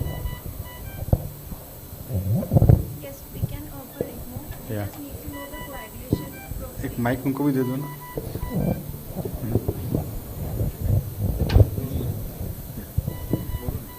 We just want to know the platelets and coagulation parameters, the brain and before thinking of, because she can be into DIC.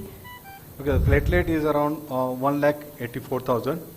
Okay, hemoglobin is around 10.2 and count is around 24,000. Yes. So and just a look at the heart. Echo is 40%. So Initially it was normal, but now it is 40%. So we, as a team, we want to proceed with VV ECMO. You want to go for the VV ECMO? Okay. She is on triple inotropes and Yeah. pupils are dilated, not reacting. Yes, so that can be because of hypercapnia, which can cause cerebral edema and all this. We just want to go for VV ECMO first, and then we decide about prognostication of neurological status. Okay. So how will you like to proceed? And she has underwent recent surgery. That was Yes, so femgem cannulation. So before that, Before surgery point of view. no, before cannulation, what would you like to do? consent and counseling of the relatives. Okay, so we'll call the relatives, Kapil and Dr. Rajan.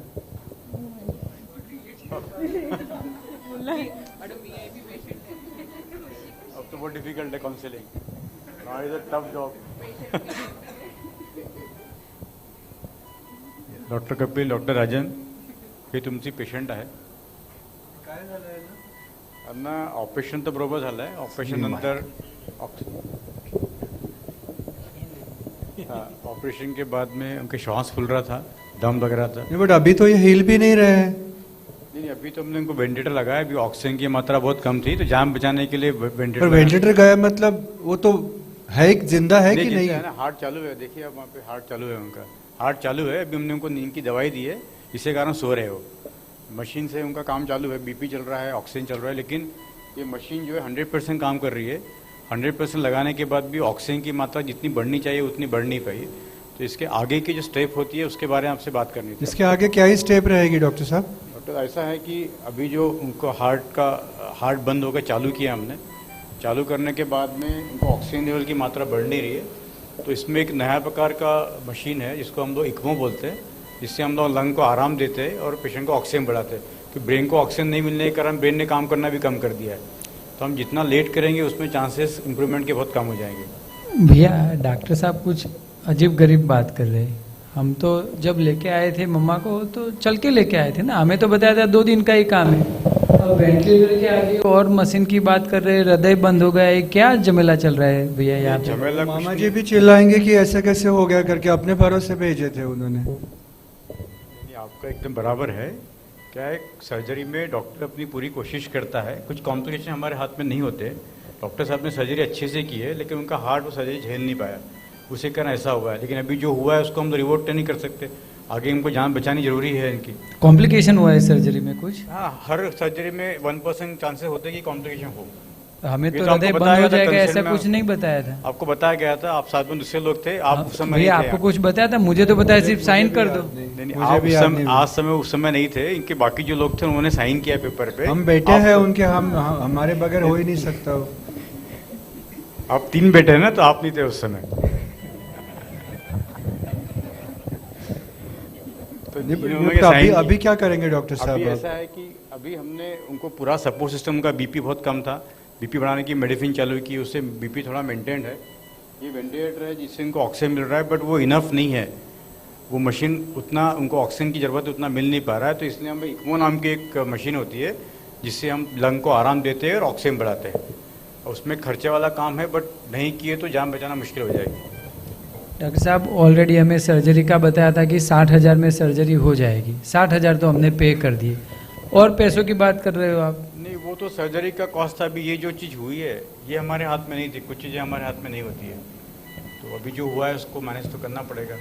अब doctor भगवान तो होता नहीं है. आपकी बात सही है, बट कितना खर्चा लगेगा उसमें? इसमें खर्चा काफ़ी होता है. पहले दिन हम जो इक्मो लगाते हैं तो 2.5 से 3 लाख तो पहले दिन लग जाता है सिर्फ चालू करने का. उसके बाद में पर डे का खर्चा 40 से 50 रुपये लगता है. और इक्मो मशीन लगाने के बाद में कभी कभी पेशेंट को 10 दिन लग सकते हैं, 2 से 3 हफ्ते भी लग सकते हैं. बट इसके ये मशीन के बिना इनकी जान बचाना मुश्किल हो जाएगी. तो 2.5 लाख अभी की और 10-20 दिन के 50-50 हज़ार करके. भैया इतना तो बजट मेरे पास तो नहीं. आप कुछ बताओ क्या किया जाए? भैया लेकिन अभी किए नहीं तो फिर क्या है अपने हाथ में? फिर ऐसे ले जाना पड़ेगा अपने को. नहीं, देखो इनका उम्र काफ़ी कम है. जो भी हुआ है ये एक्यूट सडनली हुआ है. इसके पहले पेशेंट ठीक किया आपने बताया. अभी जो कॉम्प्लिकेशन हुए सर्जरी के बाद में उसको मैनेज तो करना. अगर नहीं करेंगे तो जान बचाना बहुत मुश्किल है. पर इससे बच हो जाएगी ना? गारंटी देंगे आप? गारंटी से अच्छी हो जाएगी. हॉस्पिटल में आएंगे इसकी भी गारंटी नहीं है. अब तो कोशिश तो करनी पड़ेगी. तो आप शुरू कर दीजिए. आप शुरू कर दीजिए. हम इसके लिए हम बताते हैं. एक बात और है कि इनको जो हार्ट बंद हुआ था तो हार्ट का पंपिंग किया था. उस समय जब भी पंपिंग होता है तो ब्लड सप्लाई बहुत सारे ऑर्गन्स को कम जाता है. जैसा कि ब्लड सप्लाई ब्रेन को भी कम गया था. अभी अपन इक्मो शुरू करते हैं, सुस्ती में है पेशेंट, उसके बाद अपन देखते हैं कि पेशेंट का ब्रेन का रिकवरी कैसा रहेगा. तो इक्मो चालू करने के बाद 48 घंटे में अपन बता पाएंगे कि ब्रेन पेशेंट का कितना डैमेज हुआ है ऑक्सीजन की कमी के कारण. पर पर इसके बाद और कोई मशीन लगाना पड़ेगा कि ये फाइनल मशीन है? ये मशीन अभी शुरुआत की मशीन है, आगे इस मशीन के कारण किडनी पे कुछ इफेक्ट आता है या पेशेंट के क्लिनिकल इस पे कुछ आता है तो वो बात बाद में होगी, बट अभी अगर जान बचाना है तो ये मशीन लगाना ज़रूरी है। देखो बड़े भैया ने हाँ बोला है तो मैं नहीं बोल सकता, बट जितने मशीन लगाने एक साथ लगा दो। आज दूसरी मशीन, फिर तीसरा मशीन, कितने मशीन लगाओगे आप? क्लिनिकल जो डिसीजन होते हैं वो पेशेंट की कंडीशन देख के होते हैं। पहले से मशीनें लगा के भगवान ने अपने को नहीं भेजा है, तो वो अपन यहाँ पे ही डिसाइड करते हैं कि क्या करना है। नहीं, पर आप समझो हमारे भैया है तो वो तो माता जी के लिए सब कुछ करेंगे, हमारे पास इतने पैसे नहीं है, फिर भी भैया ने हाँ बोला है जमीन वमीन बेच के कुछ करेंगे, बट आप कुछ रिस्पॉन्सिबिलिटी नहीं ले रहे हो ना। आप बोले भगवान नहीं है, कल मेरे आने की संभावना नहीं है, तो माता जी को भगवान के भरोसे छोड़ दो ना, आपने भरोसे क्यों रखना है? भगवान के भरोसे छोड़ना यानी छोड़ देना है, फिर रिकवरी के तो कोई भगवान चांस अच्छा नहीं करता है ऐसा? भगवान ने हमको भेजा है कुछ अच्छा करने के भगवान लिए। उसी की मदद करता है जो खुद की मदद करता है, तो हमने कोशिश तो करनी चाहिए, तो भगवान अपनी मदद करेंगे। भैया करके देखते हैं, एक दिन के लिए, एक दिन में हो जाएगा। 48 घंटे बाद ब्रेन की रिकवरी में अपन कुछ कमेंट कर पाएंगे, तब तक के अपने को ये ECMO कंटिन्यू करना पड़ेगा। शुरुआत तो करो, आप शुरुआत कर दीजिए।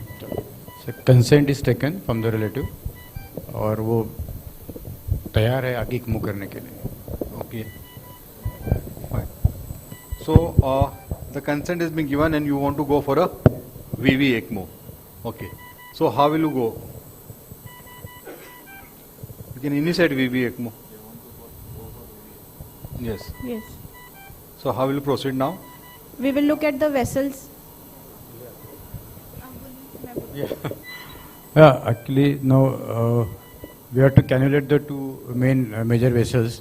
So we prefer drainage cannula and the return cannula. So drainage cannula I will prefer the femoral vein on the right side being right-handed, and the return cannula on the right jugular, interjugular. And the size of the drainage cannula will be higher than the return cannula. So what size of cannula you want? For an adult person weighing around 70 kg, I think 25 French will be okay for the drainage one, and 15 French will be okay for the return cannula. Yeah,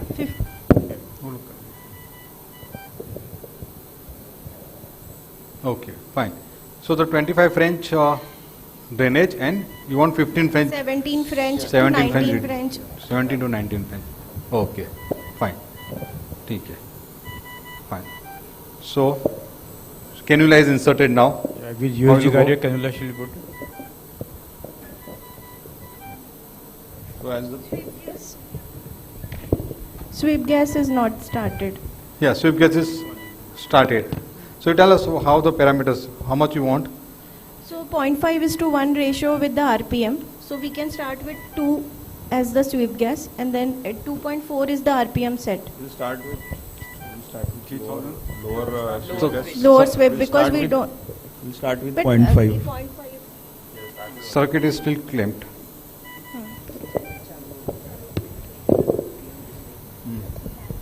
I'm disconnected.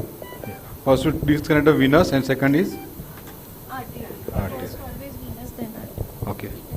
So what do you think you see the first? SPO. Yes. And hemodynamics. hemodynamics. Change हो गया. Color change तो हाँ, color change भी अब Change हो ये गया. color change गायब हो स्क्रीन फ्रीज हो गया वो.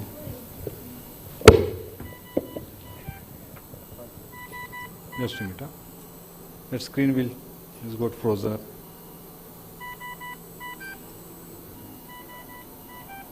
यहाँ से कुछ भी हुआ है, तेरा वो ही फ्रीज फ्रीज होगा. लेकिन ये तो चल रहा है ना यहाँ पे, तो यहाँ पे फ्रोज हो जाता था.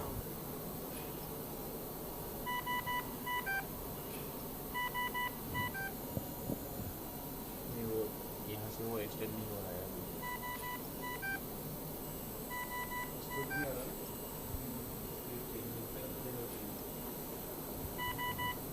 वन कॉपी चालू करें. RPM कितना सेट करके starting? We target flows according to that RPM set. Okay. 1500, 1000. Fine. So I think. You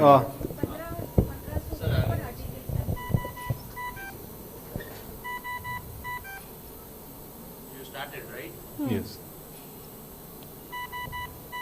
Saturation improved, but blood pressure is falling down. So Yes, we just look at so- the volume status of the patient. You can check CEP and IVC first. Okay. Whether the patient requires some volume. CEP is 10.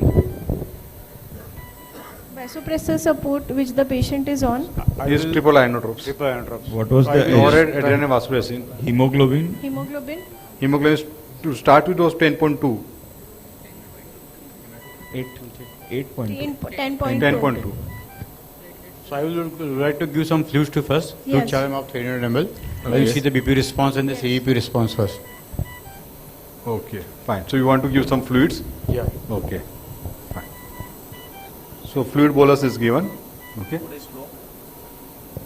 3 liters. Fine. Okay. So I think we'll end this scenario here. Okay. So the scenario here is basically decision making, whether you want to put this patient on ECMO or no, and the second part of is initiation of ECMO, how will you initiate ECMO. Okay. So before I start talking about the pros and cons of your scenario, can you just retrospectively think what are the things you missed and what you will do better in the next time? Things in this case, immediate post-op case, because we will require a lot of heparin in this patient, so chances of bleeding is there. And secondly, the neurological status we are not aware. The prolonged CPR, how much hypoxic brain damage there. That is the two things which is always blunting my brain key whether should I go for the ECMO or not. And third, the patient is already on triple inotrope to start with. That is again detrimental thing. She already will end up in multi-organ failure apart from the lung. So my question to that is, why did you select VV ECMO instead of VA ECMO? Patient on triple inotropes, ejection fraction is dropped to 40%. Probably VA ECMO would have been better choice. In this case, probably it is because of metabolic acidosis. Acidosis is Maybe the a myocardial major depression, concern. therefore the LV is poor. But before surgery, LV function was normal. So it may be transient because of acidosis. It is more of a myocardial dysfunction. So I think, and more problem is hypoxia. Low pH which is setting of the. Once we correct the acidosis part, bring down his, her CO2 and Taper down the vasopressors. so we Okay, fine. Lung is white out. White out. Okay. Maybe pulmonary edema also along with that. non-cardiogenic. So all of you agree that it would have been VV ECMO only, not the VA. Therefore, I think probably acidosis might have the play in global hypokinesia. VV. Anybody from the audience want to go for a VA ECMO? Or anybody wants to go for VVA ECMO? They thought of VV ECMO. I don't say they are right, I don't say they are wrong. But anybody has got a second opinion of selecting the ECMO VA versus VVA ECMO?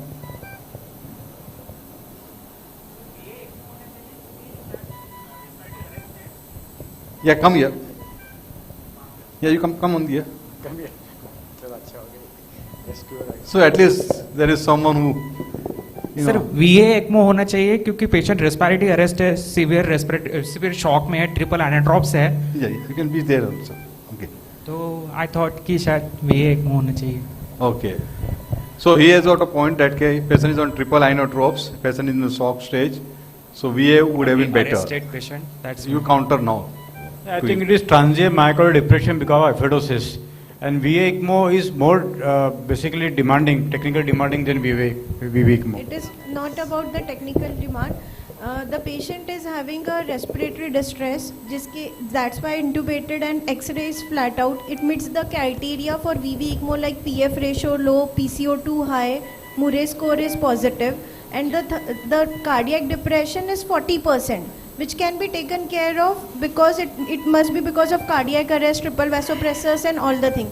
It is the metabolic milieu which is causing the trouble. If we correct that, the hypercapnia and acidosis, maybe we will be able to scoop out the things. And second, cardiac markers. His ejection fraction is 40%. 40%, not bad so enough. VA Yeah. ECMO would probably not help too much in this case. Okay. Why not VVA? Anybody for VVA? So initial VV, then you want VVA. He wants VVA. So because the patient had cardiac arrest, the additional component of VVA would have helped this patient in a much better way. Yeah. He has got a valid point. Patient has recessed history of cardiac arrest a few hours before. In initiating ECMO, you have again cardiac arrest. So he wants to play safe and he wants to go for VVA. So why you selected VV, not VVA? VV first we want to correct the metabolic part, and atrial can always be put in if there is a need. But see, once you initiated ECMO, your patient had a bradycardia, isn't it? The heart rate has gone down to, which was 140, has come down to 80, 78, 80. Hypotension, severe hypotension. Okay, he could have been collapsed also, arrested also. We would have, if he would have arrested, we would have put on the arterial. VA also stand by. But then cannulating the patient once put on ECMO, VV ECMO started, and then cannulating is going to be a little difficult, isn't it? We'll put the femoral arterial line and keep the. Yes, we have already an arterial line in C2 for monitoring the arterial. We could just guide That was the radial artery. We will recheck. Yeah, monitoring from the radial artery. 2D ego will recheck again that 40% ejection fraction was correct or Just not. correct the After metabolic parameter first, and then see whether cardiac pumping is improved or not, and the cardiac markers are normal. So still you want to start with VV, you don't want to start with VVA. No, VV. Okay. Anybody? I think even if you ask some of the faculties, probably they might also differ. They might think of starting VVA or VA ECMO to start with. Okay, so cut it short now. See, first we'll come to the counseling and consent, and then we'll go for a type of ECMO. Okay. So in counseling and consent, there are few points that you should remember. Okay. You did it reasonably okay. Only few points that you try to protect the surgeon. So you are an ECMO team, so try to be neutral. Okay. The moment you see, this is a different case. This is a post-operative complication. Patient came walking. Okay. The moment you try to speak on the part of surgical team, they'll think you are a part of it. So the disregards will be more. Okay. So you always restrict yourself to ECMO. Say, patient, this is a condition. She requires ECMO. There are some non-complications that can happen during the surgery. And probably I was not there, so you can speak to the team who has operated that in details, but this is what we feel the patient requires ECMO. Okay, that is the one thing that you should take. Second, you didn't talk about the complications related to ECMO, especially these patients you are going to give heparin. Patients, has underwent surgery recently, so you have to talk about that. Okay. Third, you have to talk to the family about the neurological status. So we don't know what is the neurological status, and we'll assess him after 48 hours of neurological status. Remember, this is the time you should talk about even the futility of. Okay. So if the neurological status remains same, we'll take her for CT scan, and if we feel that the neurological status is not improving and patient is it remains in brain dead, then probably we might have to take call of taking it out as ECMO. So that idea you should give to them. Finances, you spoke to that. Usual expenses initiation is around 4 lakhs or so, and then talk about the ICU ECMO expenses around 25, 30, whatever your institute policy is, and plus additional ICU expenses, and that will keep on varying depending on patient's conditions. So just committing to 40,000, 50,000 per day may not be suffice, because if the patient goes on higher antibiotics or antifungals, then the expense is going to go up. So restrict yourself to an ECMO expenses plus an ICU expenses, whatever it occurs on the actual basis. Okay. And then detailed about the accounts, we'll tell you to the account departments. Okay. Again, there is going to be some tussles here because the patient came walking and there's surgical complications, so they might ask for a discount and everything. So you try to be away from that part and just say that you can talk to the administrative people. Whatever best they can offer you, they will offer you. Okay. So you have to just try to stick to the ECMO part rather than other politics. Okay.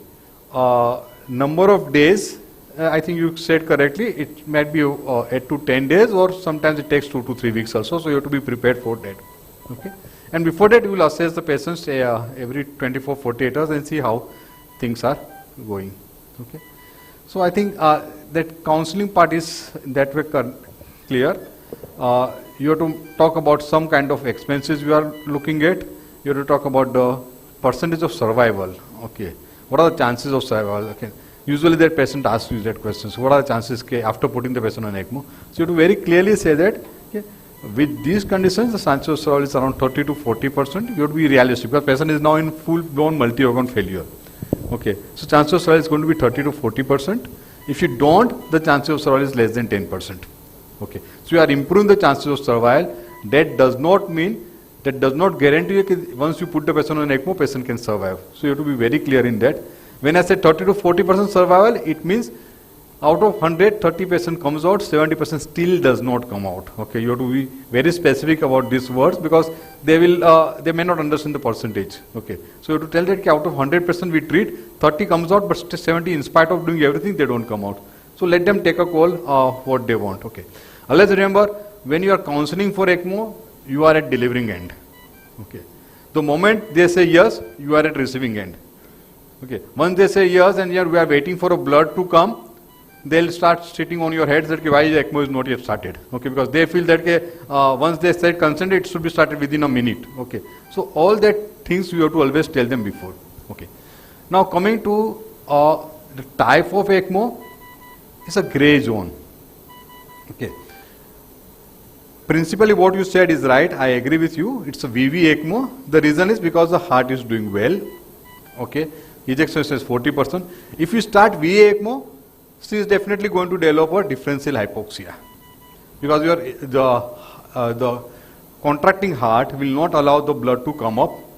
So only VV ECMO definitely is not going to help. The question remains between VV versus VVA ECMO.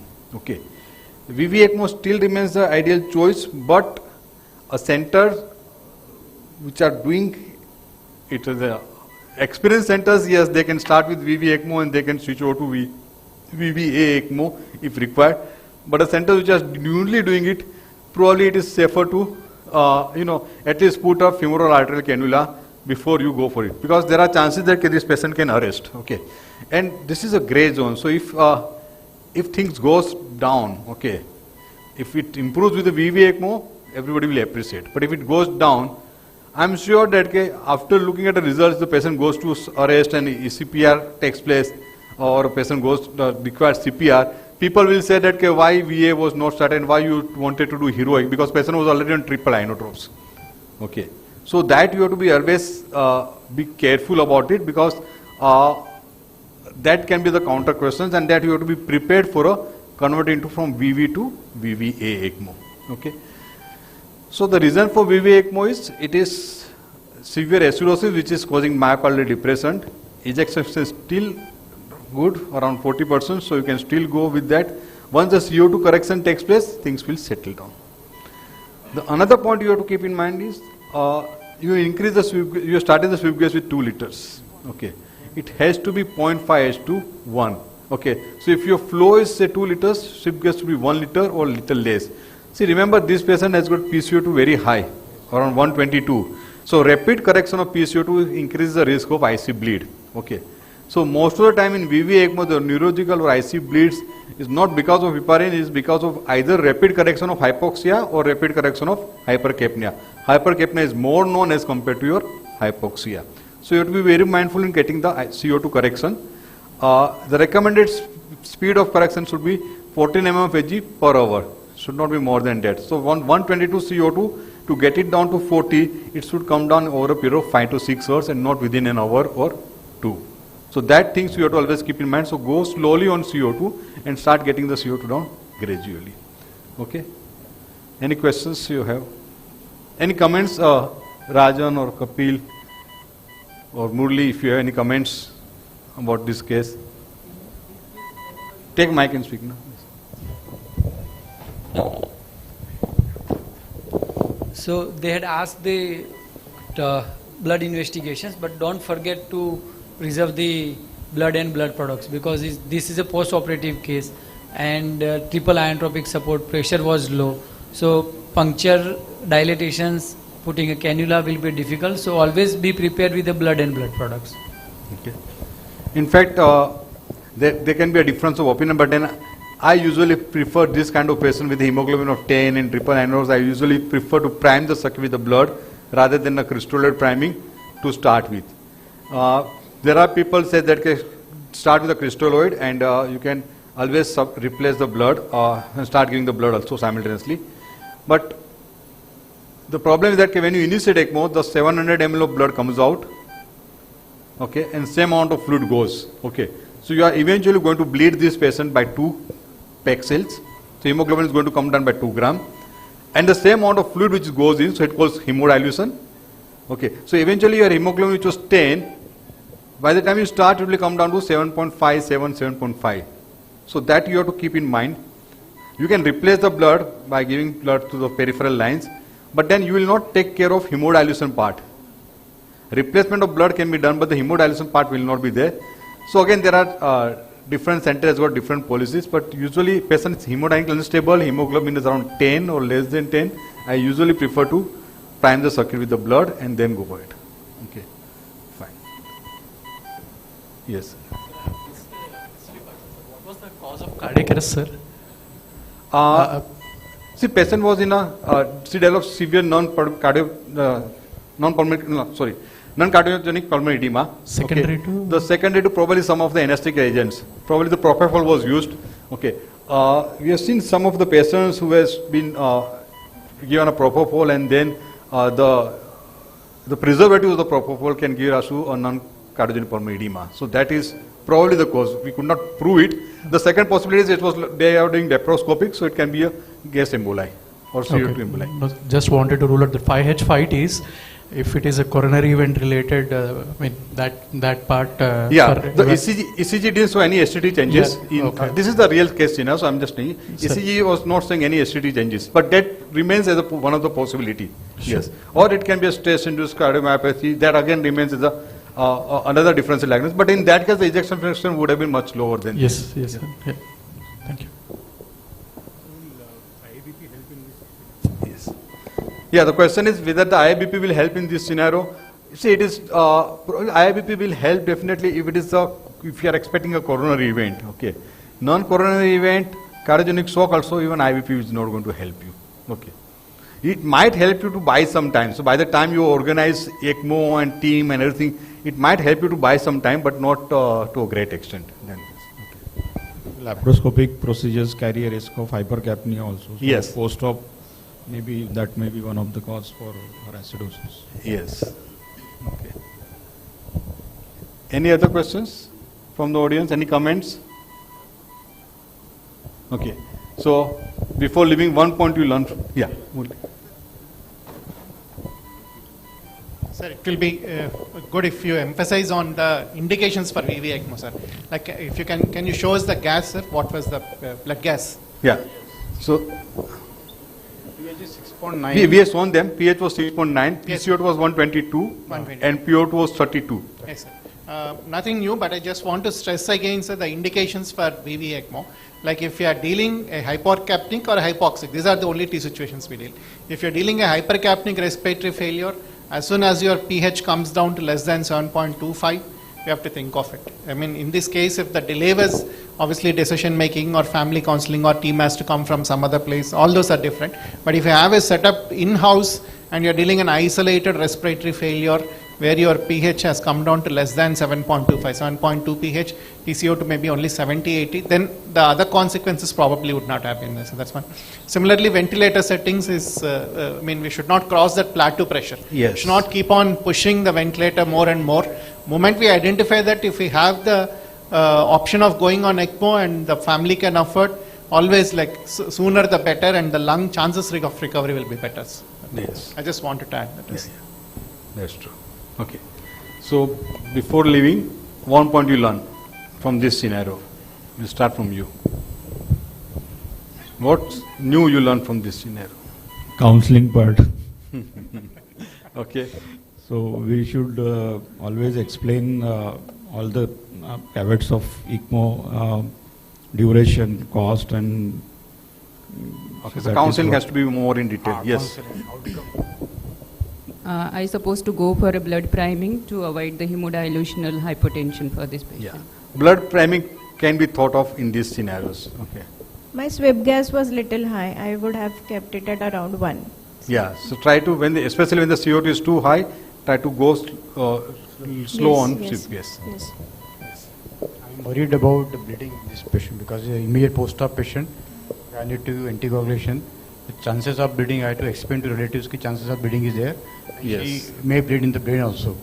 Okay. So that risk of bleeding has to be explained, especially post-operative patient, and especially when the CO2 is high. So you should specifically mention if there is a risk of IC bleed also.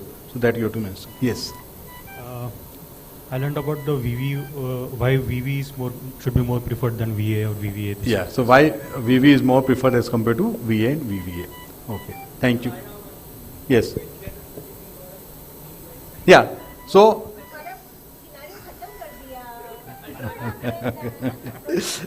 Okay, so he's right in that way. Ideally, I always say that you should go to rest after the ventilator goes to, the lung goes to rest. Okay, so it's not that once you initiated ECMO, now the next team or the staff will take care of it. You have to be with the patient till the time the ventilator comes to a rest ventilator settings. Okay, fine, good. Yeah. Okay. So we'll call the next team. Thank you. Yeah.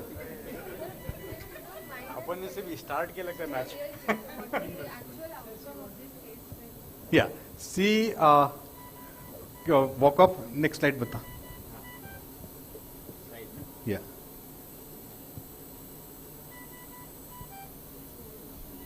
Yeah. Next slide. Next slide. Yes.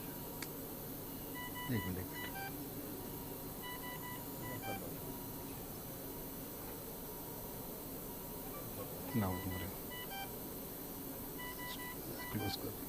close. Close. Even close.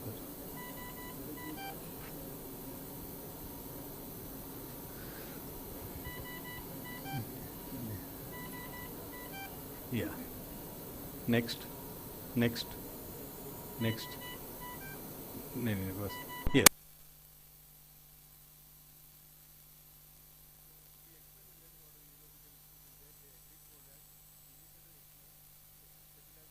After initiating ECMO, inotope tapered and stopped within 24 hours.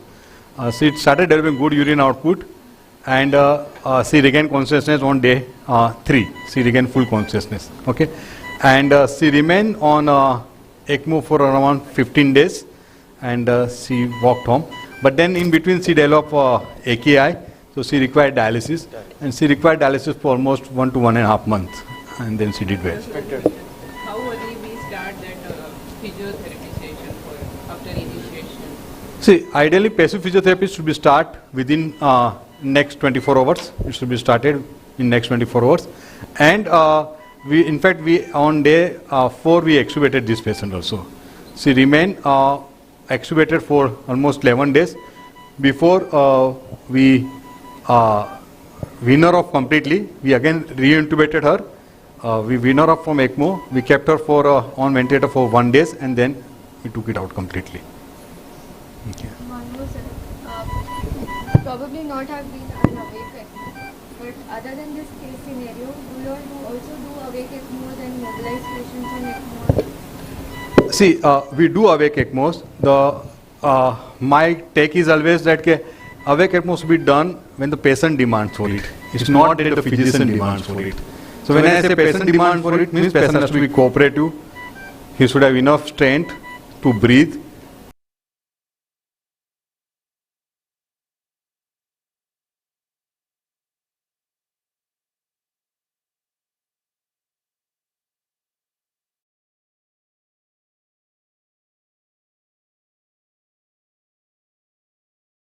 Awake and try to become unawake ECMO, and in that probably you harm. See, it is, you have to always weigh a risk of wheeling versus risk of CLE. Okay, self-induced lung injury versus a ventilator-induced lung injury. You have to always balance that part. That is very important. So if the patient is on stressor support, I usually take them on stressor support. If the stressor support they are maintaining well, the respiratory rate does not go above 30, then I try to extubate them and keep them. If the patient is awake, cooperative and that. But if the respiratory rate is getting more than 30, probably I don't like to extubate them. I keep them either on pressure support or keep them on control mode of ventilation. Okay. So awake ECMO can be thought of. Most of the time awake ECMOs, whatever you see videos and that, they are the chronic lung disease, waiting for a transplant, or they are a cardiac ECMO, which are been put on for cardiac indication. They are put on ECMO and they are awake ECMO. Acute respiratory ECMOs, awake ECMO is not that easy. That is possible only when the acute inflammatory phase gets over. Otherwise, you will keep on struggling. You have to keep on giving lot of sedations to manage them. So in acute inflammatory phase, you should not do it. Okay. Thank you. Thank you. Finally, patients awake. Yeah, finally that's a better outcome. Always successful ECMO.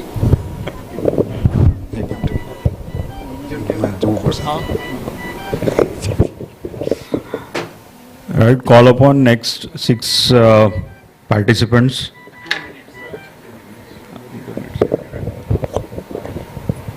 Sir.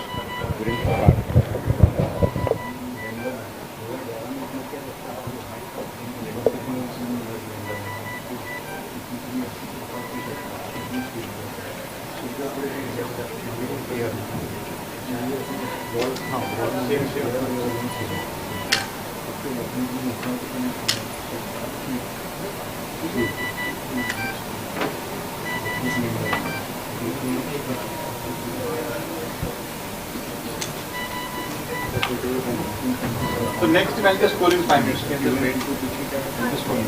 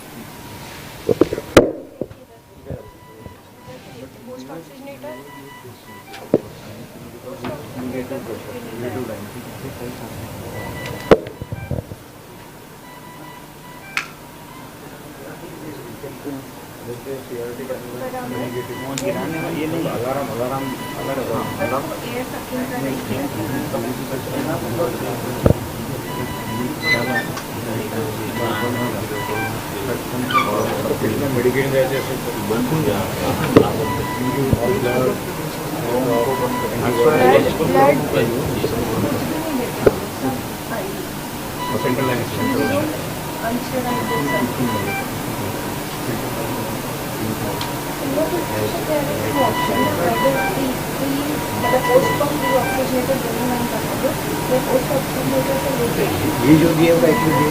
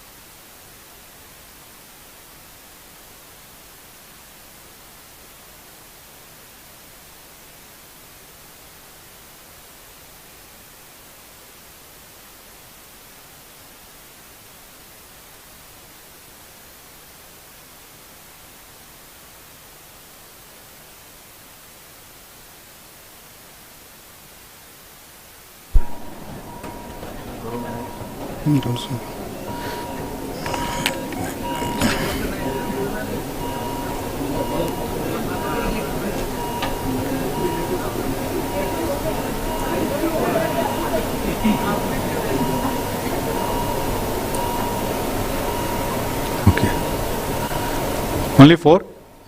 Anybody is coming? Same team?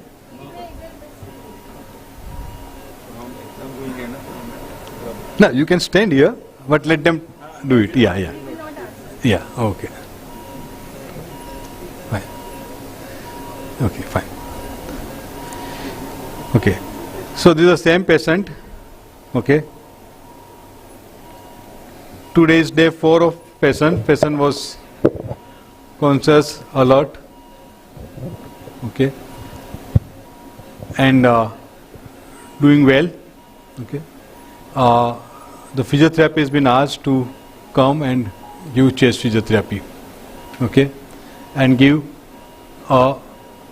some lateral position. Okay. So the primary physician has asked you to give some position to this patient. Okay. And manage this patient and give active chest physiotherapy. Okay. So you are the team, these are the parameters, and you have been asked to do early mobilization and good aggressive chest physiotherapy. Okay. So you can start with that. So first I would like to explain the patient what we are going to plan, sir.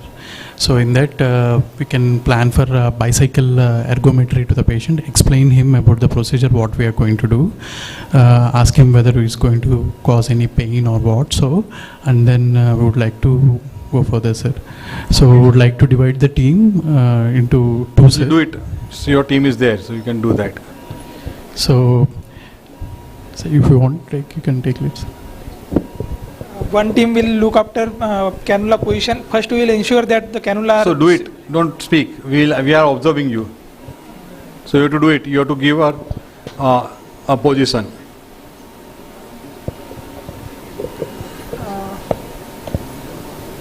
Two of you look after the cannula. If you feel that patient is not fit to be given a physiotherapy, you can refuse also. That's on you. The primary physician has said that you have to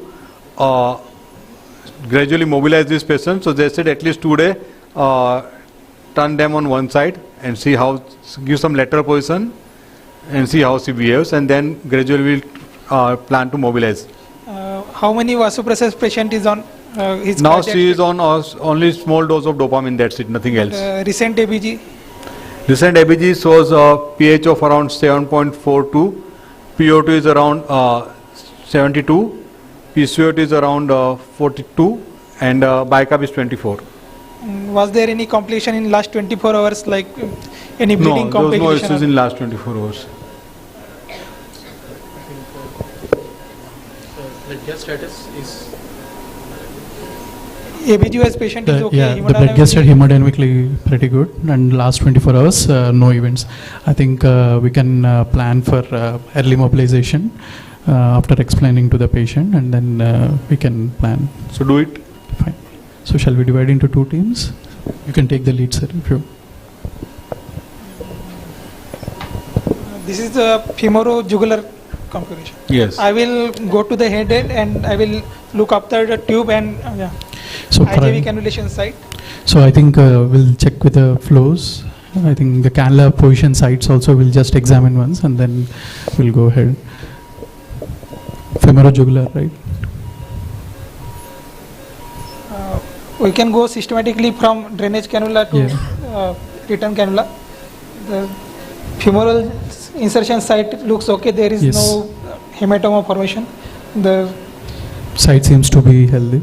cannula is well secured and flows Flows are are okay. good. Sweep glass. Yeah. Sweep gas 2 liters.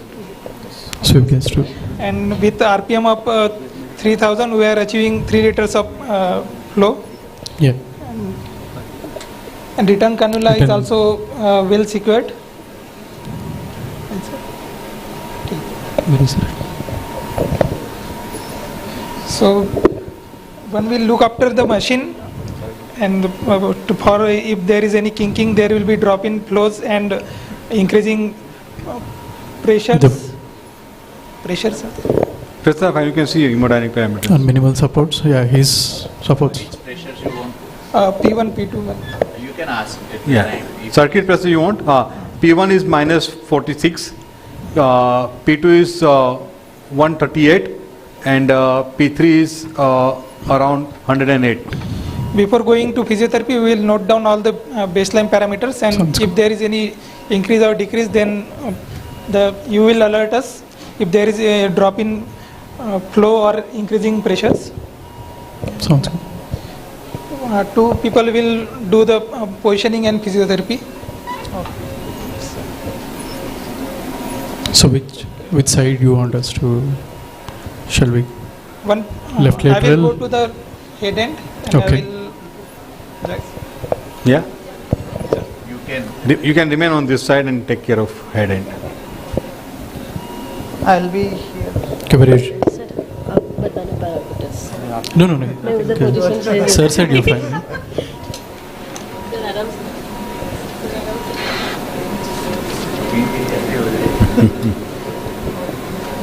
So Okay. you're taking care of the airway.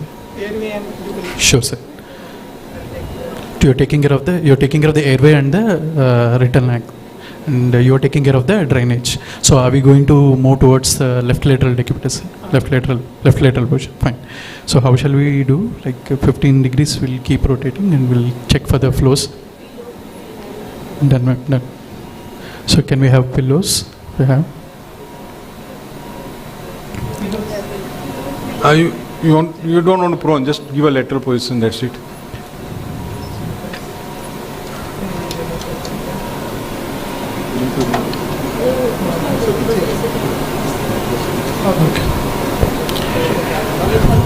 Okay.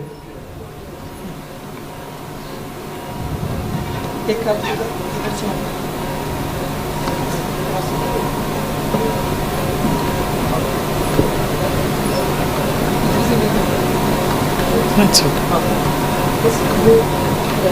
And 15 degrees. Yeah. 1, 2, 3. Yeah. How are the flows? Flows are okay, sir. Okay. Any blood pressure seems to be okay. Yeah, it's okay. Heart rate is Pressures fine. are good. Blood pressures are fine. Flow seems to be okay. Cannula insertion site is okay. Okay. There seems to be some desaturation. Saturations are coming down. How are the flows? Are there any Flows are okay. fluctuations? Yes. Okay. Okay. So fine. So the saturations are coming down. I think there is some fluctuations happening. So let's see. No, right. The flows are okay. There's some fluctuations in the flow is happening. Desaturating, we will bend the Fine. So we'll come back to the original position. Cannula पे king हो रहा है क्या circuit check करें No, circuit is okay. circuit is okay. There is no kink. So there is some tachycardia. This is pain related, could be. Maybe we can sedate the patient, explain him back, and then we shall assess. So I would like to give some analysis here, sir. So maybe around 50 mics of fentanyl we would like to give to maybe this is pain related oxygen demand, and there could be some supply demand issues and desaturation, sir. Fentanyl given. Because the pressure seems to be okay, only there is tachy with the desaturation. This is demand related. So Fenta 50 mics given. Any change? That's what. Sat seems to be the same. So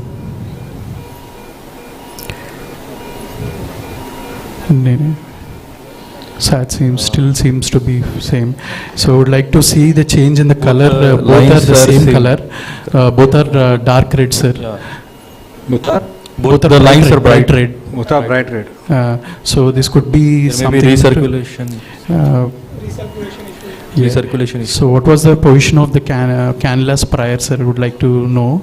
To calculate the recirculation fraction, we would like to get pre and post membrane SpO2 values, and then would like to assess the recirculation fraction, and even on the X-ray would like to confirm what is the position distance between the two cannulas. So X-ray will take some time to be done. So patient is desaturating with this thing. So yeah. So yeah, is a Brady also. Will increase the flows. So he's on full on ECMO support. ECMO effort is 100%. No. Lower down the flows. You whatever. Lower the flow. Okay. No response. So 21%. So we can increase the ventilator settings to 100%. So for now we are trying to optimize even completely onto the ventilator settings. So there is Brady with hypotension with desaturation. Would like to assess maybe this patient could be any fluid responsive, but this is an acute event that has happened post positional change. So but there are no fluctuations per se. There are some fluctuations. The flows have dropped from 3 to 2.7 here. Okay, we have reduced it. Maybe fluid challenge we would like to give it, and would like to see whether the patient is responsive. So maybe we would like about 4 ml per kg body weight. We'll see and give an aliquot and see responsive, fluid responsive. Not much fluid responsive. Fluid 300 ml given. Then, but no response. The pre-oxygenator ABG pH is around 7.42. Okay, sir. PO2 is around 250. Okay. PCO2 is around 30, and bicarb is around 19. Sir. And post-oxygenator PO2 ABG pH is around 7.42. PO2 is around 350, and PCO2 is around 30. Okay. How are the delta pressures are between? Delta pressure is around 25. 25.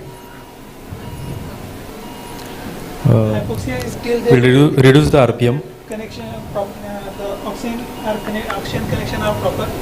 Yeah, you can see that. Yeah, oxygen current is okay. You have been given post-oxygen and pre-oxygen ABG, isn't it? Yes, sir. We would like to get one radial ABG also, sir. Radial ABG also. Radial ABG. Radial ABG shows pH of 7.1. PO2 is around 38. PCO2 is around 78. And bicarb is around 18. Okay. So this sweep gas, maybe membrane edema, we could like to check for any membrane edema related. So what you are thinking? Whether you are thinking in terms of membrane edema, you said some time before you said recirculation, and I think someone said about the gas connection. So what is your thinking?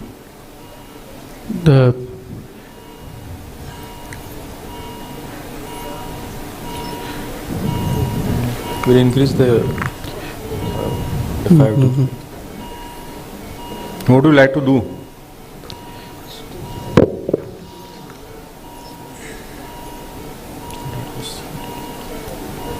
Basically, this is an hypoxemia with hypercarbia on ECMO.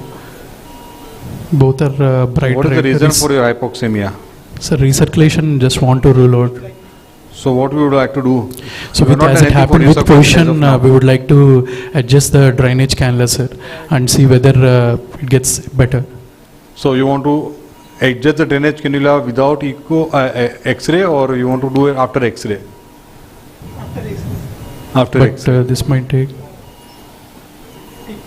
As we have an pre and post membrane ABG, we can calculate the recirculation fraction. If it is more than 30%, we can consider cannula related issue. Okay, the X-ray has been done. This is an yes, X-ray. Sir, recirculation only, sir. The both are approximating to each other. So maybe we can pull out the drainage cannula and check for the oxygenation. So which cannula you feel it's drainage cannula, sir. Drainage is more in? Yes, sir. Or return? Return is in well placed? Return is. Can anybody show on monitor where is the drainage and where is the? Sir, actually the drainage cannula is above the diaphragm, sir. Where is the return cannula? Show me the tip of return cannula. Okay, and show me the tip of drainage cannula. Almost the same. Almost same levels. Same. So there is hardly any difference. Yes, okay, sir. Yes, fine. sir. So there is a recirculation. Okay, Yes, so sir. what would you like to do? Would like to adjust the cannula position, sir. Drainage So, cannula. Drainage cannula. How much you want to do it? So, how much? What we would like to know at what level was it placed? Fixed prior, sir. So It was fixed at 35 centimeter. 35 centimeters and return, sir. Return was around 15 centimeter. So see accordingly, and at least 10 centimeter distance we want to So maintain. how will you do it? How much you pull We'll it see. out? For now, we'll see whether with pulling out whether the saturation is How getting much better. you want to pull out?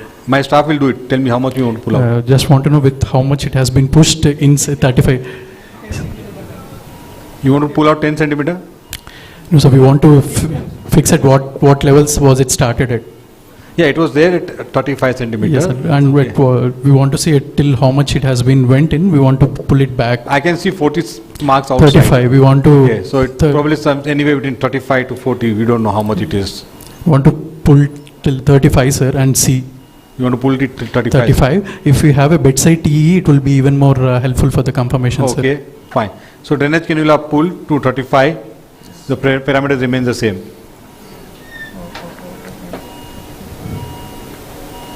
So we are in full ventilator and full ECMO support. Still the cannula color seems to be the same. Both are bright red. Would like to pull even more further, sir. You want like to pull drainage now or return now? Only Both? drainage, sir, not return. Only drainage? Only drainage. Okay, fine. So how much you want to pull? With by 2 centimeters, sir. Another 33. You want to still go for 2 centimeters? Sir, I'll do whatever you say. So I think we need to adjust the return cannula. You want to see X-ray again? Fine, sir.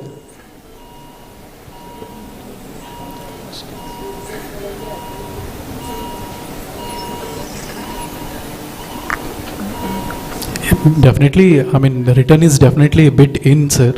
It is not in the SVC, not at the SVC RA junction, it is inside the RA.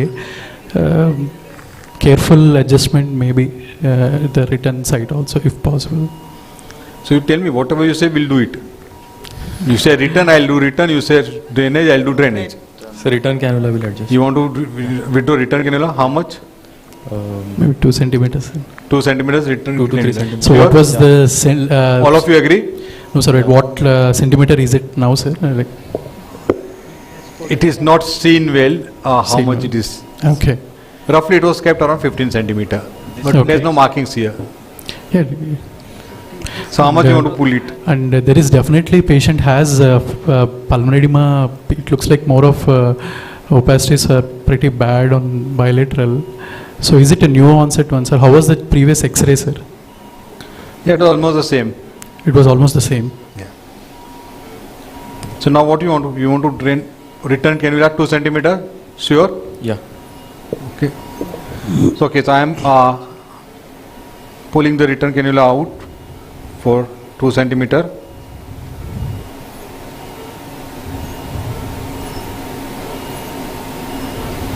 No change. So return cannula has been Sir, the pulled color for 2 has centimeter. got better, sir. The drainage is Yeah, it is dark okay, and, sir. so it has got better. The SATs have been picking, but still the heart rate is on lower side, maybe because of hypoxemia.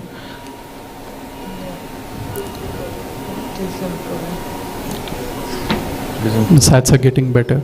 It's improving. Yeah. Okay. Sir. Fine. So how the parameters are? The parameters are getting better, sir. With improving in saturation, the heart rate and the pressures have picked up. So it's more of a hypoxemia driven hypotension with the Brady episode, which is probably secondary to the recirculation. Okay. Would you like to do anything more? Fixation and anything more, sir? Yeah. Is this over or you want to do anything more now?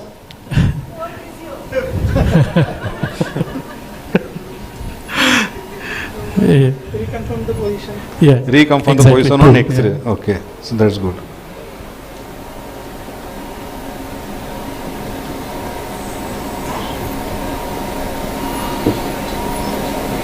Yes, so this was the first position and this is the second position.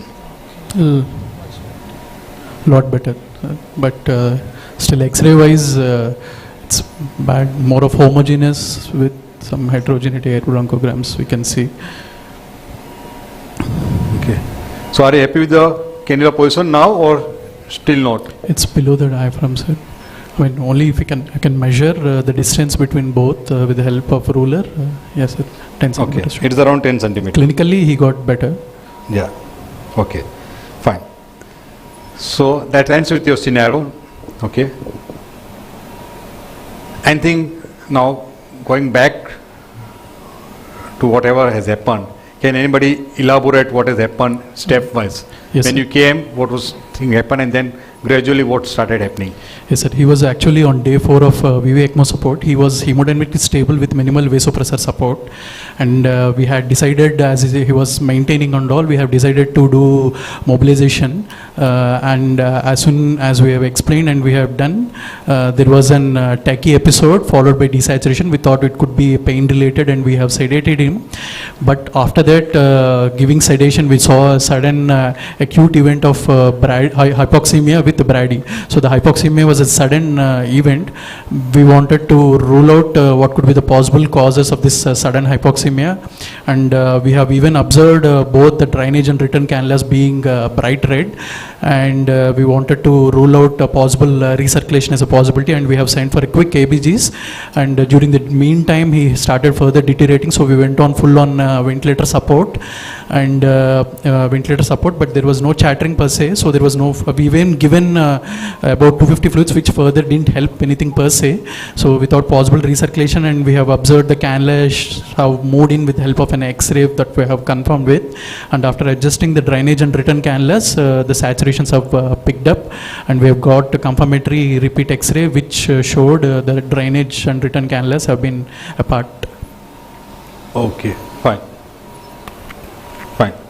So, if you go by a stepwise, okay. Now, before I start, do you think anything else you could have done or could have done better than what you have done now? Looking at the complete scenario. We could have asked for baseline X-ray. Confirming the position before positioning. Okay, before posing you should have seen the X-ray before. Okay, very good.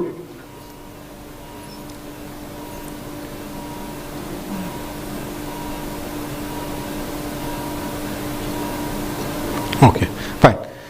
Now, if you see the sequence of event, the first thing that has happened is when you came, patient was absolutely fine. You try to give a position to the patient, and patient desaturated. What was the first thing that has happened? Is the desaturation first, or tachycardia first, or color change first? Yes, color change. Color change. But I think you noticed first the desaturation, not the color change.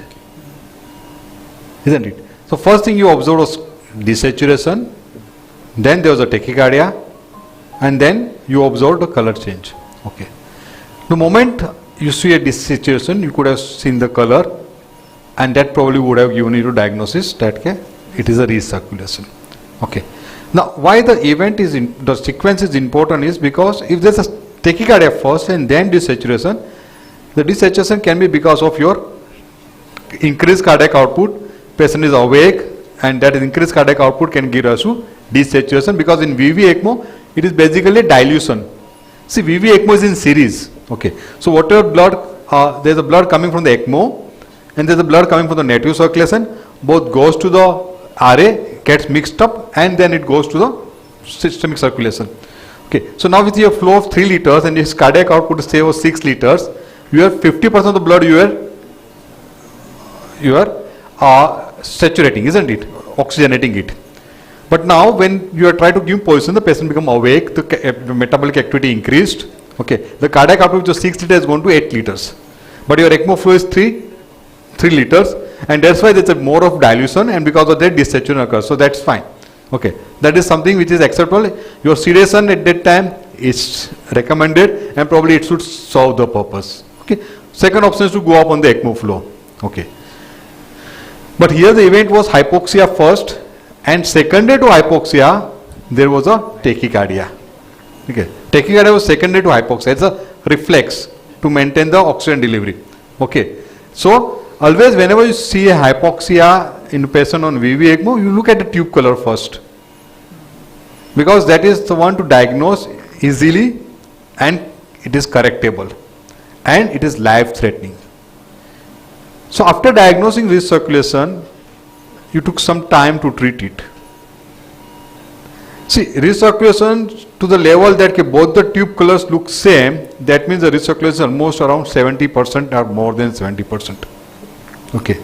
So at that time there is no point in thinking and calculating the recirculation fraction. You need to act immediately. And you have seen what happened when you didn't act it, isn't it? Initially desaturation, then tachycardia, then hypotension, then bradycardia. So this is what the actual sequence happens when the patient, you take a long time, because whatever the blood is coming, or oxygenated blood which is coming, 70 to 80% of the blood goes to the drainage tube. So only 20% of the blood goes to the patient, and that's why saturations drop, the CO2 will start rising up, and that's the reason patient develop hypotension and bradycardia. Okay.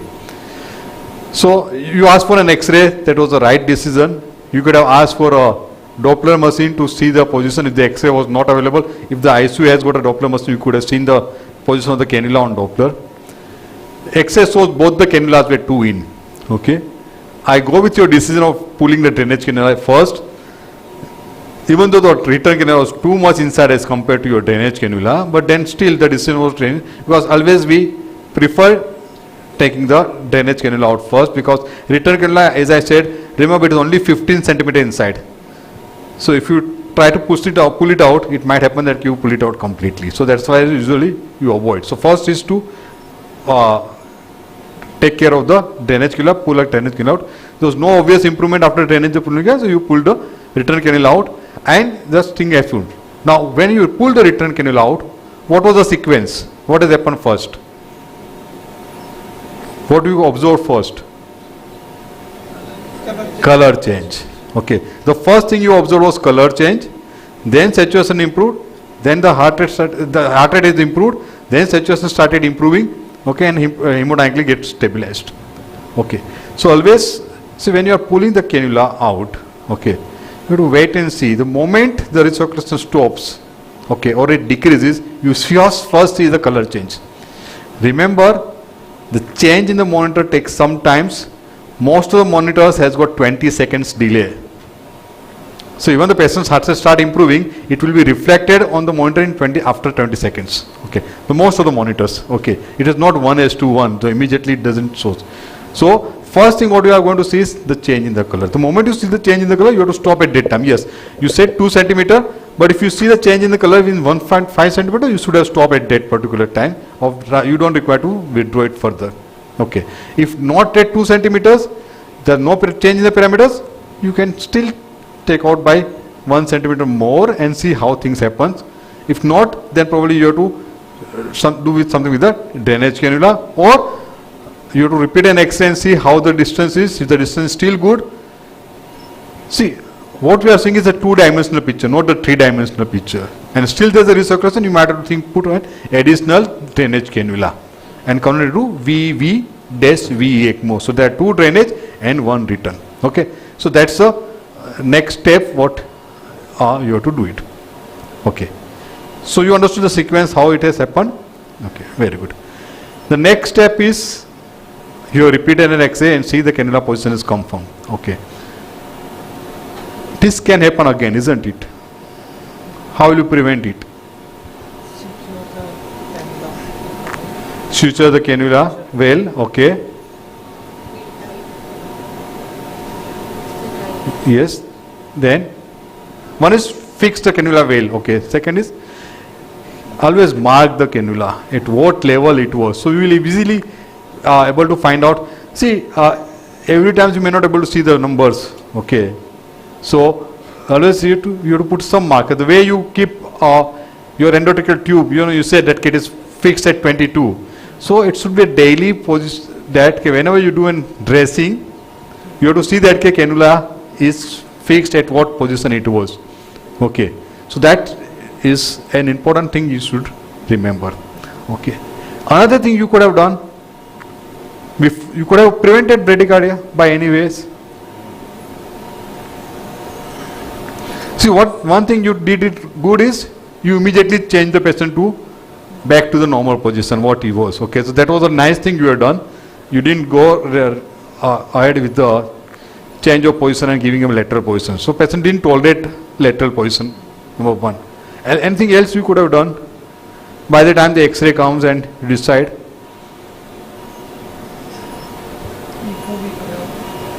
Take a mic and speak.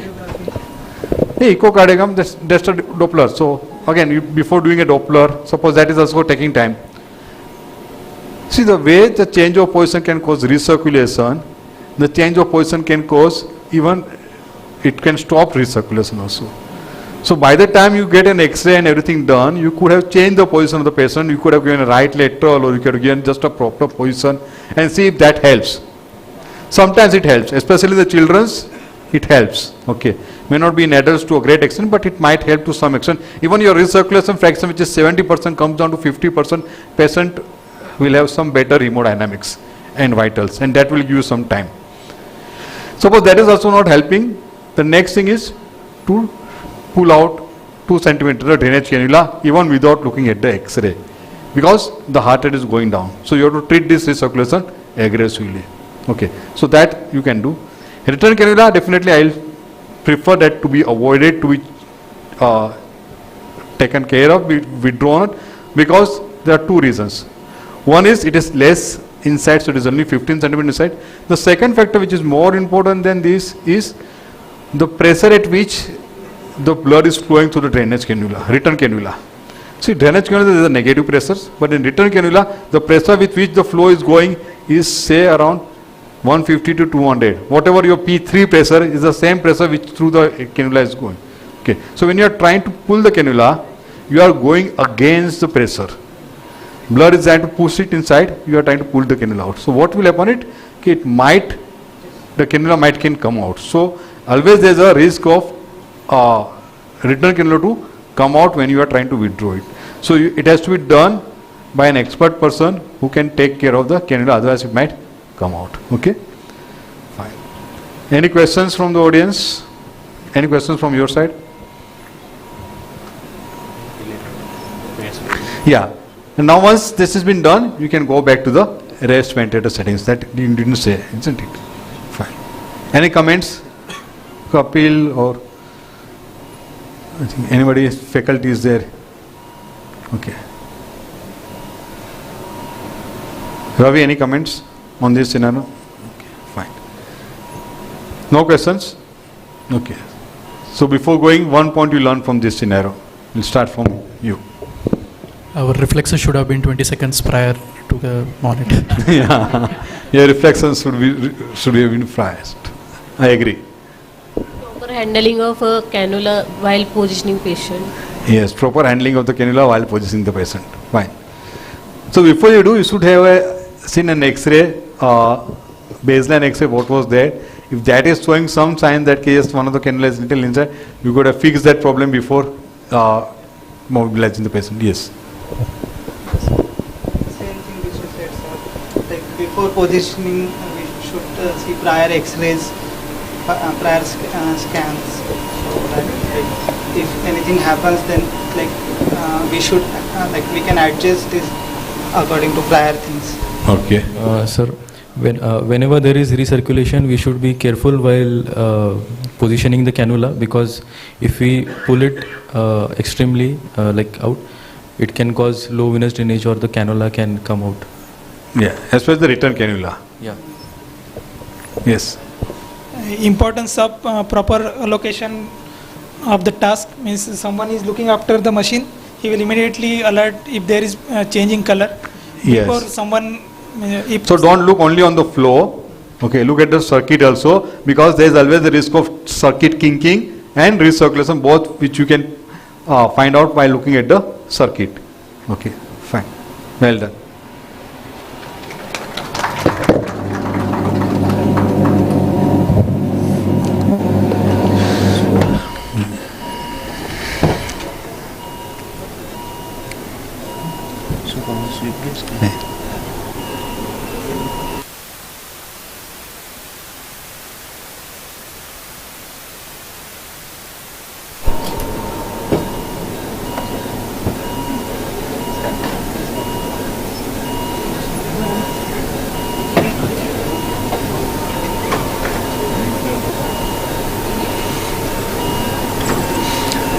The next team.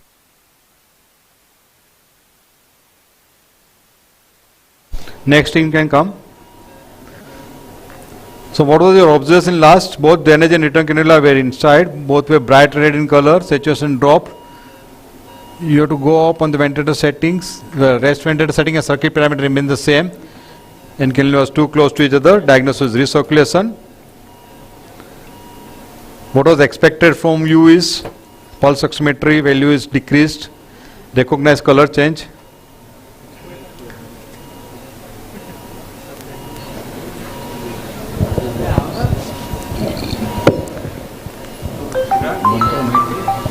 मेरे नहीं ले रहे हमारे newspaper में शैलेश को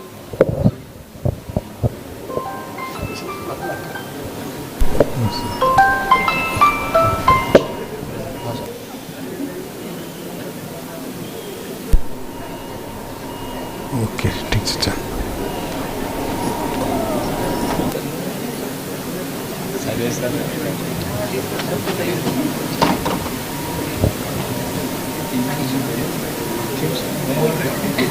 Okay.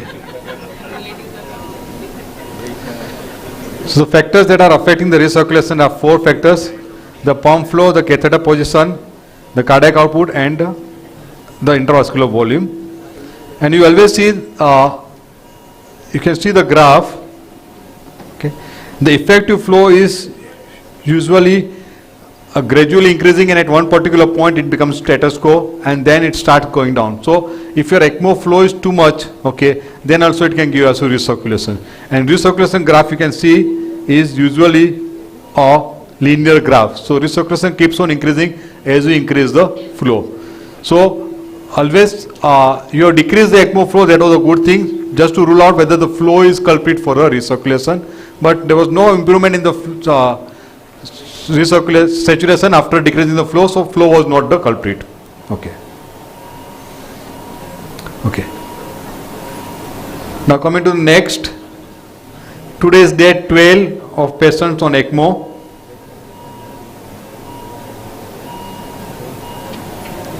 Okay. And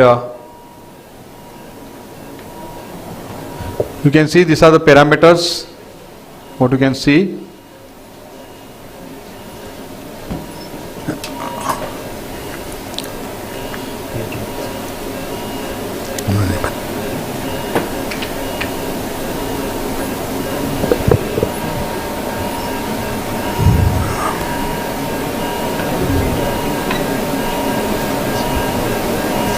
नहीं video तो देख लिया.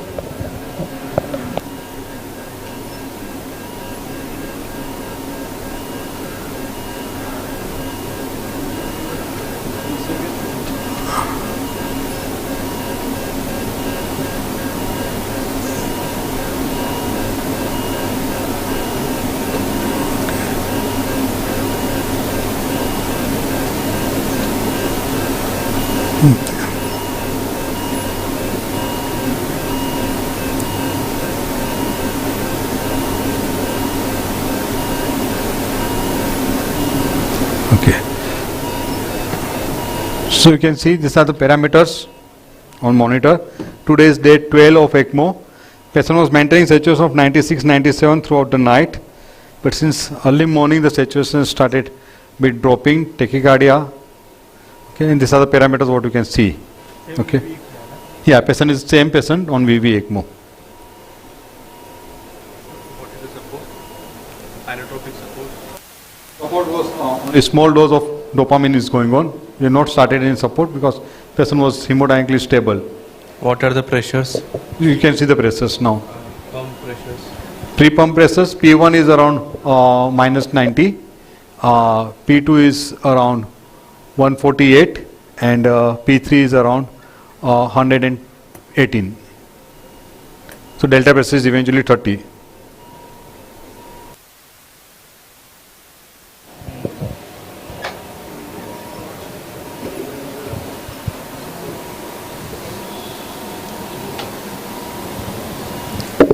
Any event in last 24 hours? Any other than this? No. Mobilization, physiotherapy. The flow has reduced suddenly for the same RPM. Can be Hypovolemic state. Patient is hypovolemic. Okay, so what you you want to ask do? for echo and check for. Yeah, take the mic and speak. Yeah. So you want to decrease the flow? Yeah. Okay.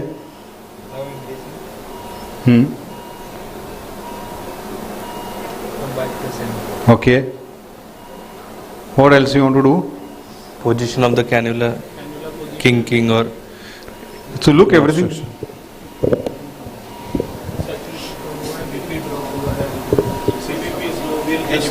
Echo. How much fluid you want to give? 200 ml of fluid. Okay. 200 ml fluid given. 2D echo for checking volume status. Okay. It will take around 15 minutes to come. Edge. Any loss?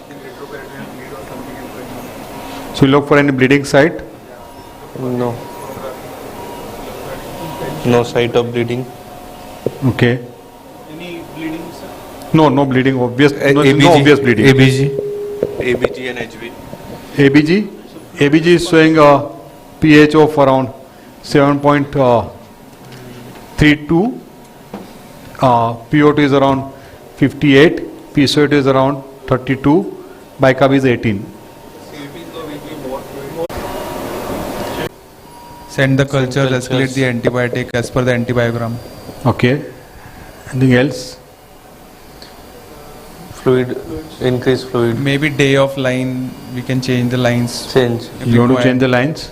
Day 12, so we have to look for redness around the site, look for any local sites showing whether the patient has any catheter related collapsing or anything to show that the patient has collapsing.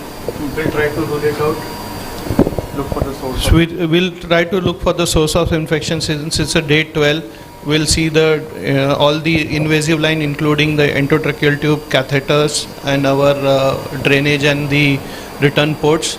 And if anyone shows a local sign, then we might need to exchange that thing or change it. And as Ramesh said, we'll escalate the antibiotics, give some fluids to the patient, send cultures from all the sites to check for the possible source. And since the lactates are 2.8, it's not too high, so the perfusion is happening at a all right rate. And the saturation is on lower side, fever is still present. So again. Okay. Hypotension, fluid responses, the CVP will, we may start albumin in such patient, 5% albumin, and give some. Post-oxygenate ABGs. Post-oxygenate ABGs, pH is around 7.42, PO2 is around 380, PCO2 is around 34. When delta pressure was 35, right? Yeah. So there's not much delta pressure. So the oxygenator and the membrane seems to be working fine. The PO2 pre and post ratio is still 400. So that is also, so we are not having an issue with the machine at the moment. So it's the patient related that we have to correct. So we have to take care of the sepsis and the sepsis related parameters for this patient. Okay, fine. So what do you think? If it is not sepsis, what can be other cause? Cannula position, pericardial temporary hypotension, hypotension, hypovolemia bleed, pneumothorax, X-ray. Pneumothorax. Okay, why? Airway pressures are okay, but then Rest more than.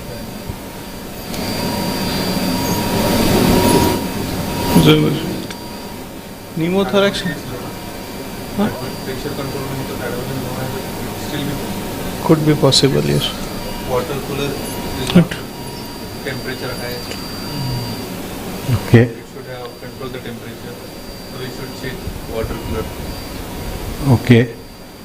The peripheral temperature is 33 and the blood temperature is 38.2. So means the circulating temperature is high. So we need to check the temperature. Hypothermia also. We need to check the temperature of the machine whether it's proper or not. Okay. I don't have any idea how to check that. Fetal flow.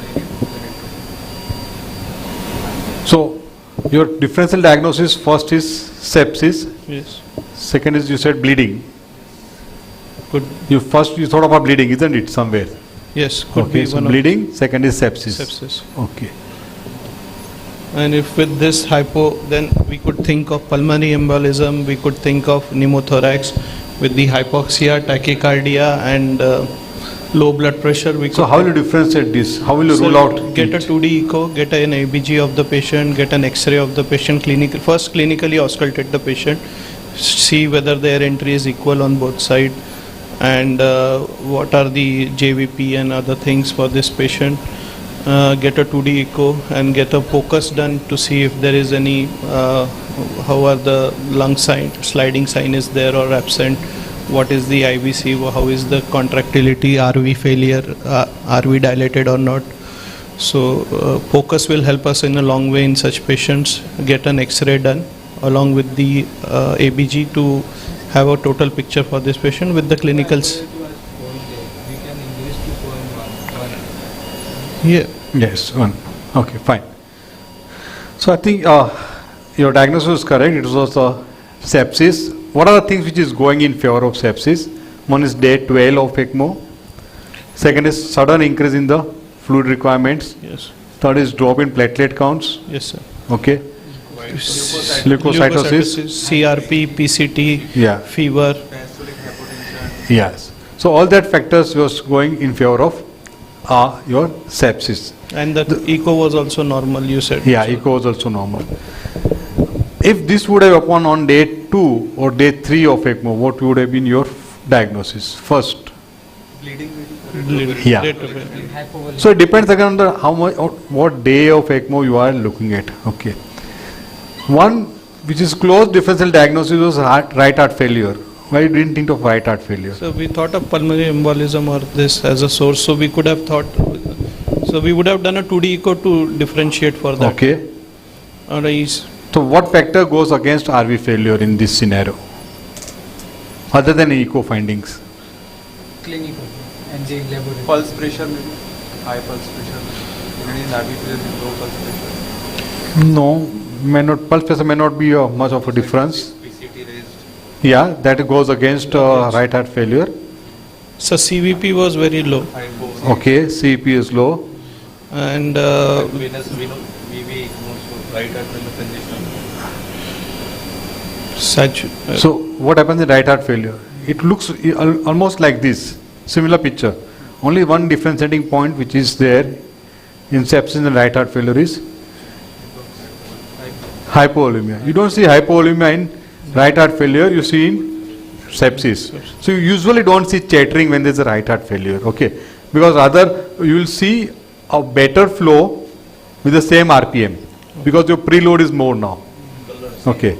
So you might see a better flow with the same RPM, you might see so that can be one of the signs of right heart failure, okay? And now depending on the grade of right heart failure, you can have additional signs, okay?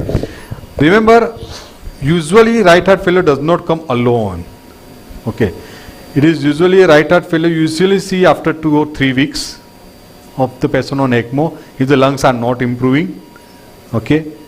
And along with that, usually it gets precipitated by some infection, okay? So irrespective, there is always a possibility of infection and you have to treat the infection, okay? But predominant right heart failure will not have much of a chattering, okay? CEP again may not be very reliable, but again low CEP definitely goes against your signs of right heart failure, okay? Anything else?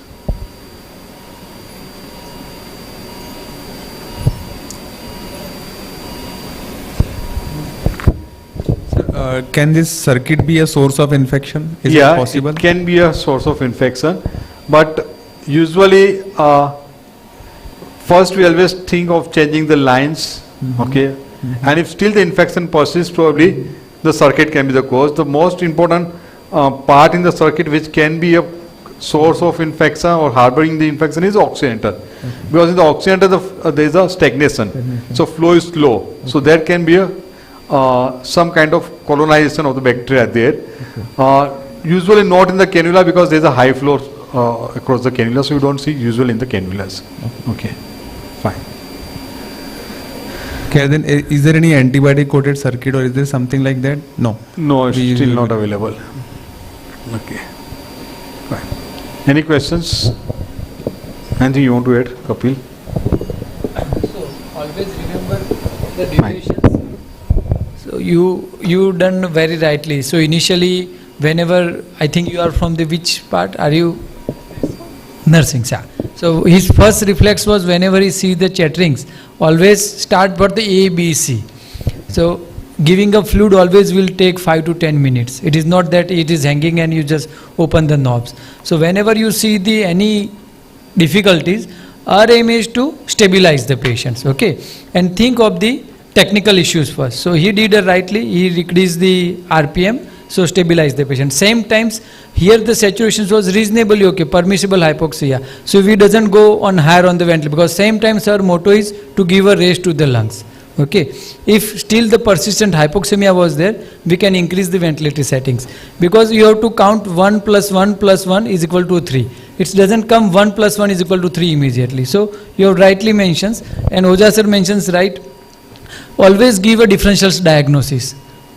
See, routinely whenever the patients come to a seeker patient in the ICU, we don't jump to a particular one diagnosis all the times. So make a differentials 2 or 3, take a 5-10 minutes times, collaborative investigations and the parameters, and come to a conclusion. That is the motto of any complications or any hurdles coming during the ECMO runs. Okay. Any questions from the audience?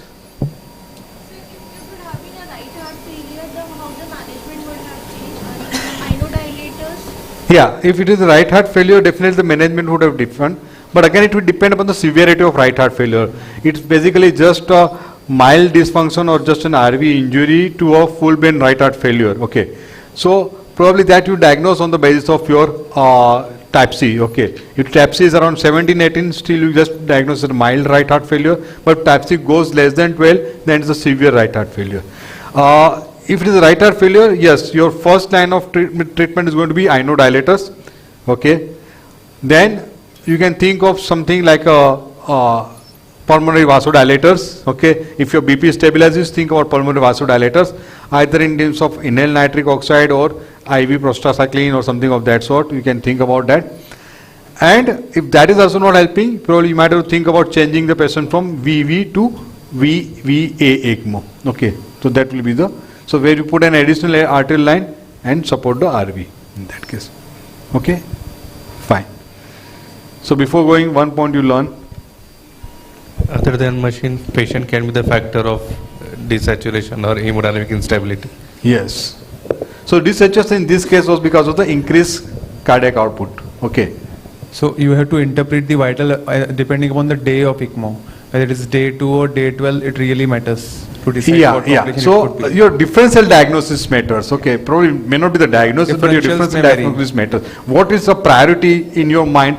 It definitely makes a difference. Okay, I don't say on day 12 you don't see bleedings. Yes. You can still see bleeding on day 12. But if it's day, yes, the probability is going to be of infection is more going to be as compared to your bleeding. Okay, especially the retroperitoneal bleeding. Sir, always follow the ABCs. Don't jump directly to the action. Just evaluate with the whole protocol, and then you will never miss anything. Okay.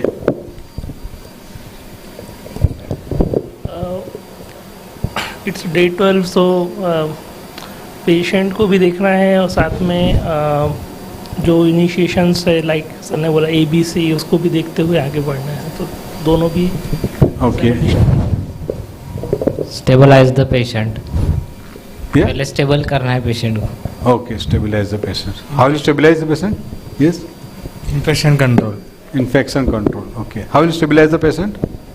Sir अगर आपका vanity का FiO2 100 है और नहीं sorry ECMO का 100 है और vanity का आपका सिर्फ 40 या 50 है, तो पहले वेंटिलेटर की सेटिंग थोड़ी FiO2 बढ़ाना. Okay. So whenever there is a issues with the ECMO, you can go up on the ventilator settings, fine. But in this scenario, क्या करोगे आप? पहले फ्लो कम करके. Yes, that is the first thing. So whenever you say chattering, the first reflex has to be decrease the flow. Why you want to decrease the flow? If you decrease the flow, the endothelial damage will be less. You will get some flow at least. See, what is happening now is the flow is so much fluctuating, you are not getting any flow. So once you decrease the flow, you will get at least 1 liter flow, 1.5 liters flow, so you will get some flow. And third is, you will prevent cavitation to occur. Okay, if it continues like this, you will get a cavitation and you get the air in the circuit. So from one scenario, you jump to the another scenario. Okay, fine, very good. Thank you. The next team.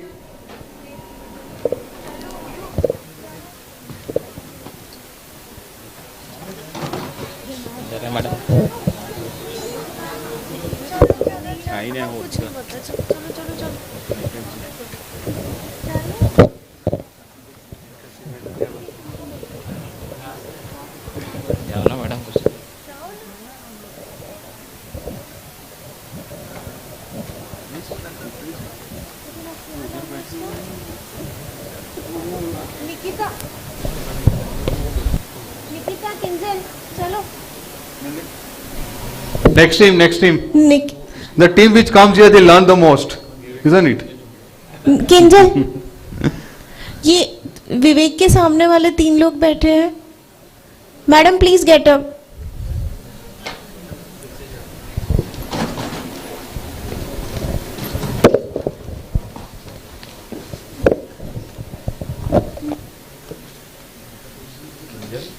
Snehal.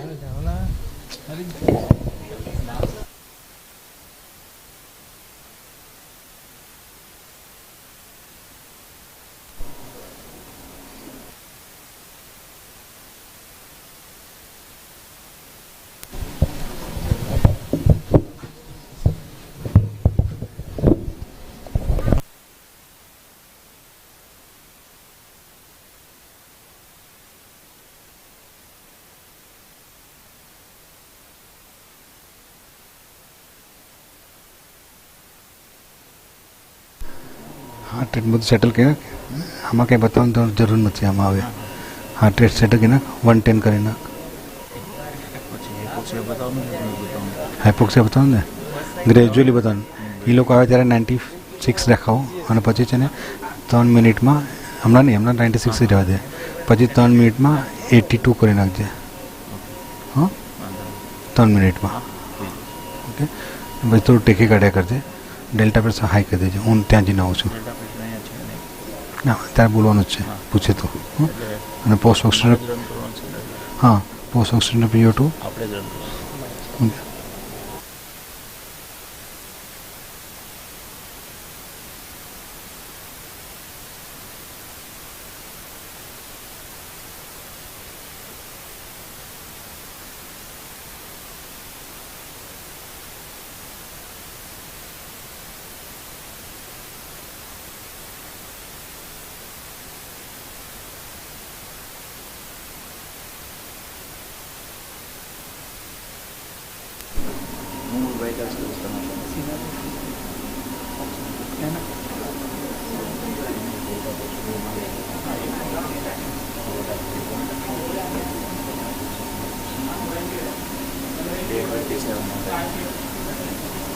Hello, am I audible?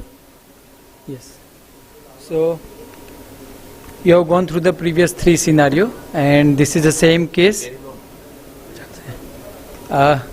Case of VV ECMO, and today is a day of 27 of a ECMO run, and night staff is going out and handover is given to you, and the stage is yours.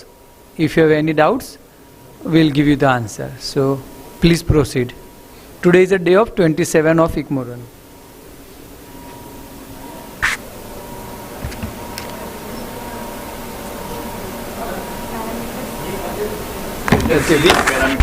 Which parameters? There are certain parameters which has been shown on the monitors. If you wish to know any other more parameters, we'll let you know. Morning, which investigations would you like to see, ma'am? CBC was done where the hemoglobin is 10.8. Initially the so antibiotics was escalated. Yes. So currently patient is on meropenem colistines, and initially counts was 26,000. Today's WBC is 17,000.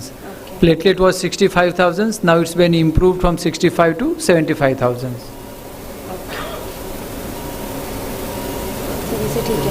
Morning ABG. ABG shows pH of 7.32, PCO2 of around 75, PCO2 is 32, bicarb is 20, lactate is 1.4.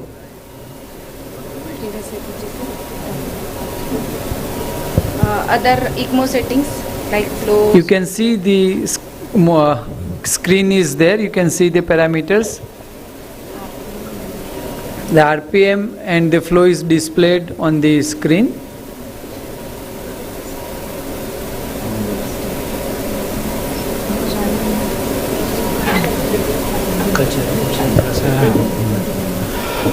CVP थोड़ा लो है sir, 6 around, तो BP तो ठीक है. Yeah, but the urine output is good. Okay.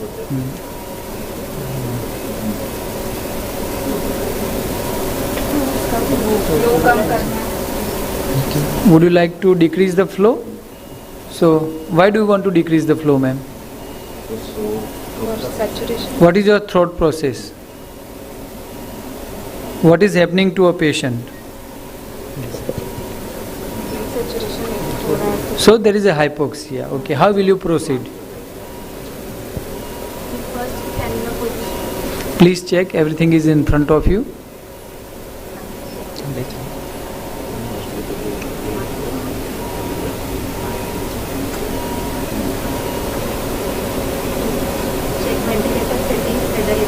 It is there, you can see the ventilator settings.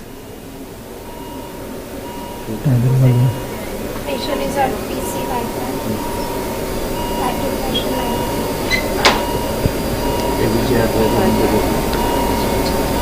Can you say one ABG? ABG. Would you like to do and repeat ABG? Okay. So the pH is 7.31. It was 7.32 before 4 hours. PO2 now it's from 75 to it's become a 60. PCO2 is 28. Bicarb is around 18, and the lactate is 1.6, which was 1.4 in the morning, 4 hours prior.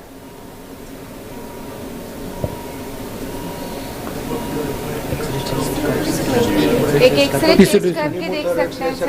Okay, X-ray you have to ask. Will take 15. Auscultation करना चाहिए. Okay, do the auscultations, yes. See, understand patient is on raised ventilatory settings. You can see the chest X-ray.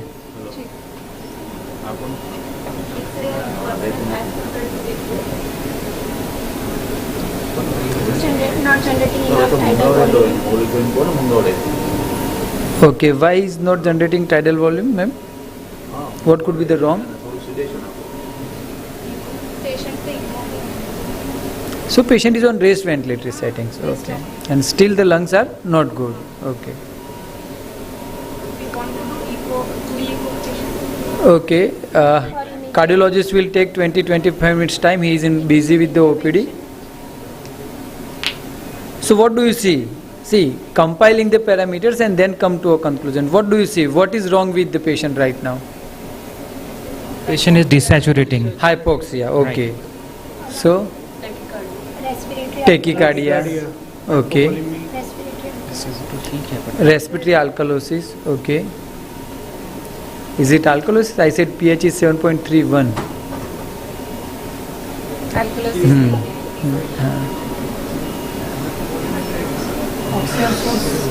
Oxygen source, okay. Please check the oxygen source. You can check, see that is a blender there. You can check the connectors also. Do you know where is the blender here? Okay, so this is the blender. This is the blender, and the oxygen connector is हाँ, Properly connection connected. Proper connect है कि नहीं वो check करेंगे. Okay. अगर वो proper connection है. So what is your first thought? What could be the wrong? So if you are newcomers, what should be your first thought in this case? When you find a hypoxia on day 28? Connection check करना चाहिए. Okay, very good. Side check करना So which चाहिए. connector would you like to check? First of all ये वाला check करेंगे. Okay. IGNOU का. Okay. Whether main connection has got disconnected or what, and central oxygen pressure. Central oxygen. Central oxygen pressures. Okay, very good. So what do you mean to say here? All these parameters are belonging to a technical issues. So always whenever patient is on ECMO, we should think of a technical issues first. Okay. Okay. So do you find any technical issues are there here?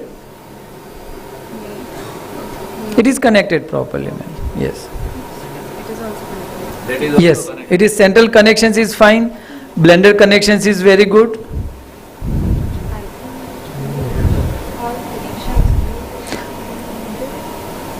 So I'll give you a hint. A technical prompt reasonings which you have thought everything is fine. What could be your next step, please?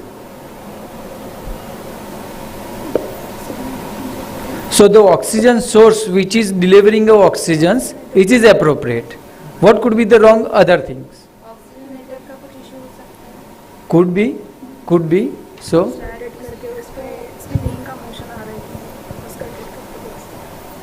oxygenator generally we don't auscultate, ma'am. We auscultate the pump. So you can check or you can auscultate the pump, but here pump is running well. Clot seen in the oxygen. Okay. So you can check it. Is this visible clot is there or not? So would you always use a torch, bedside torch should be there.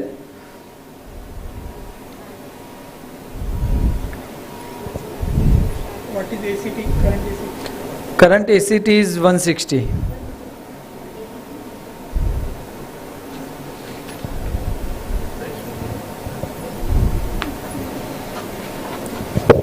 Is it visible clot there? No.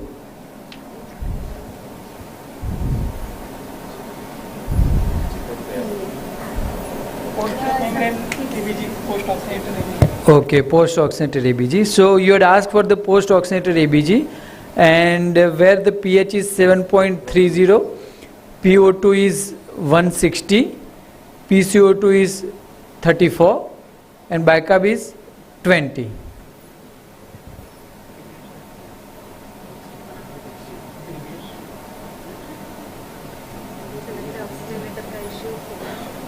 Why do you think so?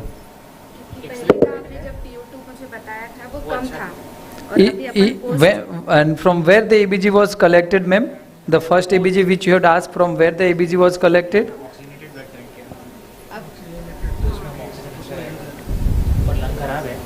Lungs तो खराब ही है sir actually मतलब. Okay, actually my lungs are not very good. Not good, yes sir. All whitewash pulmonary edema like situation. Do you think so? Is it pulmonary edema? So I'll give you a hint. You were on the proper directions. Now you are slightly moved on the other sides.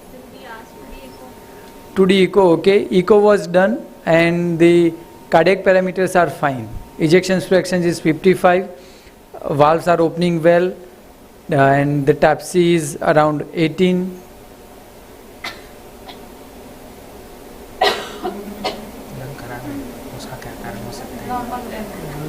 Any comments from the audience?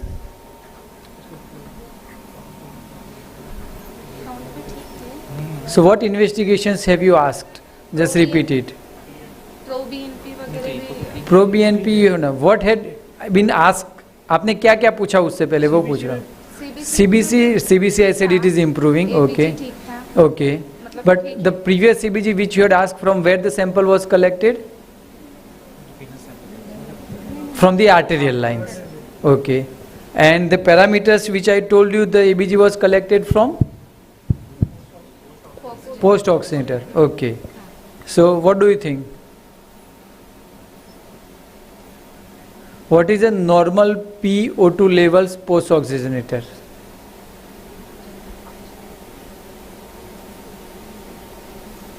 Anybody from the audience? So if oxygenator is normal and working well, what has to be the PO2 level? I give you an example. If suppose we assume that the lungs are fine, what has to be PO2 levels? For the lungs I am talking about. 85 to 100. Okay. And here normal lung is there. We are giving 100% of oxygen. So if normal circumstances, if the lungs are normal, what has to be the PO2 with 100% of FiO2? Somewhere around 400 to 500. Same thing of the membranes. So if you are delivering a membrane is good and new, if you are delivering 100% of oxygen to the membrane, what has to be the PO2 level in this scenario? बड़ा होना चाहिए. Yes. तो may be oxygenator का issue हो सकता है. हो सकता है. So how do you identify it? What all investigation would you all to identify it is an oxygenator failure? Pressure P1, P2, P1, P2, P3. Okay. So the P1 is same minus 90. PO2 is PO2 pressures is 300 and the P3 is around 150.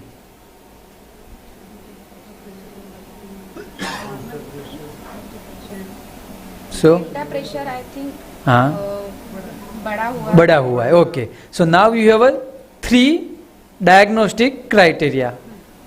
Tell me the criteria which are there. You have identified which criteria you have identified in this scenario. What is wrong in this? सबसे पहले तो जो PO2 था वो post oxygenator का जो ABG किया. Before that, why have you asked the post oxygenator ABG?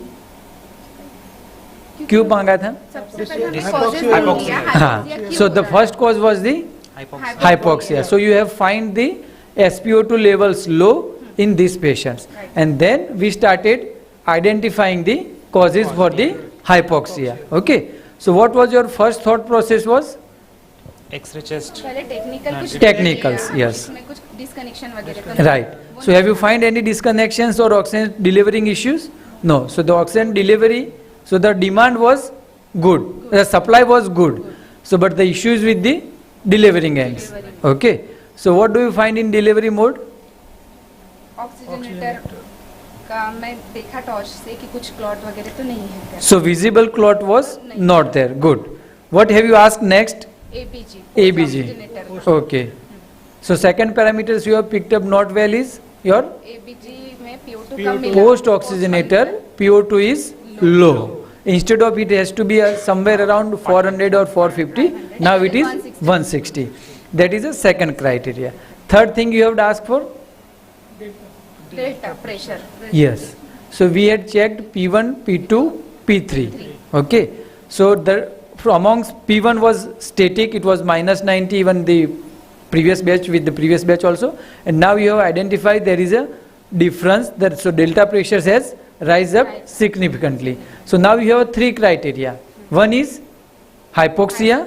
Second is increased delta pressure. Increased delta pressures. Third one is Hypoxia in ABG. post oxygenator PO2 is low. So what is your diagnosis here, ma'am? Oxygenator failure. Very good. अब उसको पूरा clamp वगैरह करके change करना पड़ेगा. So finally you have come to a conclusion with great difficulty, but good. Finally we come to a diagnosis. It is an hypoxia leading to a because of the oxygenator failure. Okay. So there are 2 things why the oxygenator failure occurs. What are the points towards the oxygenator failures here? Because you have to identify there is not too much of a clogging inside the oxygenator, with though obviously no visible clot is there. But remember, what is the day of ECMO run today? 27. So there is something called half-life of the oxygenators. So whenever scenario comes to use, in previous batch also we had discussed, we have to think of the durations. Depending on the durations, certain complications can occur. Okay. So your diagnosis is final. What is your diagnosis here is? Oxygenator So hypoxia. all are the parameters there. You can read it. Okay. All criteria matches with your diagnosis. Yes. So diagnosis is confirmed. Yes. Very good. So now next question is, how will you manage it? Change the oxygenator. Change the oxygenators. All yours. We can go on the other sides. and we'll demonstrate how to change the oxygenator. ठीक है हाँ.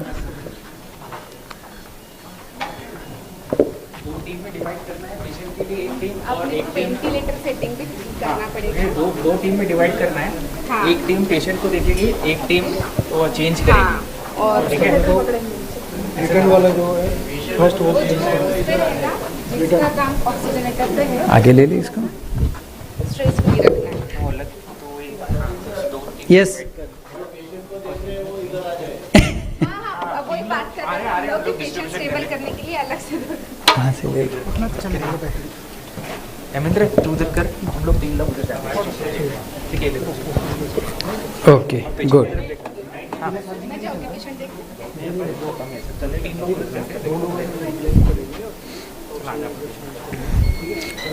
So divide your team and start performing the steps. You have to be loud whenever you are performing the steps. So yes. Sir, we will divide a team in Okay. 2 teams. First team will take care of the patient and another will change the... Okay, so we'll take care of the patients. Okay, one person will be enough there. Okay.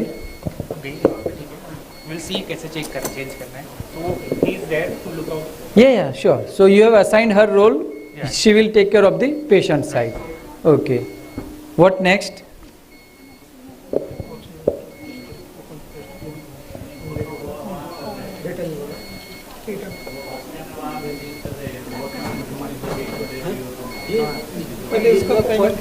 Yes. So first we will start the priming of a new oxygenator.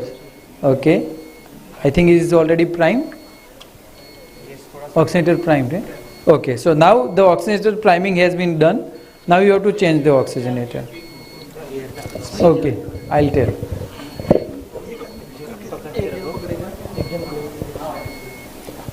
So in morning, Dr. Oja sir has demonstrated how to change the oxygenator. All the steps you have to perform.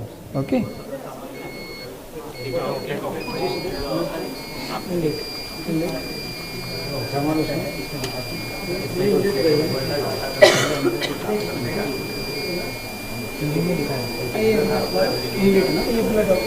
Blood out. Okay. So that will be a arterial end.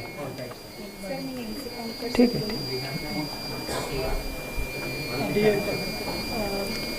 It has to be slightly visible. So please be on the one side. Yes.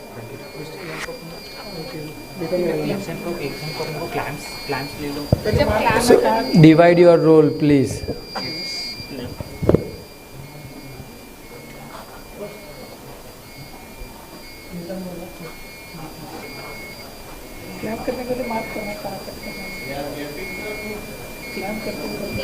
So you have to be loud. Which clamp would you apply first, and you have to be loud. Speak whatever are you doing on the monitor. ECMO side, you have to be loud and.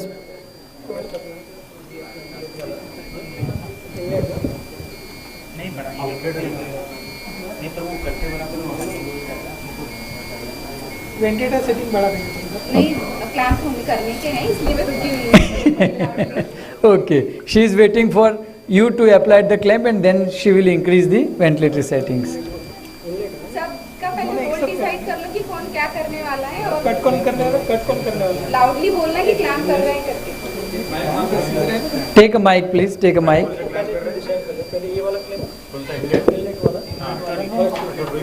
Sir, please come on this side so it will be visible. Yes.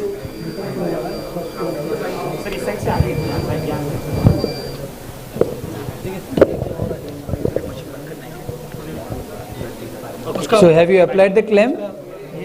ये करना पड़ेगा pressure. नहीं किया ना? Okay. करके रखा ना. So patient is hypoxic, saturation is coming down. चलो हाँ हाँ. No. उधर से भी क्लैंप करना पड़ेगा ना. दो जगह से क्लैंप करना है. एक जगह से यहाँ क्लैंप करके यहाँ कट करो, यहाँ क्लैंप करके यहाँ कट करो. How much clamp would you apply here? Only 2? We had given 6 clamp to you. And where will, see, first be louder and clear, where you will apply the clamp.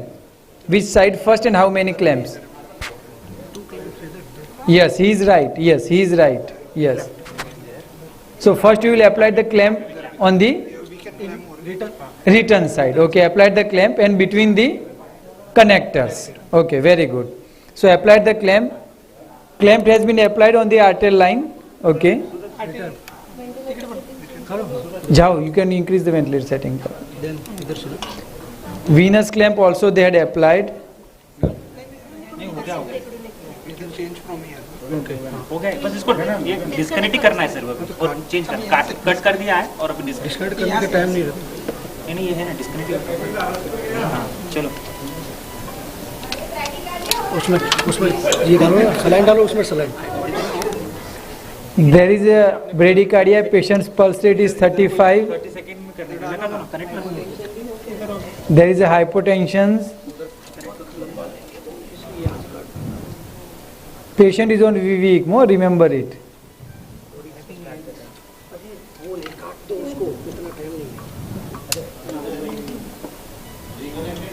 No. They are still struggling.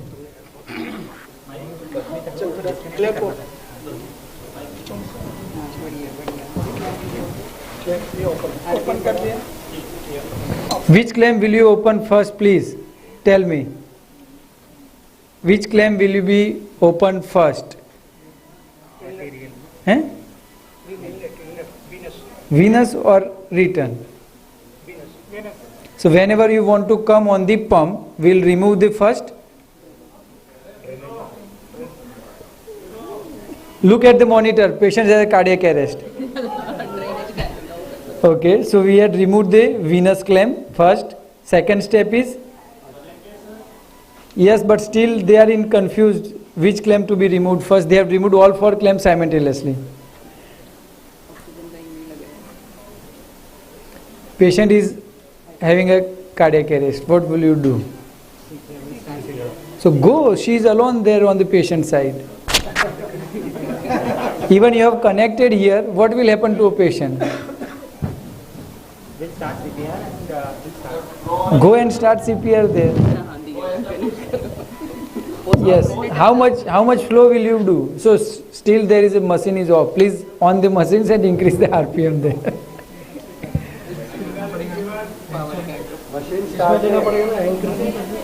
Hand crank ke lena hai. It is not a scenario of power failure, sir. You have to just switch on the machine. Okay. Yes, they had increased the flow and the RPM. They had connected the gas line also towards the oxygenator. She is giving CPR and she is alone struggling there with the patient. Circuit is full of air. Yes, there is a sound of air on the top of the pump. We can see the visible air is there.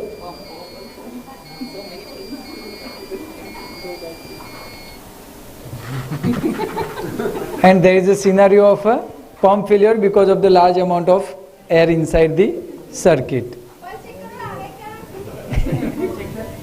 Okay, come on this side please. आ गया, very good.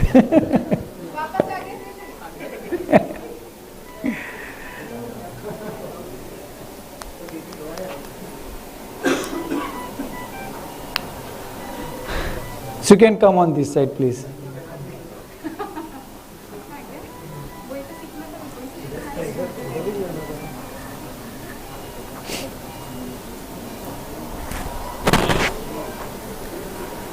So what do you think?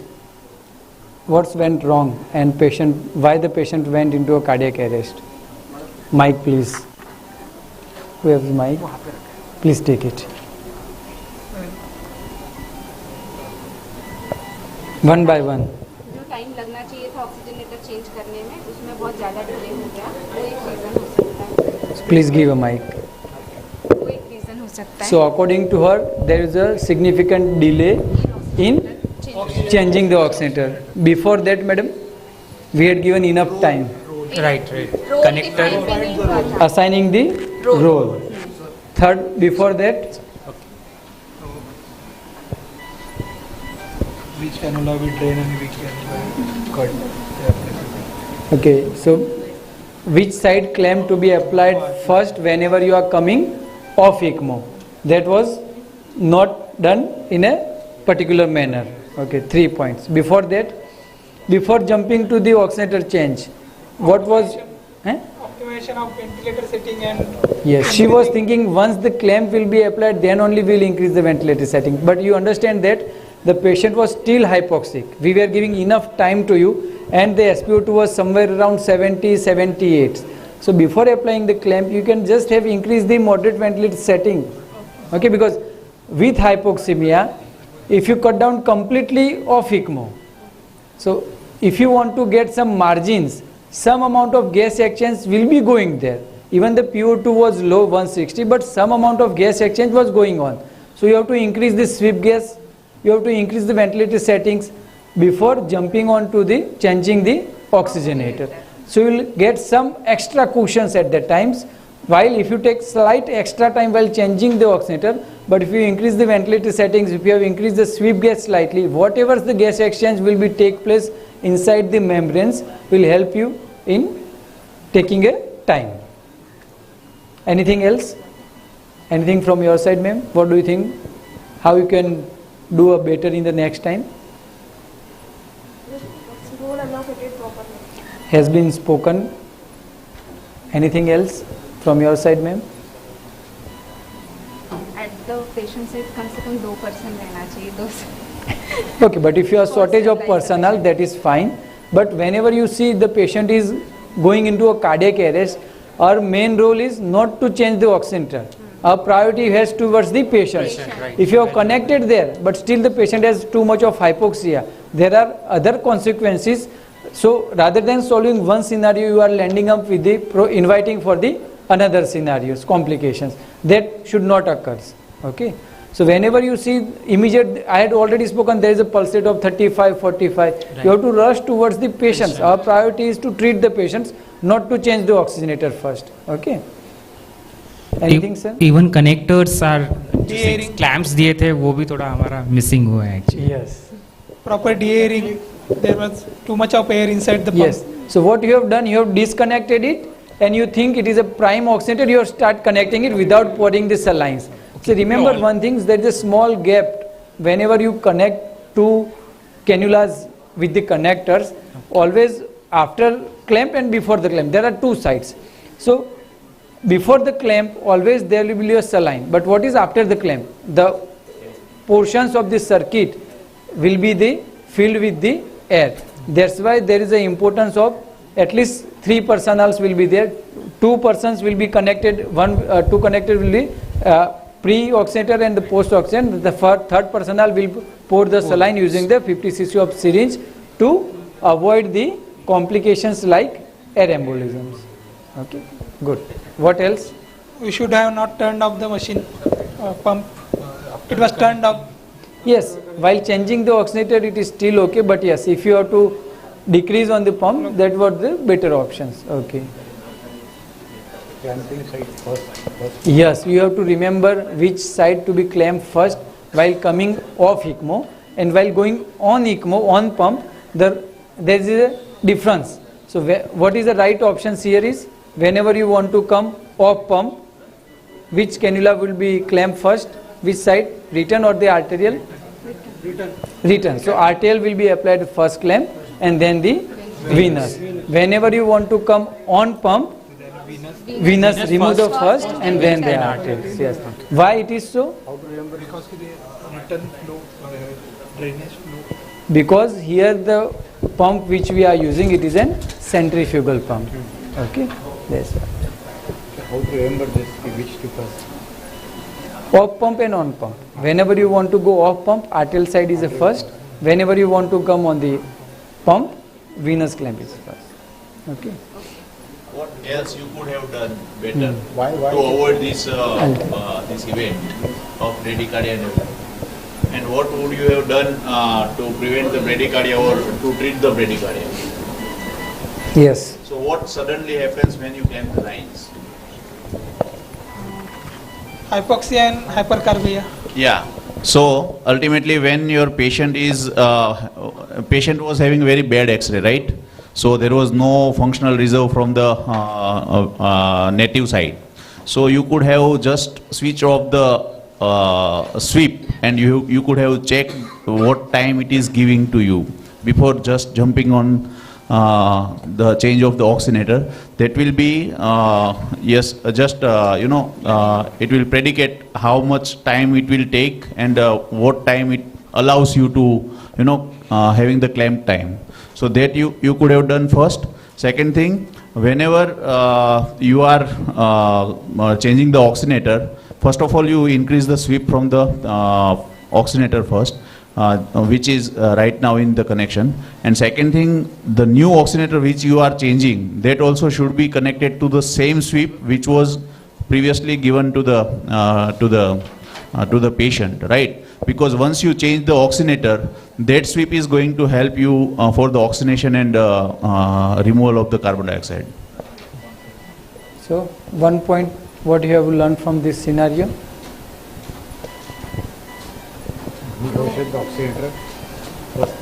Use the mic, please. First patient to be seen. Yes. First patient to be seen, and patient then is always a priority. priority. What you have learned, sir? To synchronize the event, or so always there is a chronology of the event. So you have to pick up early. There is a hypoxia, day 28. I have given so much of clue. Okay, so that process has to be go on in your minds, sir. first hypoxia हो रहा है patient को, what is the reason? Day 27 after ECMO, then glow, maybe oxygenator, technical fault first. Yes. We are checking. Always think of technical issues first. Yeah. Sir, जो भी चीज़ें मतलब whatever we did, we should do fast, so that after giving proper role to everyone, everything should be fast, so that we can prevent patient from whenever arrest. you find the patient is on ECMO dependence and you are changing any component, you have to be quick enough in changing any components. Yes. You, sir? Importance of repeated simulation training to increase our reflex and be aware of such high tense scenarios. True. So it is better to do the mistakes on simulations rather than patient, right? Oxygenator में जो clamp करने से पहले ventilator setting change करना, ये जो था concept वो क्लियर हो गया, उससे पहले ही करना है. Yes.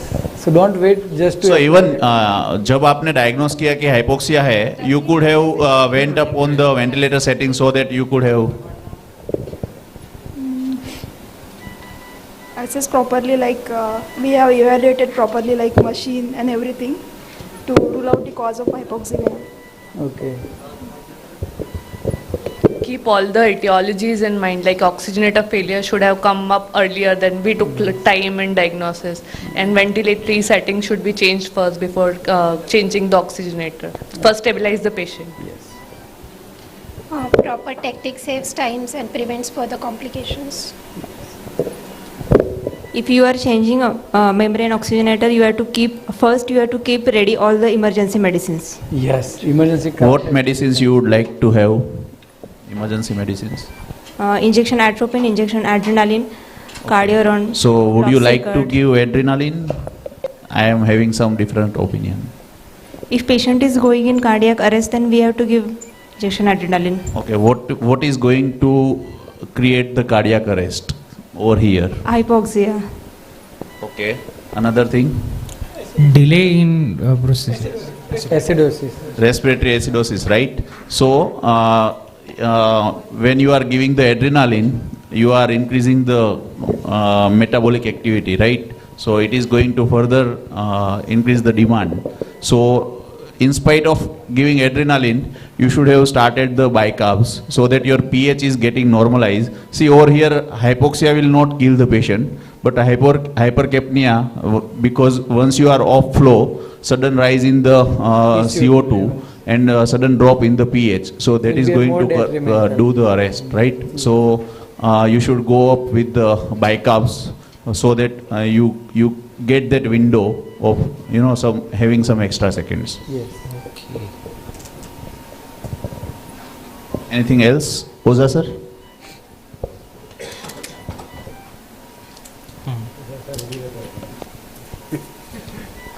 Just few things. I think problem you face is while changing the oxygenator there was bradycardia and near cardiac arrest. Is there any way you could have prevented that?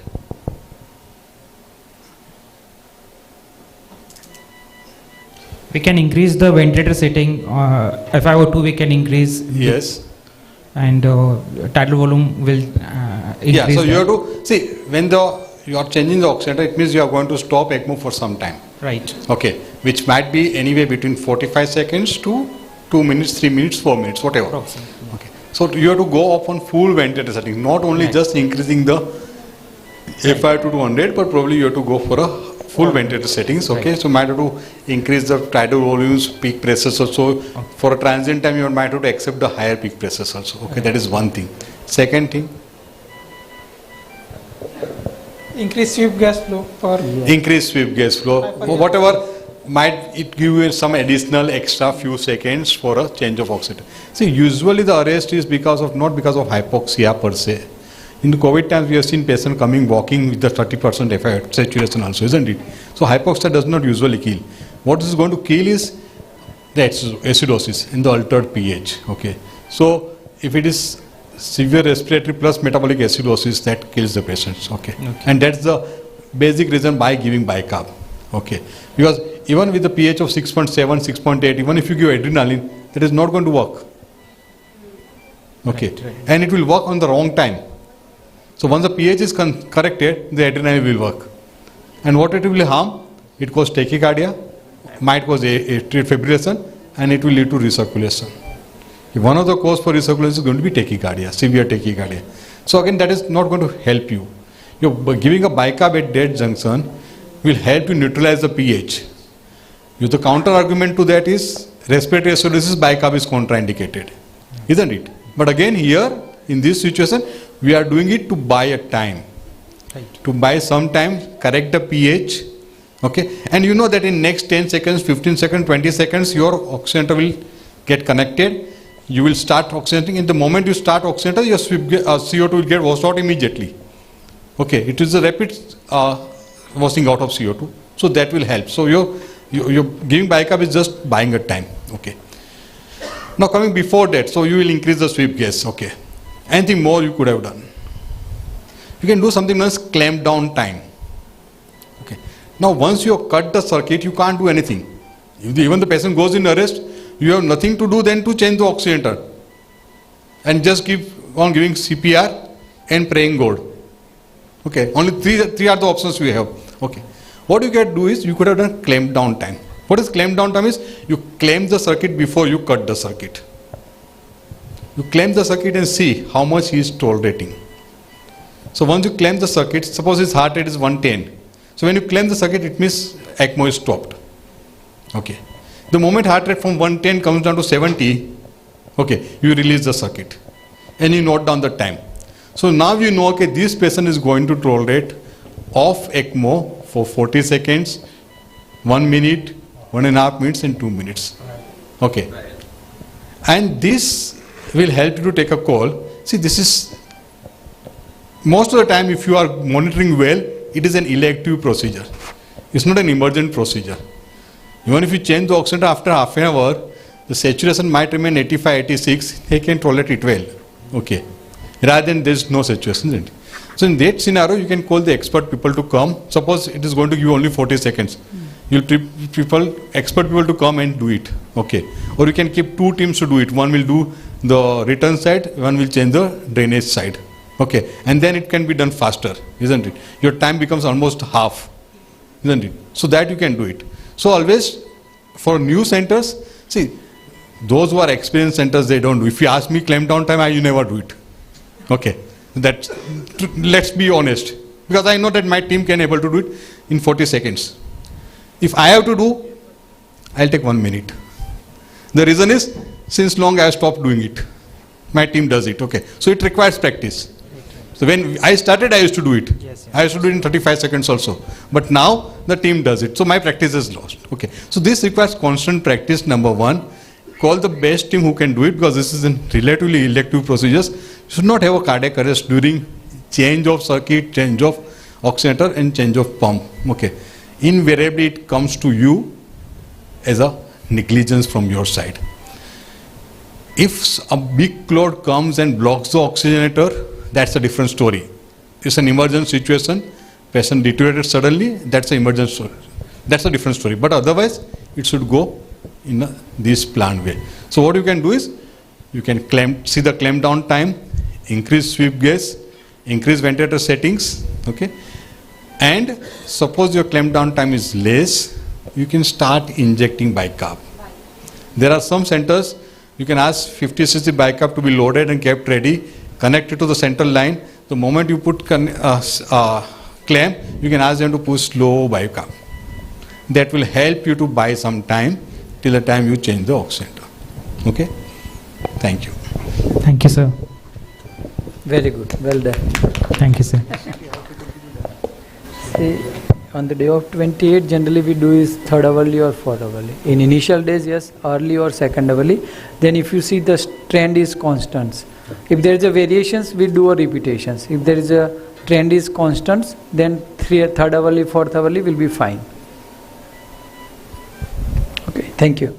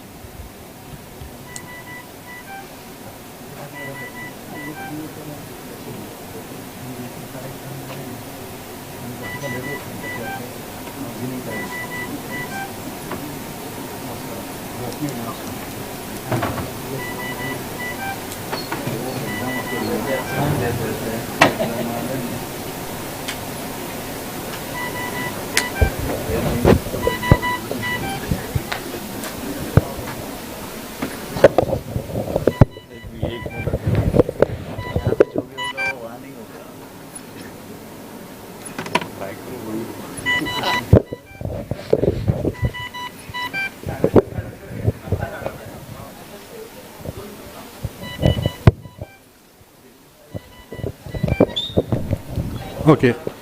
Rashmi. So we'll come to the next scenario. Okay.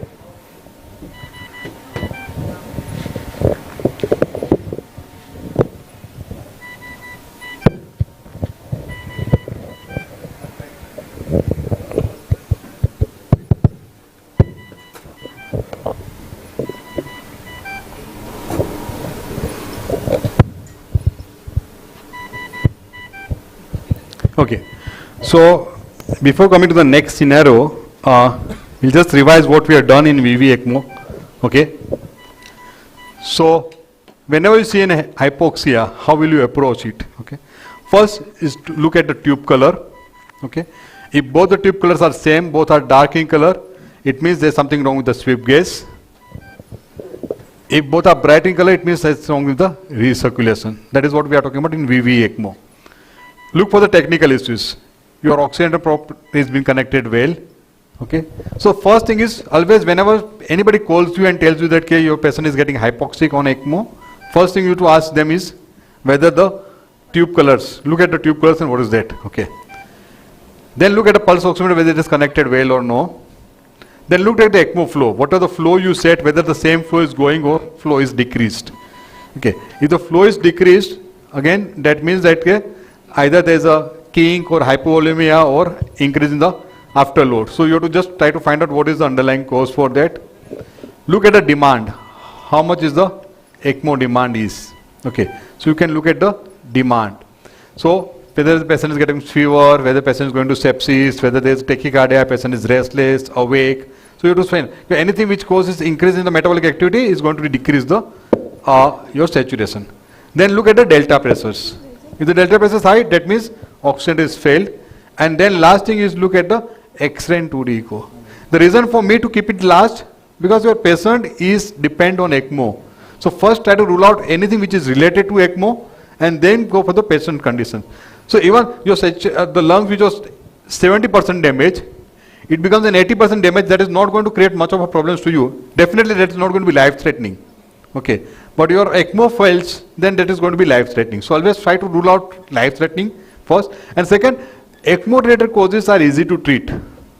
than the patient-related causes. Okay.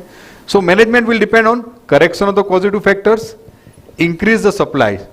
So suppose you file that correct, it is a parenchymal lung problem. So the lungs which was 70% damage now become 90% damage. So in that case you have to increase the supply. So increase the ECMO flow, increase the ECMO FiO2.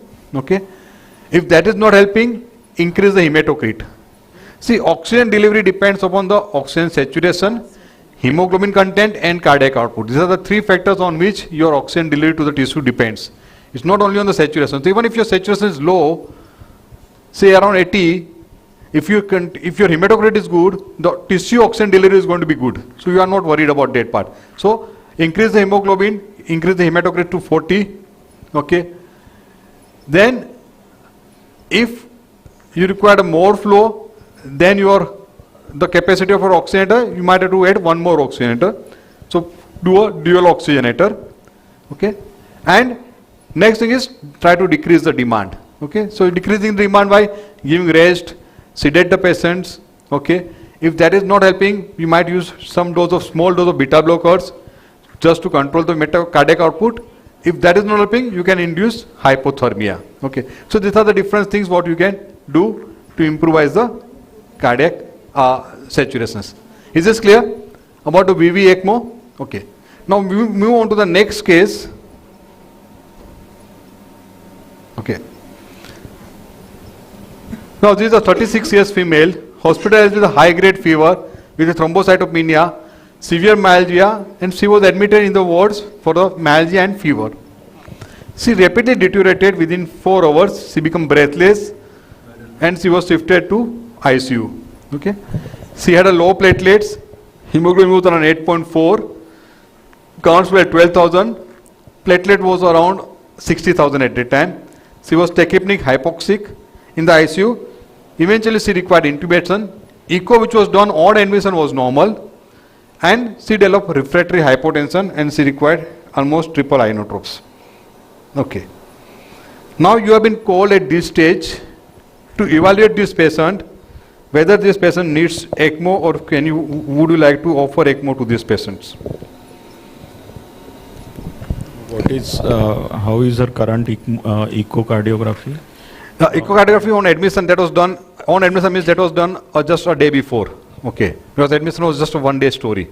Okay. And that was normal. So recently, they have not repeated the echo. So recently, yeah. ABG is showing that pH is 7.1, PO2 is around 100, 110 on ventilator with FiO2 100%. So PO2 is 110, PCO2 is around 28, bicarb is around 14, and lactate is around 5.8. Okay. X-ray? X-ray is bilateral fluffy shadows. So in this case, we will go for again a repeat 2D echo. Okay. Emergently. Yeah. And are there any vasopressors started? Yeah. Or it is to She be is on started? triple inotropes. Triple inotropes. So with the triple inotropes, the inotropic requirement is high, and lactates are also 4.55 in that range.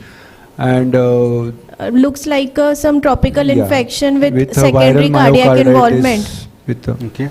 And with relatively Cardiogenic normal shock, yeah. oxygen, relatively normal PCO2 and everything.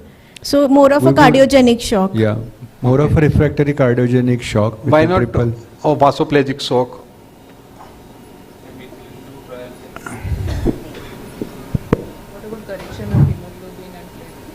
It can be a vasoplegic shock also. Yes. Because severe vasoplegia is also possible, Could which can, because it is refractory, which is not responding to vasopressors. So how much volume has been already given in 24 hours? Almost around 1.5 liters. current fluid status, current echo, it will guide us. So Yes. as So the what, patient is exactly that is what when I've been consulted on phone, I said okay, with these parameters, if echo is normal, probably ECMO does not have much of role to play. Yeah, we can wait. But I will prefer that you repeat an echo. So echo is repeated, which shows ejection fraction of 15%. Meanwhile, patient is rapidly deteriorated, developed oligoanuria, and she was initiated on CRRT.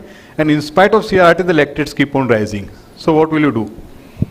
Now we So will. in this case, we would rather than waiting for in the mind, our team will prepare a mind for a VA ECMO, and parallelly we will call relatives, and someone amongst us will take a responsibility of counseling the relatives. Also a cardiac about- surgeon and- stand yeah. by. And we'll summon the team, cardiac surgeon and cardiac anesthetist also if it is needed for emergent VA ECMO. Okay, so this patient is now, we put the patient on a VA ECMO. Okay, I'll just set the parameters. Okay. What is your diagnosis? Still are you thinking it is a vasoplegic cardiogenic shock or septic shock, or it is anything else? For the tropical disease, it's a cardiogenic shock. And This looks like myocarditis, and because the 39 years reversibility is also good, so it's a bridge to recovery. We can, counsel the relatives on that front. Okay. before you start the ECMO, what will be your challenges? What do you think? So you have decided you will go with the ECMO. What challenges will you face? What is the thought process in your mind before initiating the ECMO? Sir, so here there is a thrombocytopenia, one thing. We have to initiate a VA ECMO on triple vasopressors, so the likelihood of cardiac arrest with such a low EF will also be a possibility. And plus, Another one is difficult cannulation. He's already on organ failure, so CRRT already has been initiated. Availability of blood product. Okay, so you have come to a conclusion. These are the difficulty which are going to be faced during the cannulation. Yes. So what is your steps towards the avoid all these difficulties? How will you proceed about it? We will prepare ready for the blood products, like priming the circuit with the blood. Second, arrangement of the platelets and blood products if possible. Rotem can also be done to just. What would you like to do, and how many blood products would you preserve? Would you like to do any additional workup for it, or straight away you will give start preparing the blood and blood products? I think before subjecting, we send all the labs again. If we have that much time in counseling and getting the reports, we go for coagulation profile. We go for CBC, KFT, LFT, LDH, PRET also, if that is as a baseline. And as Shailesh has rightly said about the keeping the blood products reserved, and maybe yeah. Two things is important. You have rightly mentioned complete blood counts, the coagulum, blood CBC, complete CBC, and with the complete coagulation gram. That is one thing. Second thing you have rightly mentioned, we would like to involve a surgeons also, because with inotropic support there will be a vasospasms, where you will find difficulty in retrograde cannulations also. So that is fine. These three things to be keep in the mind, and same things we have to counsel the family on those ways. These are the difficulties we might face during the initiation. Very good. Okay. So at the time of initiation, the platelet count was 24,000, INR was 3, and PTT was around 68. Okay, that was the parameters. Okay. Will that is going to affect your decision of going for VA ECMO or not to go for VA ECMO or no? Platelet counts 24,000, INR 3, and PTT 68.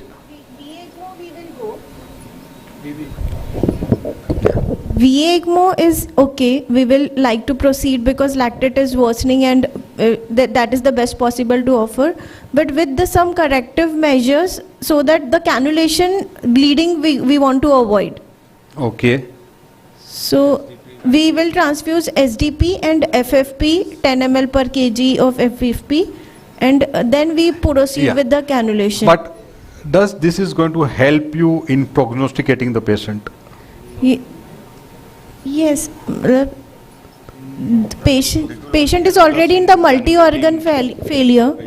The reason for INR being prolonged in this particular patient could be a hepatopathy, that is because of severe refractory. Yes, congestive hepatitis, yes.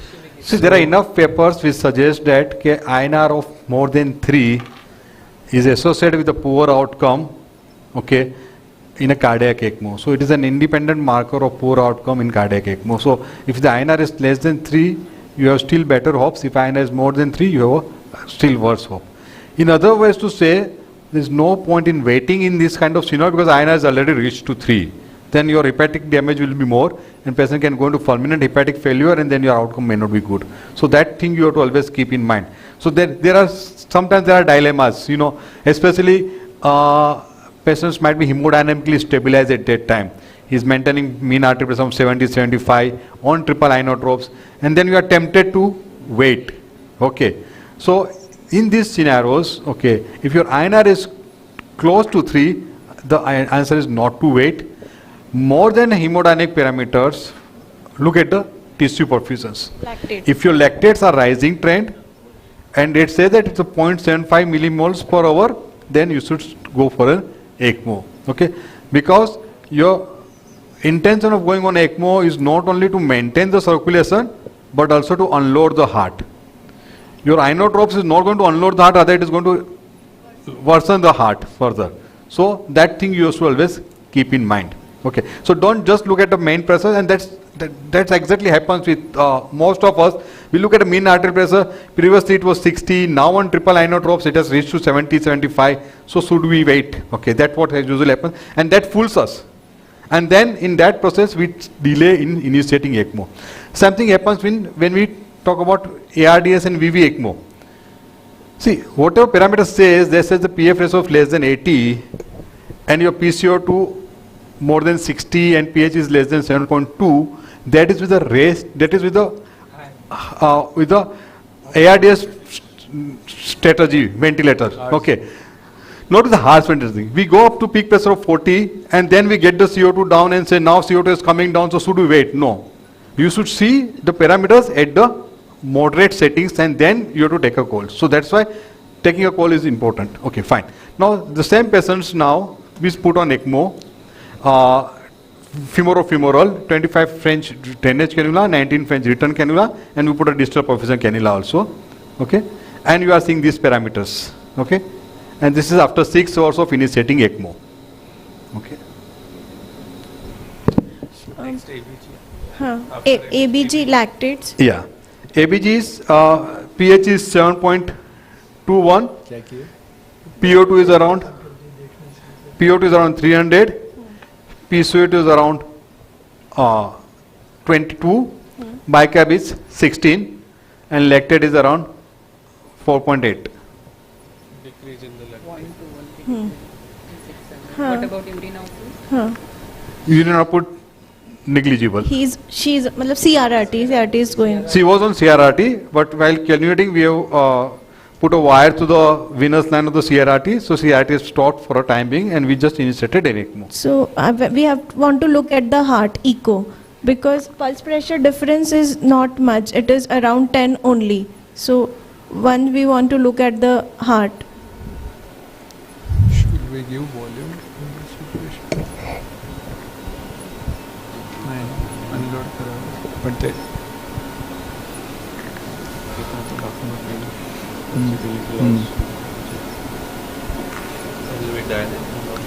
This is the cardiac status after putting the patient on ECMO. There is MR also. Aortic wall opening. It is not there. Plaques view में aortic wall ये वाला window. No. Aortic wall is opening is 1:1.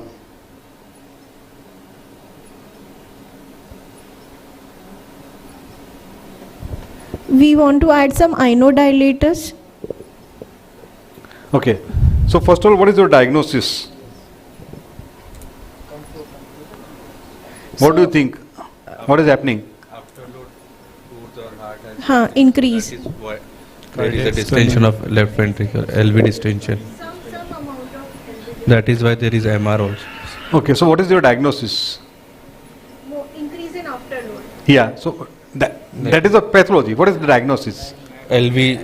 It's LV distension. And decrease Yeah, it's a distension. Is a LV stunning. LV Yeah, stunning. So your diagnosis basically it's a patient has gone into a cardiac stunning. Yeah. Okay. So you have to manage the cardiac stunning. So one way you said is to start an inodilators. Okay. What else? flow, decrease the flow. She was on CRRT, which has been withheld. I think in this even IABP won't help much. We will have to go for LV unloading by LV venting. By or venting. pigtail. Okay. LV. So the question is, looking at these pictures and these parameters, what would you like to do it? See, everybody knows that. Okay? Yes. Finally, you have to do an LV venting. Okay. But at this stage, would you like to take a call, or you will like to wait?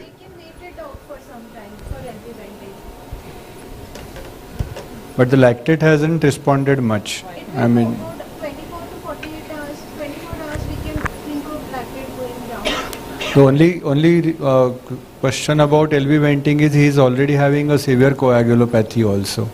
So we might land up into trouble if we go for a surgical vent. Okay. So question is that, IABP. Yeah. So the question is that, okay, the patient is cardiac stunning. You require some kind of venting. That is what you feel. Now, what will be your venting strategy in this case? Looking at the parameters, what you have, how will you decide? Decrease heart rate. RPM, you can decrease RPM. Yes. Beta blockers. So ianodilators. Okay. You want to decrease RPM. Okay. So when you decrease the RPM, okay, his point is that lactates are not yet coming down. So by decreasing the RPM, you decrease the flow. That will probably further worsens the lactate. So what will you do? Will you accept further worsening of lactate, or you will accept cardiac stunning? We won't accept both. I mean, you would accept one. We'll initiate CRRT first. CRRT is So before why adding to CRRT? CRRT, yes. Decongest. अच्छा CRRT stop किया है. CRRT. Correction of acidosis will So, improve the heart. yes. Okay. Correction of acidosis will improve See, heart. you look at the RV. Do you think RV is any way dilated? No, not yet. So do you think removing fluid by CRRT is going to help you? Actually, my question was, should we give volume to this patient? Yes. The question is, should we give volume to this patient? Okay, that's a valid question. How do we do a volume assessment in this situation? Looking at the size of RV or RV ejection fraction or RVOTI? Okay. See, it's going to be like a fluid challenge. When the patient is on ECMO, you know that LV is poor, so you don't want to unnecessarily overload the lungs further or the heart further. But the issue that you have to remember is that they develop some kind of surge reaction. So there can be a capillary leak. Plus, you are looking at a condition which is tropical disease. So they can have still some kind of capillary leaks. Okay. So the thing is, usually, you can see RA and RV is not dilated. They are not full size. In that, probably you give fluid bolus and see.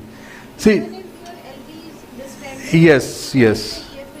Yes, you give some fluids. Patient might get some fluid overloaded, which is bound to get in first 24 to 48 hours, and that you accept it. Okay. So the best thing is to give some fluids and see how is the response. That is one thing. So these are the medical way of managing the patients on cardiac stunning. So one is, you said you can give fluid challenge and see what happens with the fluid challenge. Number 2, inodilators. Number 3, decrease RPM. Decrease RPM. See, you can decrease RPM if the lactates has come down. If lactates are still not coming down, you will not prefer to lactate. See, I always say that whenever you have a dilemma, okay, you have to have a very clear concept in your mind. Save the patient first. How will you save the patient? By improving the tissue perfusion. So if the lactates are coming down, then only the patient is going to survive. If the lactates are not going to come down, patient will not survive, whatever you do. And there are enough number of papers which says lactate trend is important. If the lactate does not come down to or come down to normal or near normal in 24 to 48 hours, the chances of these patients to come off ECMO are less. So first priority is your tissue perfusion. The second priority comes is the heart. So then you have to worry about heart, about the cardiac stunning. See what will happen. Suppose we might have to go up on the floor. What will happen? Cardiac stunning you will learn, but you have a treatment for cardiac stunning. But your treatment for hypertrophy is only going up on the flow. There's no other alternatives. Yeah, so clearance of lactates always comes first, as the first importance, then comes the cardiac stunning. Okay, so because you have an alternative measures to manage the cardiac stunning. Okay. One is inodilators, One is fluid. You can give fluid challenge and see.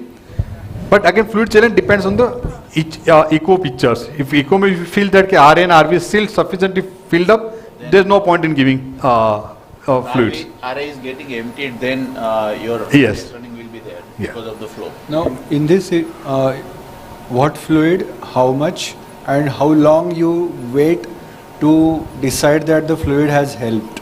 Yes. So the response is going to be immediate. Okay. Right. So usually we give 300 ml of fluids and see how is the response. With the 300 fluids, your flow will improve. Your contractility should improve a bit. You might stay able to see pulse pressure, which is suppose 6-7 might improve to 8-9. Okay. That means patient is fluid responsive and you might continue giving some fluids. Okay. And second thing, it is a initial stage of your ECMO. So it is only few hours. So as he has rightly mentioned, it could be a surge reactions. So giving 300 or fluids, anyway, if you see there is a volume there, will not damage much. So always fluid challenge will give you a criteria whether the patient will respond further or not. That is, space will be always there. Then what else you will do? You are given inodilators, not much response. You are given fluid, not much response. What else you will do? So now we won't wait much, and we should go for LV venting. Okay. See, LV venting is a big decision. Yeah. Okay. Again, in that you have to decide which kind of LV venting you want to go, number one. And number two, what will be an absolute criteria for LV venting? Okay, these are the two factors which are important. Now, before going to LV venting, can you do anything else? IABP is IABP, okay. But again, before IABP, would you like to do something? No, not really. Anything else would you like to ask as far as the laboratory parameter is concerned? ABG. Okay, ABG is pH is 7.16, PO2 is around 300, PCO2 is around 28, bicarb is 14, lactate is 5.4. It has increased. 4.8. 4.8, it has gone up to 5.4. Again. Yes. So, use CRT. So, important is correct all possible metabolic factors. Okay, that includes fluid status, that includes your acidosis. So, correct acidosis. If there is a hyperkalemia, there is another thing which you missed it. Okay, look for the potassium. If the potassium is 6.57, that also can cause some kind. See, this is not a normal LV. This is a disease LV. And even small change in the pH, small change in the potassium can worsen this LV. Okay, so you have to keep that fine. So look at the electrolytes. Most important, look at calcium. Invariably, I don't know how many of you observe, but invariably when the patient is on VA or VV ECMO, they have hypocalcemia. The ionic calcium comes down to 0.6, 0.7. Correct that. Let it be around 1.2. Okay, so correct that. If all this does not help, then comes the next stage of LV venting, that is minimum invasives. Okay, so what will you do in that? First, as you said rightly, is IABP. Okay, IABP is not to improve the coronary perfusions, but that is to improve the venting. That is because it will decrease the afterload. Okay, so IABP remains the first choice for a minimum invasive venting procedures. Okay. So sir, again, doing an IABP won't be, delaying something which is definitive. Yes. Because we already have a CRRT in situ. There is no other modality that has left, and our lactates are rising here. We are not sure about the CNS perfusion of this patient at these pressures. So, see, your question is very good. What is important is look at your echocardiography. Your LV is still decent size. It is not dilated. Okay. This tribal MR. Okay. There is no Rolex formation or there is no spontaneous contrast. Okay. And your aortic valve opening is 1:1. Okay. Now this all suggests that there is a mild cardiac stunning. Okay, it is not going to a moderate to severe level. So here you can try all these measures before you go and jump for the surgical intervention, because surgical intervention itself has got a lot of risk. Okay, especially if the team is not well trained. Okay, you can have a lot of issues in that. Okay. So next is your IBP. So when you take this call to go from IBP to next level of this, suppose your pulse pressure remains like this for next 12 hours or 24 hours. Even after this, the lactate is still increasing. Lactate is status quo now, or it has come down a bit. LV has dilated, there is clot. So how frequently you do echo? Every 2 hourly, 3 hourly. Yes, that is very important. See, in VV ECMO, you can take decision in days time. Here, it will be in minutes to hour. Okay. So it's not that now I suppose the echo is like this, so I'll go and tomorrow morning we'll assess this patient. No, it has to be, you have to do repeat echo every 2 or 3 hourly and see, or if required in between also, to see that this patient is deteriorating or no. Okay, so that is one thing. So in echo, suppose you get a patient goes to stage 2, where you see patient is developing some spontaneous contrast. Aortic valve is not opening 1:1, but it's opening in 1:2 or 1:3 beats. Aortic valve is opening. Then that is the time you immediately plan for a venting. Before patient goes to a stage 3, where aortic valve is not opening at all. Okay, so that's the way you have to plan. But again, as I told you, you have to be very vigilant. The moment you see a cardiac stunning, it's not that you go home and relax. You have to be watchful about that. Okay. Then what else? Now then comes to what can be the different LV venting strategies. Okay. So there are, nowadays people have described them as an LV venting strategies and LV unloading strategies. Okay. Now before coming to that, one more point which can decide or which can guide you to think about LV venting strategy. Or patient is deteriorating. One more science which says that patient's LV is deteriorating. Yes. So your lung compliance will start worsening. Okay. With one patient on VA ECMO, okay, if the patient is to start with is not in a pulmonary edema, your lung compliance should be good and you should generate good tidal volume. But moment you see that tidal volume started coming down, it means the lung compliance is getting poor. It means the pulmonary congestion is worsening. Okay. So that means again that will clue that a patient needs some kind of unloading or venting strategies. Okay. Now what is the difference between unloading and venting? That's a new concept that has come. People have divided into two parts, unloading and venting.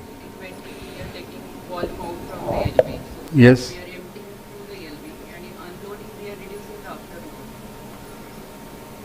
Not exactly, it's other way around. In venting, what you are doing is, you are just taking out of blood from the LA, so you are let the less blood go to the LV, but still there is some blood which goes to the LV, and you might able to just take care of pulmonary edema part, because LA pressure is reduced, so back pressure changes is there, so that will come down, and that will reduce the pulmonary edema part. Okay, but that may not unload the heart. Unloading is, as you said rightly, one is the reduction in afterload. So your IBP will unload the heart. So IBP is unloading. Atrial septostomy, blade atrial septostomy or balloon atrial septostomy, that will come as an LV venting. That will not relax the heart. Okay. Impella will be unloading, because we are unloading they are taking the blood from the LV. Okay. So impella is going to be unloading. Okay. Direct ventricular percutaneous or surgical drain is going to be unloading directly in the ventricle. Your right superior pulmonary vein, you put it in a LA, it is going to be again venting. Okay, it won't be unloading. Is unloading, yeah, is venting. LV and after LV is unloading. Okay, so and the results with unloading is better as compared to result with the venting. Okay, so you should start thinking of unloading strategy first and the venting. Venting is just to take care of crisis. Okay, probably. So that's why balloon pump comes as the first. Okay. The second best option is Impella. So what we call as an Ecpella. It's ECMO plus Impella, that is Ecpella. Okay. So that comes as a second, but again the cost is going to be an issue. And third is your surgical venting. The commonest one or easiest one is to apical venting. Okay. Usually by this time the LV is dilated. It is just against your apex. Okay. So when you do an echo, you can find out where is an apex. If the surgeon puts a small leak also, the LV's apex is going to come out. And you have to just put a drain inside and drain the blood from there. Okay. Usually 14 to 16 French drains is sufficient. Usually people put around 16 French drain to drain around 500 to 700 ml blood from the LV cavity. Okay. So that is what are the different ways of LV venting. I told you the different stage, in which stage you have to go for this. Okay. So this patient, we started CRRT, we given some fluids, we corrected the acidosis.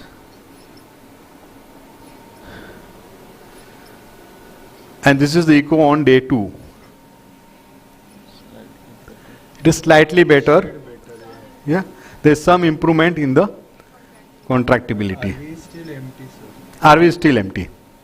Okay.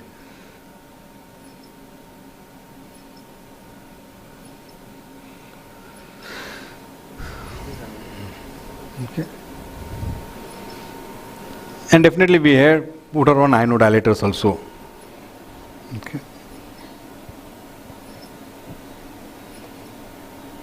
Okay. With so much of coagulopathy, how do you manage the anticoagulation for this patient? See again, what you have to look at is you have to go by your ACT target. So with the INR of 3, APDT is more than 65, 70, probably your heparin requirement will be less anyway.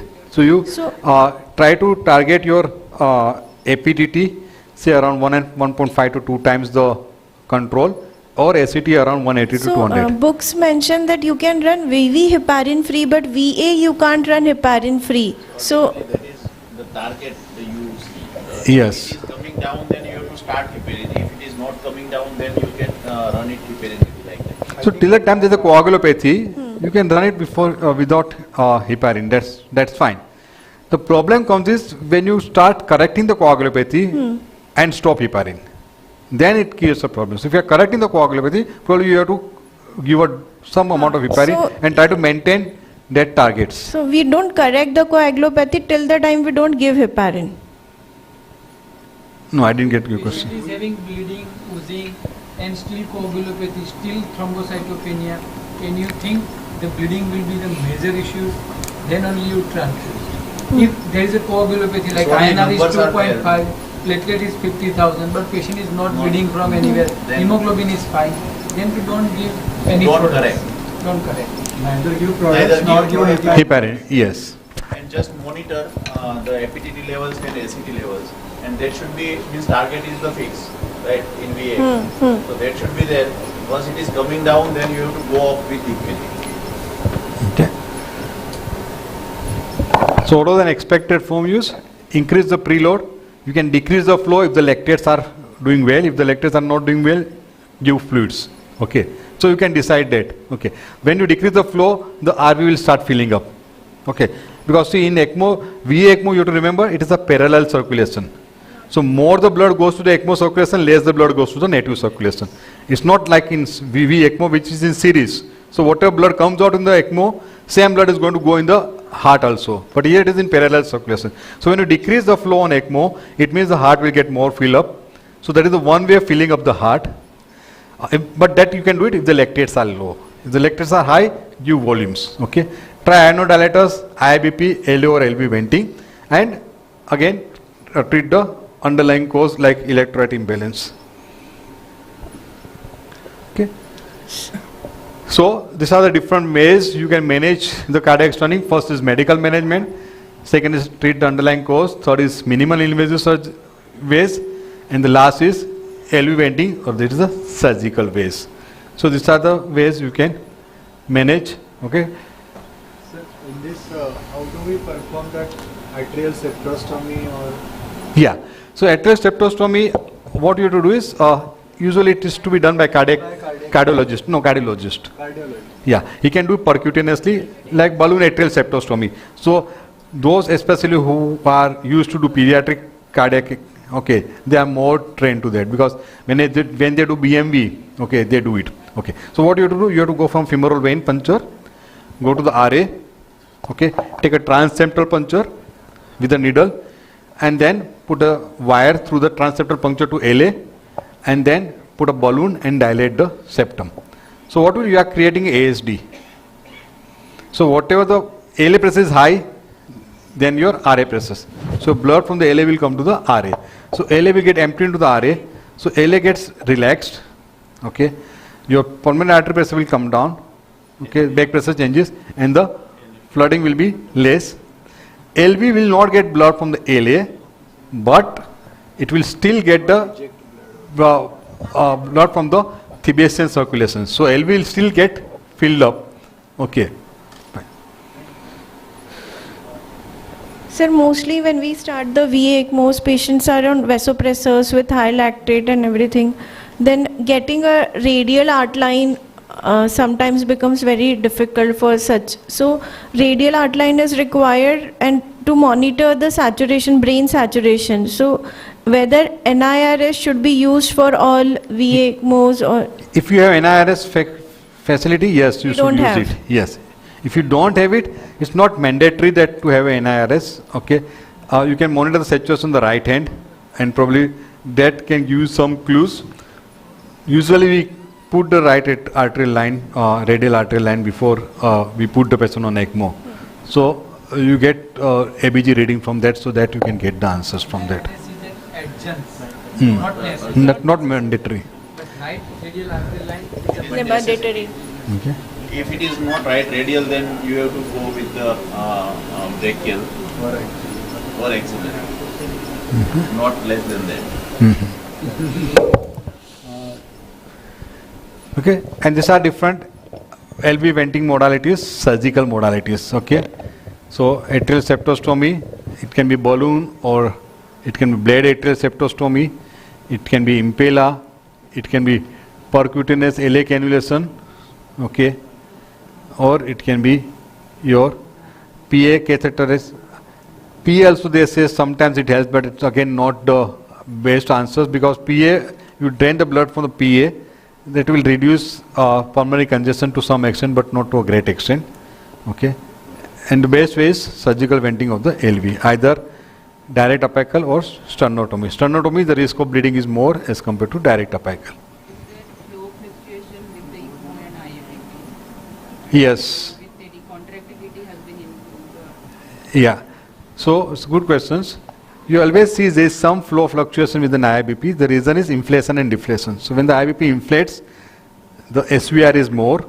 So the flow with the same RPM will be less. And when the IBP deflates, the flow will be more. So there will be always, we will see some fluctuations by 200 ml or 300 ml of flow fluctuations you see constantly in a VA ECMO. So Line will be having a pulsatility, so that is not chattering. Yes. Yeah. So distal cannula, ideally, it has to be at the same time or before you even insert. So at least put a wire inside before you put the patient on ECMO. Yes, only wire. Always both the wires should go simultaneously. Yes. One by one, and then you should.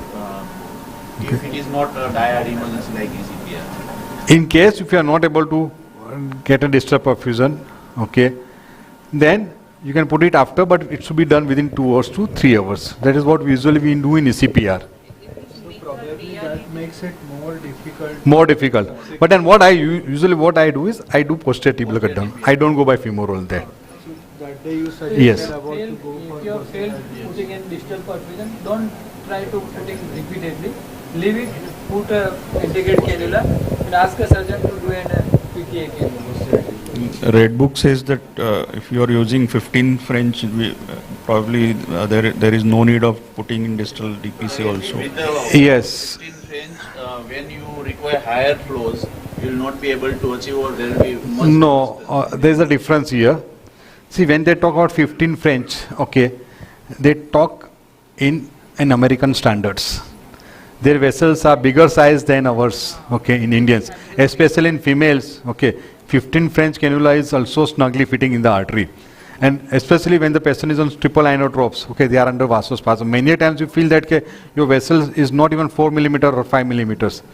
Okay, so putting a cannula is also going to be difficult. In that case, what we do is we do a cut down, and if that, even after cut down, if we feel that it's not been able to put, then we use a Dacron graft, okay, for cannulating this artery. When we are deciding that percutaneous or open method femoral artery cannula, Again, now that depends on the choice, okay, and how the center is tuned. Okay. If you ask me, I'll always prefer percutaneous. If you ask surgical team, they'll prefer semi-Seldinger, open and do semi-Seldinger. In Paris, they have a rule that they do semi-Seldinger only. They don't do percutaneous. Okay, they have fixed rules. So, but again, that is the experience of the centers. I don't say any part is wrong, because when they are on triple inotropes, your femoral vessels are small size and it becomes difficult. And if you do repeated punctures, you have a big hematoma, retroperitoneal hematoma, and you lose patient because of cannulation complications. So, if the team is not well trained, probably surgical is better option. See, another thing is whenever we do a decannulation such patients, eventually semi-open technique will be required. See, we don't do a percute closures for the arterial. So if you are not comfortable in initial days, and if you find patient is on triple inotropic support, if you see the vessel is small size, transfer a patient in cath lab, it is a better area, or a transfer a patient into operations theatre, where you do a 1 or 2 attempts. If you are failed, immediately surgeons behind you will be open semi-open techniques, and semi-Seldinger techniques will be the better options, because eventually while decannulations you will require some surgical procedures at the time. But sir, with this patient, if with an INR of 3, no surgeon of our setup will touch that patient without correcting the coagulopathy. So surgeon has to be part of ECMO teams. Haan, if you so that want to is do the- an VA yes, ECMO, yes. then he will open the vessels. You have to just probably convince him. It's a question of pursuit. We can bring down that coagulopathy to an acceptable range, which can be handled. Yeah. So with the clampings and all that. And my question. The CVTS surgeons, they do all cardiac surgery with the heparins also. They Yeah. give boluses also. Yeah. So cardiac surgeons should not refuse, because they are used to operate with the ACT of 500 and 600. Yeah.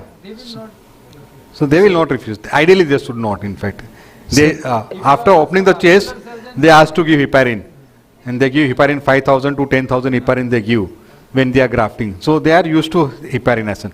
Vascular surgeon also, because whenever anybody touches the artery, okay, they play with heparin. So there should not be a big issues for them. Okay. So we have 2 patients with low flow or no flow states. So we discussed that. I mean, what are those?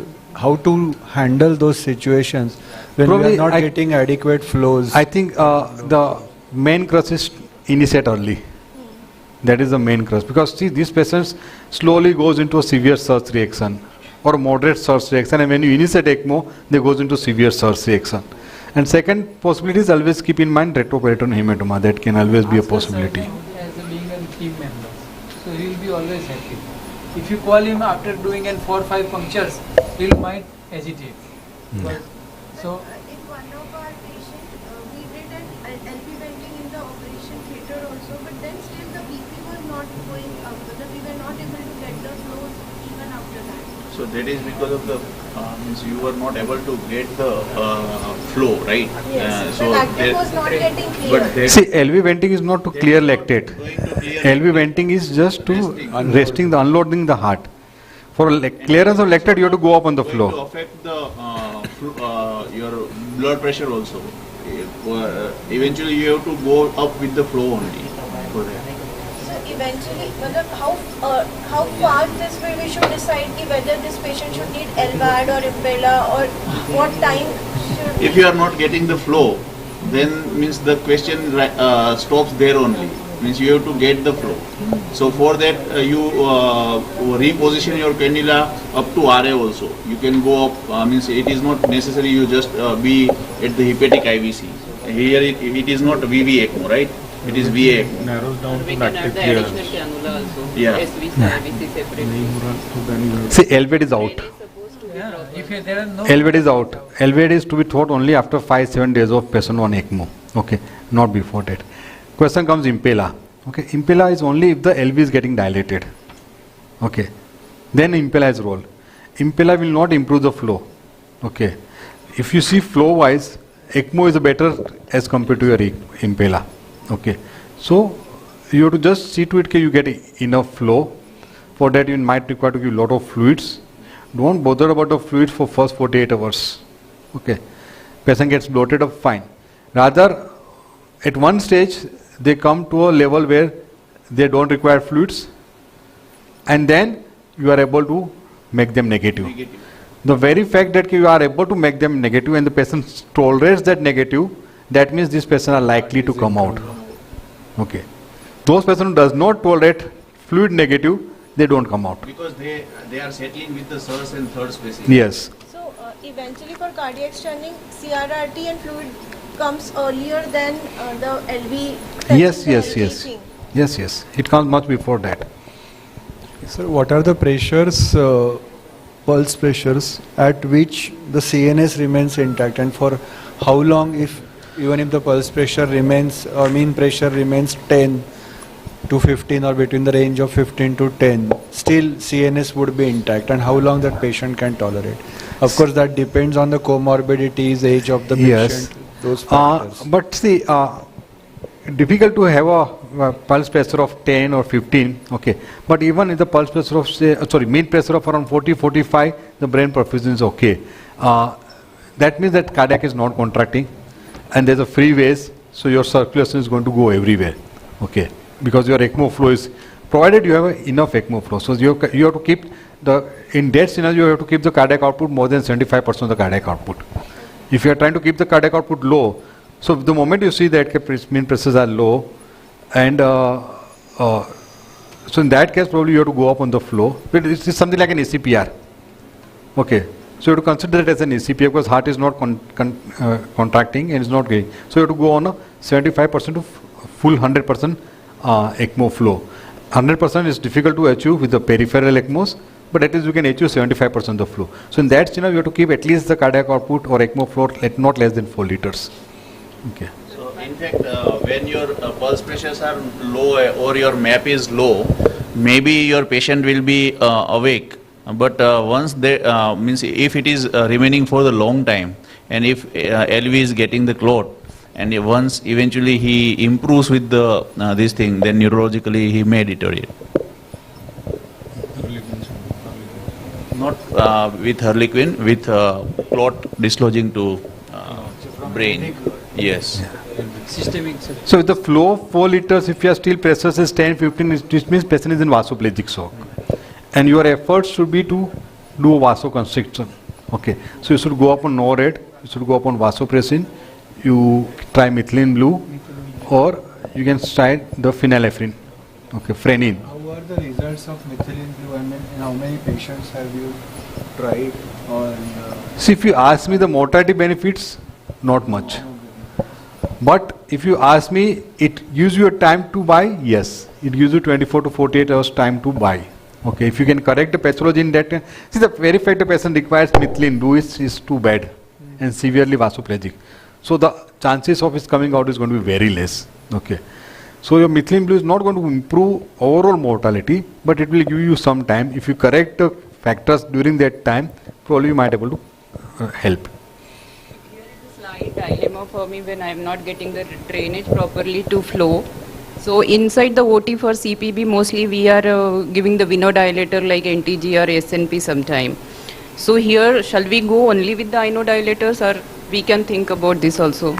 Yeah, you can think about NTG and nitroglyceride, but then see, you have to understand what is the problem. See, what happens is there are two extremes.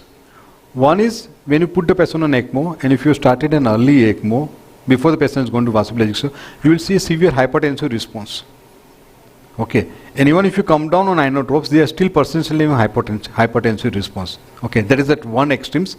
The second extreme is even if your flow is 5 liters, 6 liters, your pulse, your mean arterial pressure does not come above 30, 40. That's the other extremes. So you have to understand what is underlying cause. If it is a vasoplasia, giving your NTG and nitroprusside is going to worsen it. Okay. If it is a your vasoconstrictor, okay, which is maintaining high mean arterial pressures, okay. And what happens usually in our practice, because we see a mean arterial pressure of around say 90, 100, we stop the flow at 3 liters. We don't increase the flow, and you see that eventually the lactates keeps on going up because you are not adequately supporting it. So in that scenario, you have to probably increase the flow. You can use NTG or nitroprusside to, yeah. So you have to find out what is the cause and then treat the cause. She is asking particularly these questions because she is dealing with the cardiac cases in OT, where they do all juggleries. Simultaneously with adrenaline, and still patient is on NTG also. Correct. Yeah, yeah. It has to be. And hard You to can. visualize. No need to do echo all the time. That is means. Yeah, you can do that. That's a valid options. You can give noradrenaline. With that, if the BP is maintained, you can add some amount of NTG. Okay. Now, to replace that, okay, we start using inodilators. So either you use dobutamine, which will have both the effects, or use milrinone, which will have both the effects. Okay.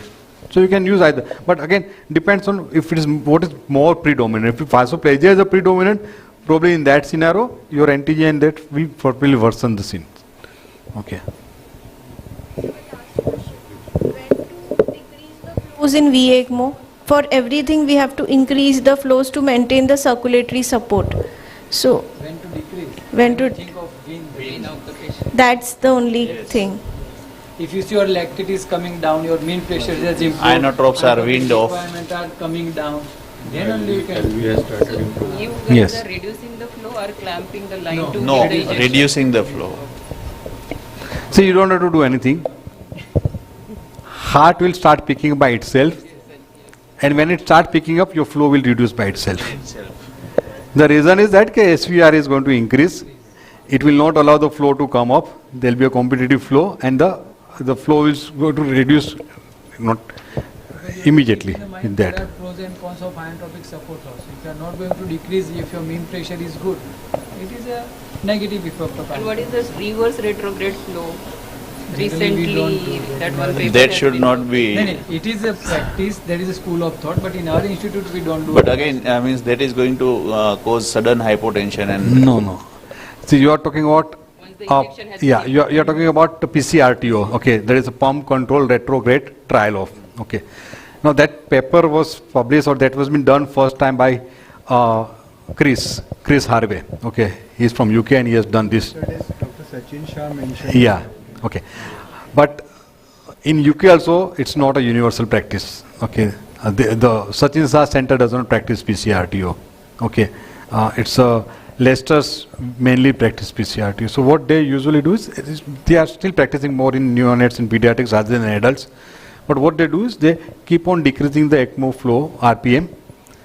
So with the principle that once you come down on the RPM of less than 1500, there will be a retrograde flow will start. So the LV, the flow will be from the artery will go to the vein. Okay, that is a retrograde flow. Okay. Now you have to keep on decreasing the RPM till the time you get the flow from 500 to 1 liter of flow. So that will be in a reverse direction. Okay. The advantage of it is it will see what you are doing. Eventually you are creating a big AV fistula. Okay. Shunting. So your LV, you can see how good LV is. At the same time, you are assessing the RV because you are increasing the preload on the RV. So when the preload on the RV increases, you are assessing both RV as well as LV. So that is an advantage what he claims. The disadvantage is the stagnation in the circuit is going to be there, and that can increase the risk of clot formation and emboli. Okay. So in that case, what he recommends is keep the ACT around 250. So you have to keep a ACT on higher side if you want to practice. I done it in couple of cases. The problem is again, immediately you start seeing some clots somewhere in the oxygenator. We are making the breeze for that. You don't require breach in that scenario. It is the reverse flow doesn't require. It's the reverse flow, so you don't require breach in that case. So how low on flows you go at the Yeah, so it is ideal flow that is around 20 ml per kg. So we come down to 1 liter of flow in adults. And the 1 liter of flow, if she is doing well, then probably we give a trial of. Okay, again now there are three ways of trial of. One is there are some people, or rather majority of the people in India, they don't give a trial of by putting the bridge. Okay. Okay. So I still sincerely practice that. But the majority of the centers that still don't know. But again, it depends on. It's a safety margin, definitely. No. It depends on how. See, what VA ECMO they have done is mostly self-force poison, where the ECMO run is 1 day to 3 days. Okay. In that case, if you don't give a trial of, that is fine. If you ask her what is the trial of time for them, is 5 minutes, 10 minutes, 15 minutes. They claim the aortic cannula and see how they during CPBs. Okay, and they see how LV is, and if the LV is fine, they come off. Okay, they don't wait for hours. They wait for only 15-20 minutes, because the time they remain on a ECMO is or a CPB is on short time. So if it is 1 to 3 days, you can just try it and come off directly. Seeing the on 1 liter flow, if they are maintaining well for 2 hours, you can come off directly. Second is give a trial of with a breach. Usually if it is long ECMO, say 3 days to 5 days or 7 days, I'll prefer to, because we want to see how LV is taking. So give a trial of with breach, or give a trial of with the PCRTO. Okay. Like OT explorations and ICU.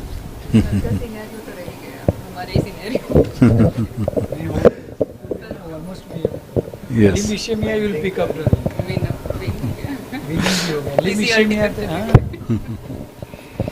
Okay. Thank you. Thank you.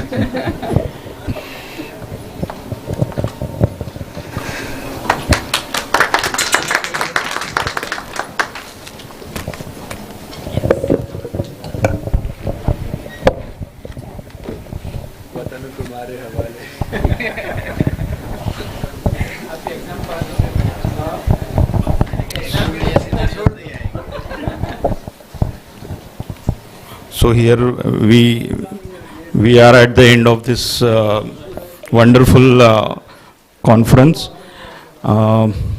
Today we had good hands-on demonstration of all the skills that we routinely do require in ECMO, and then fantastic simulation station by Dr. Ojha sir. So I thank you all the delegates who are still sitting at the back, and they are still learning, and they are still enjoying the session. And my special thanks to Dr. Ojha sir, who has stayed till the end, and he is still ready to rock again the stage if we ask him to. Thank you, sir. Thank you, Vishal sir. Thank you, Kapil sir, for coming in a very short notice, even though the same conference is being held in Calcutta. So thank you for coming here, and I conclude this session.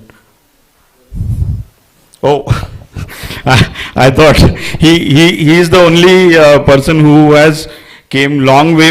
He's coming from Vizag, but his layovers are very large, I suppose. So he'll be going tomorrow. So he's staying with us today also. So I thank you for your wonderful case presentations. And he said that he'll present all the 4 cases, though we said that you have time for 2 cases only, but eventually he had completed all his 4 cases. So thank you, Ravi, and I thank you all the delegates to come here and join us for this conference and making it a success. Thank you. I invite everyone for the group photo, please.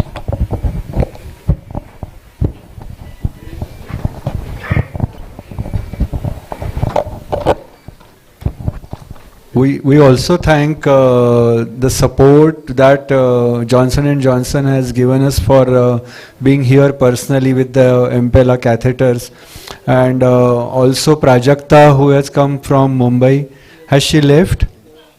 I think she has left, but it's indeed a good support from the industry every time, and we expect the same collaboration in future. And we are hoping to use these tools in near future very soon. Thank you so much. once again.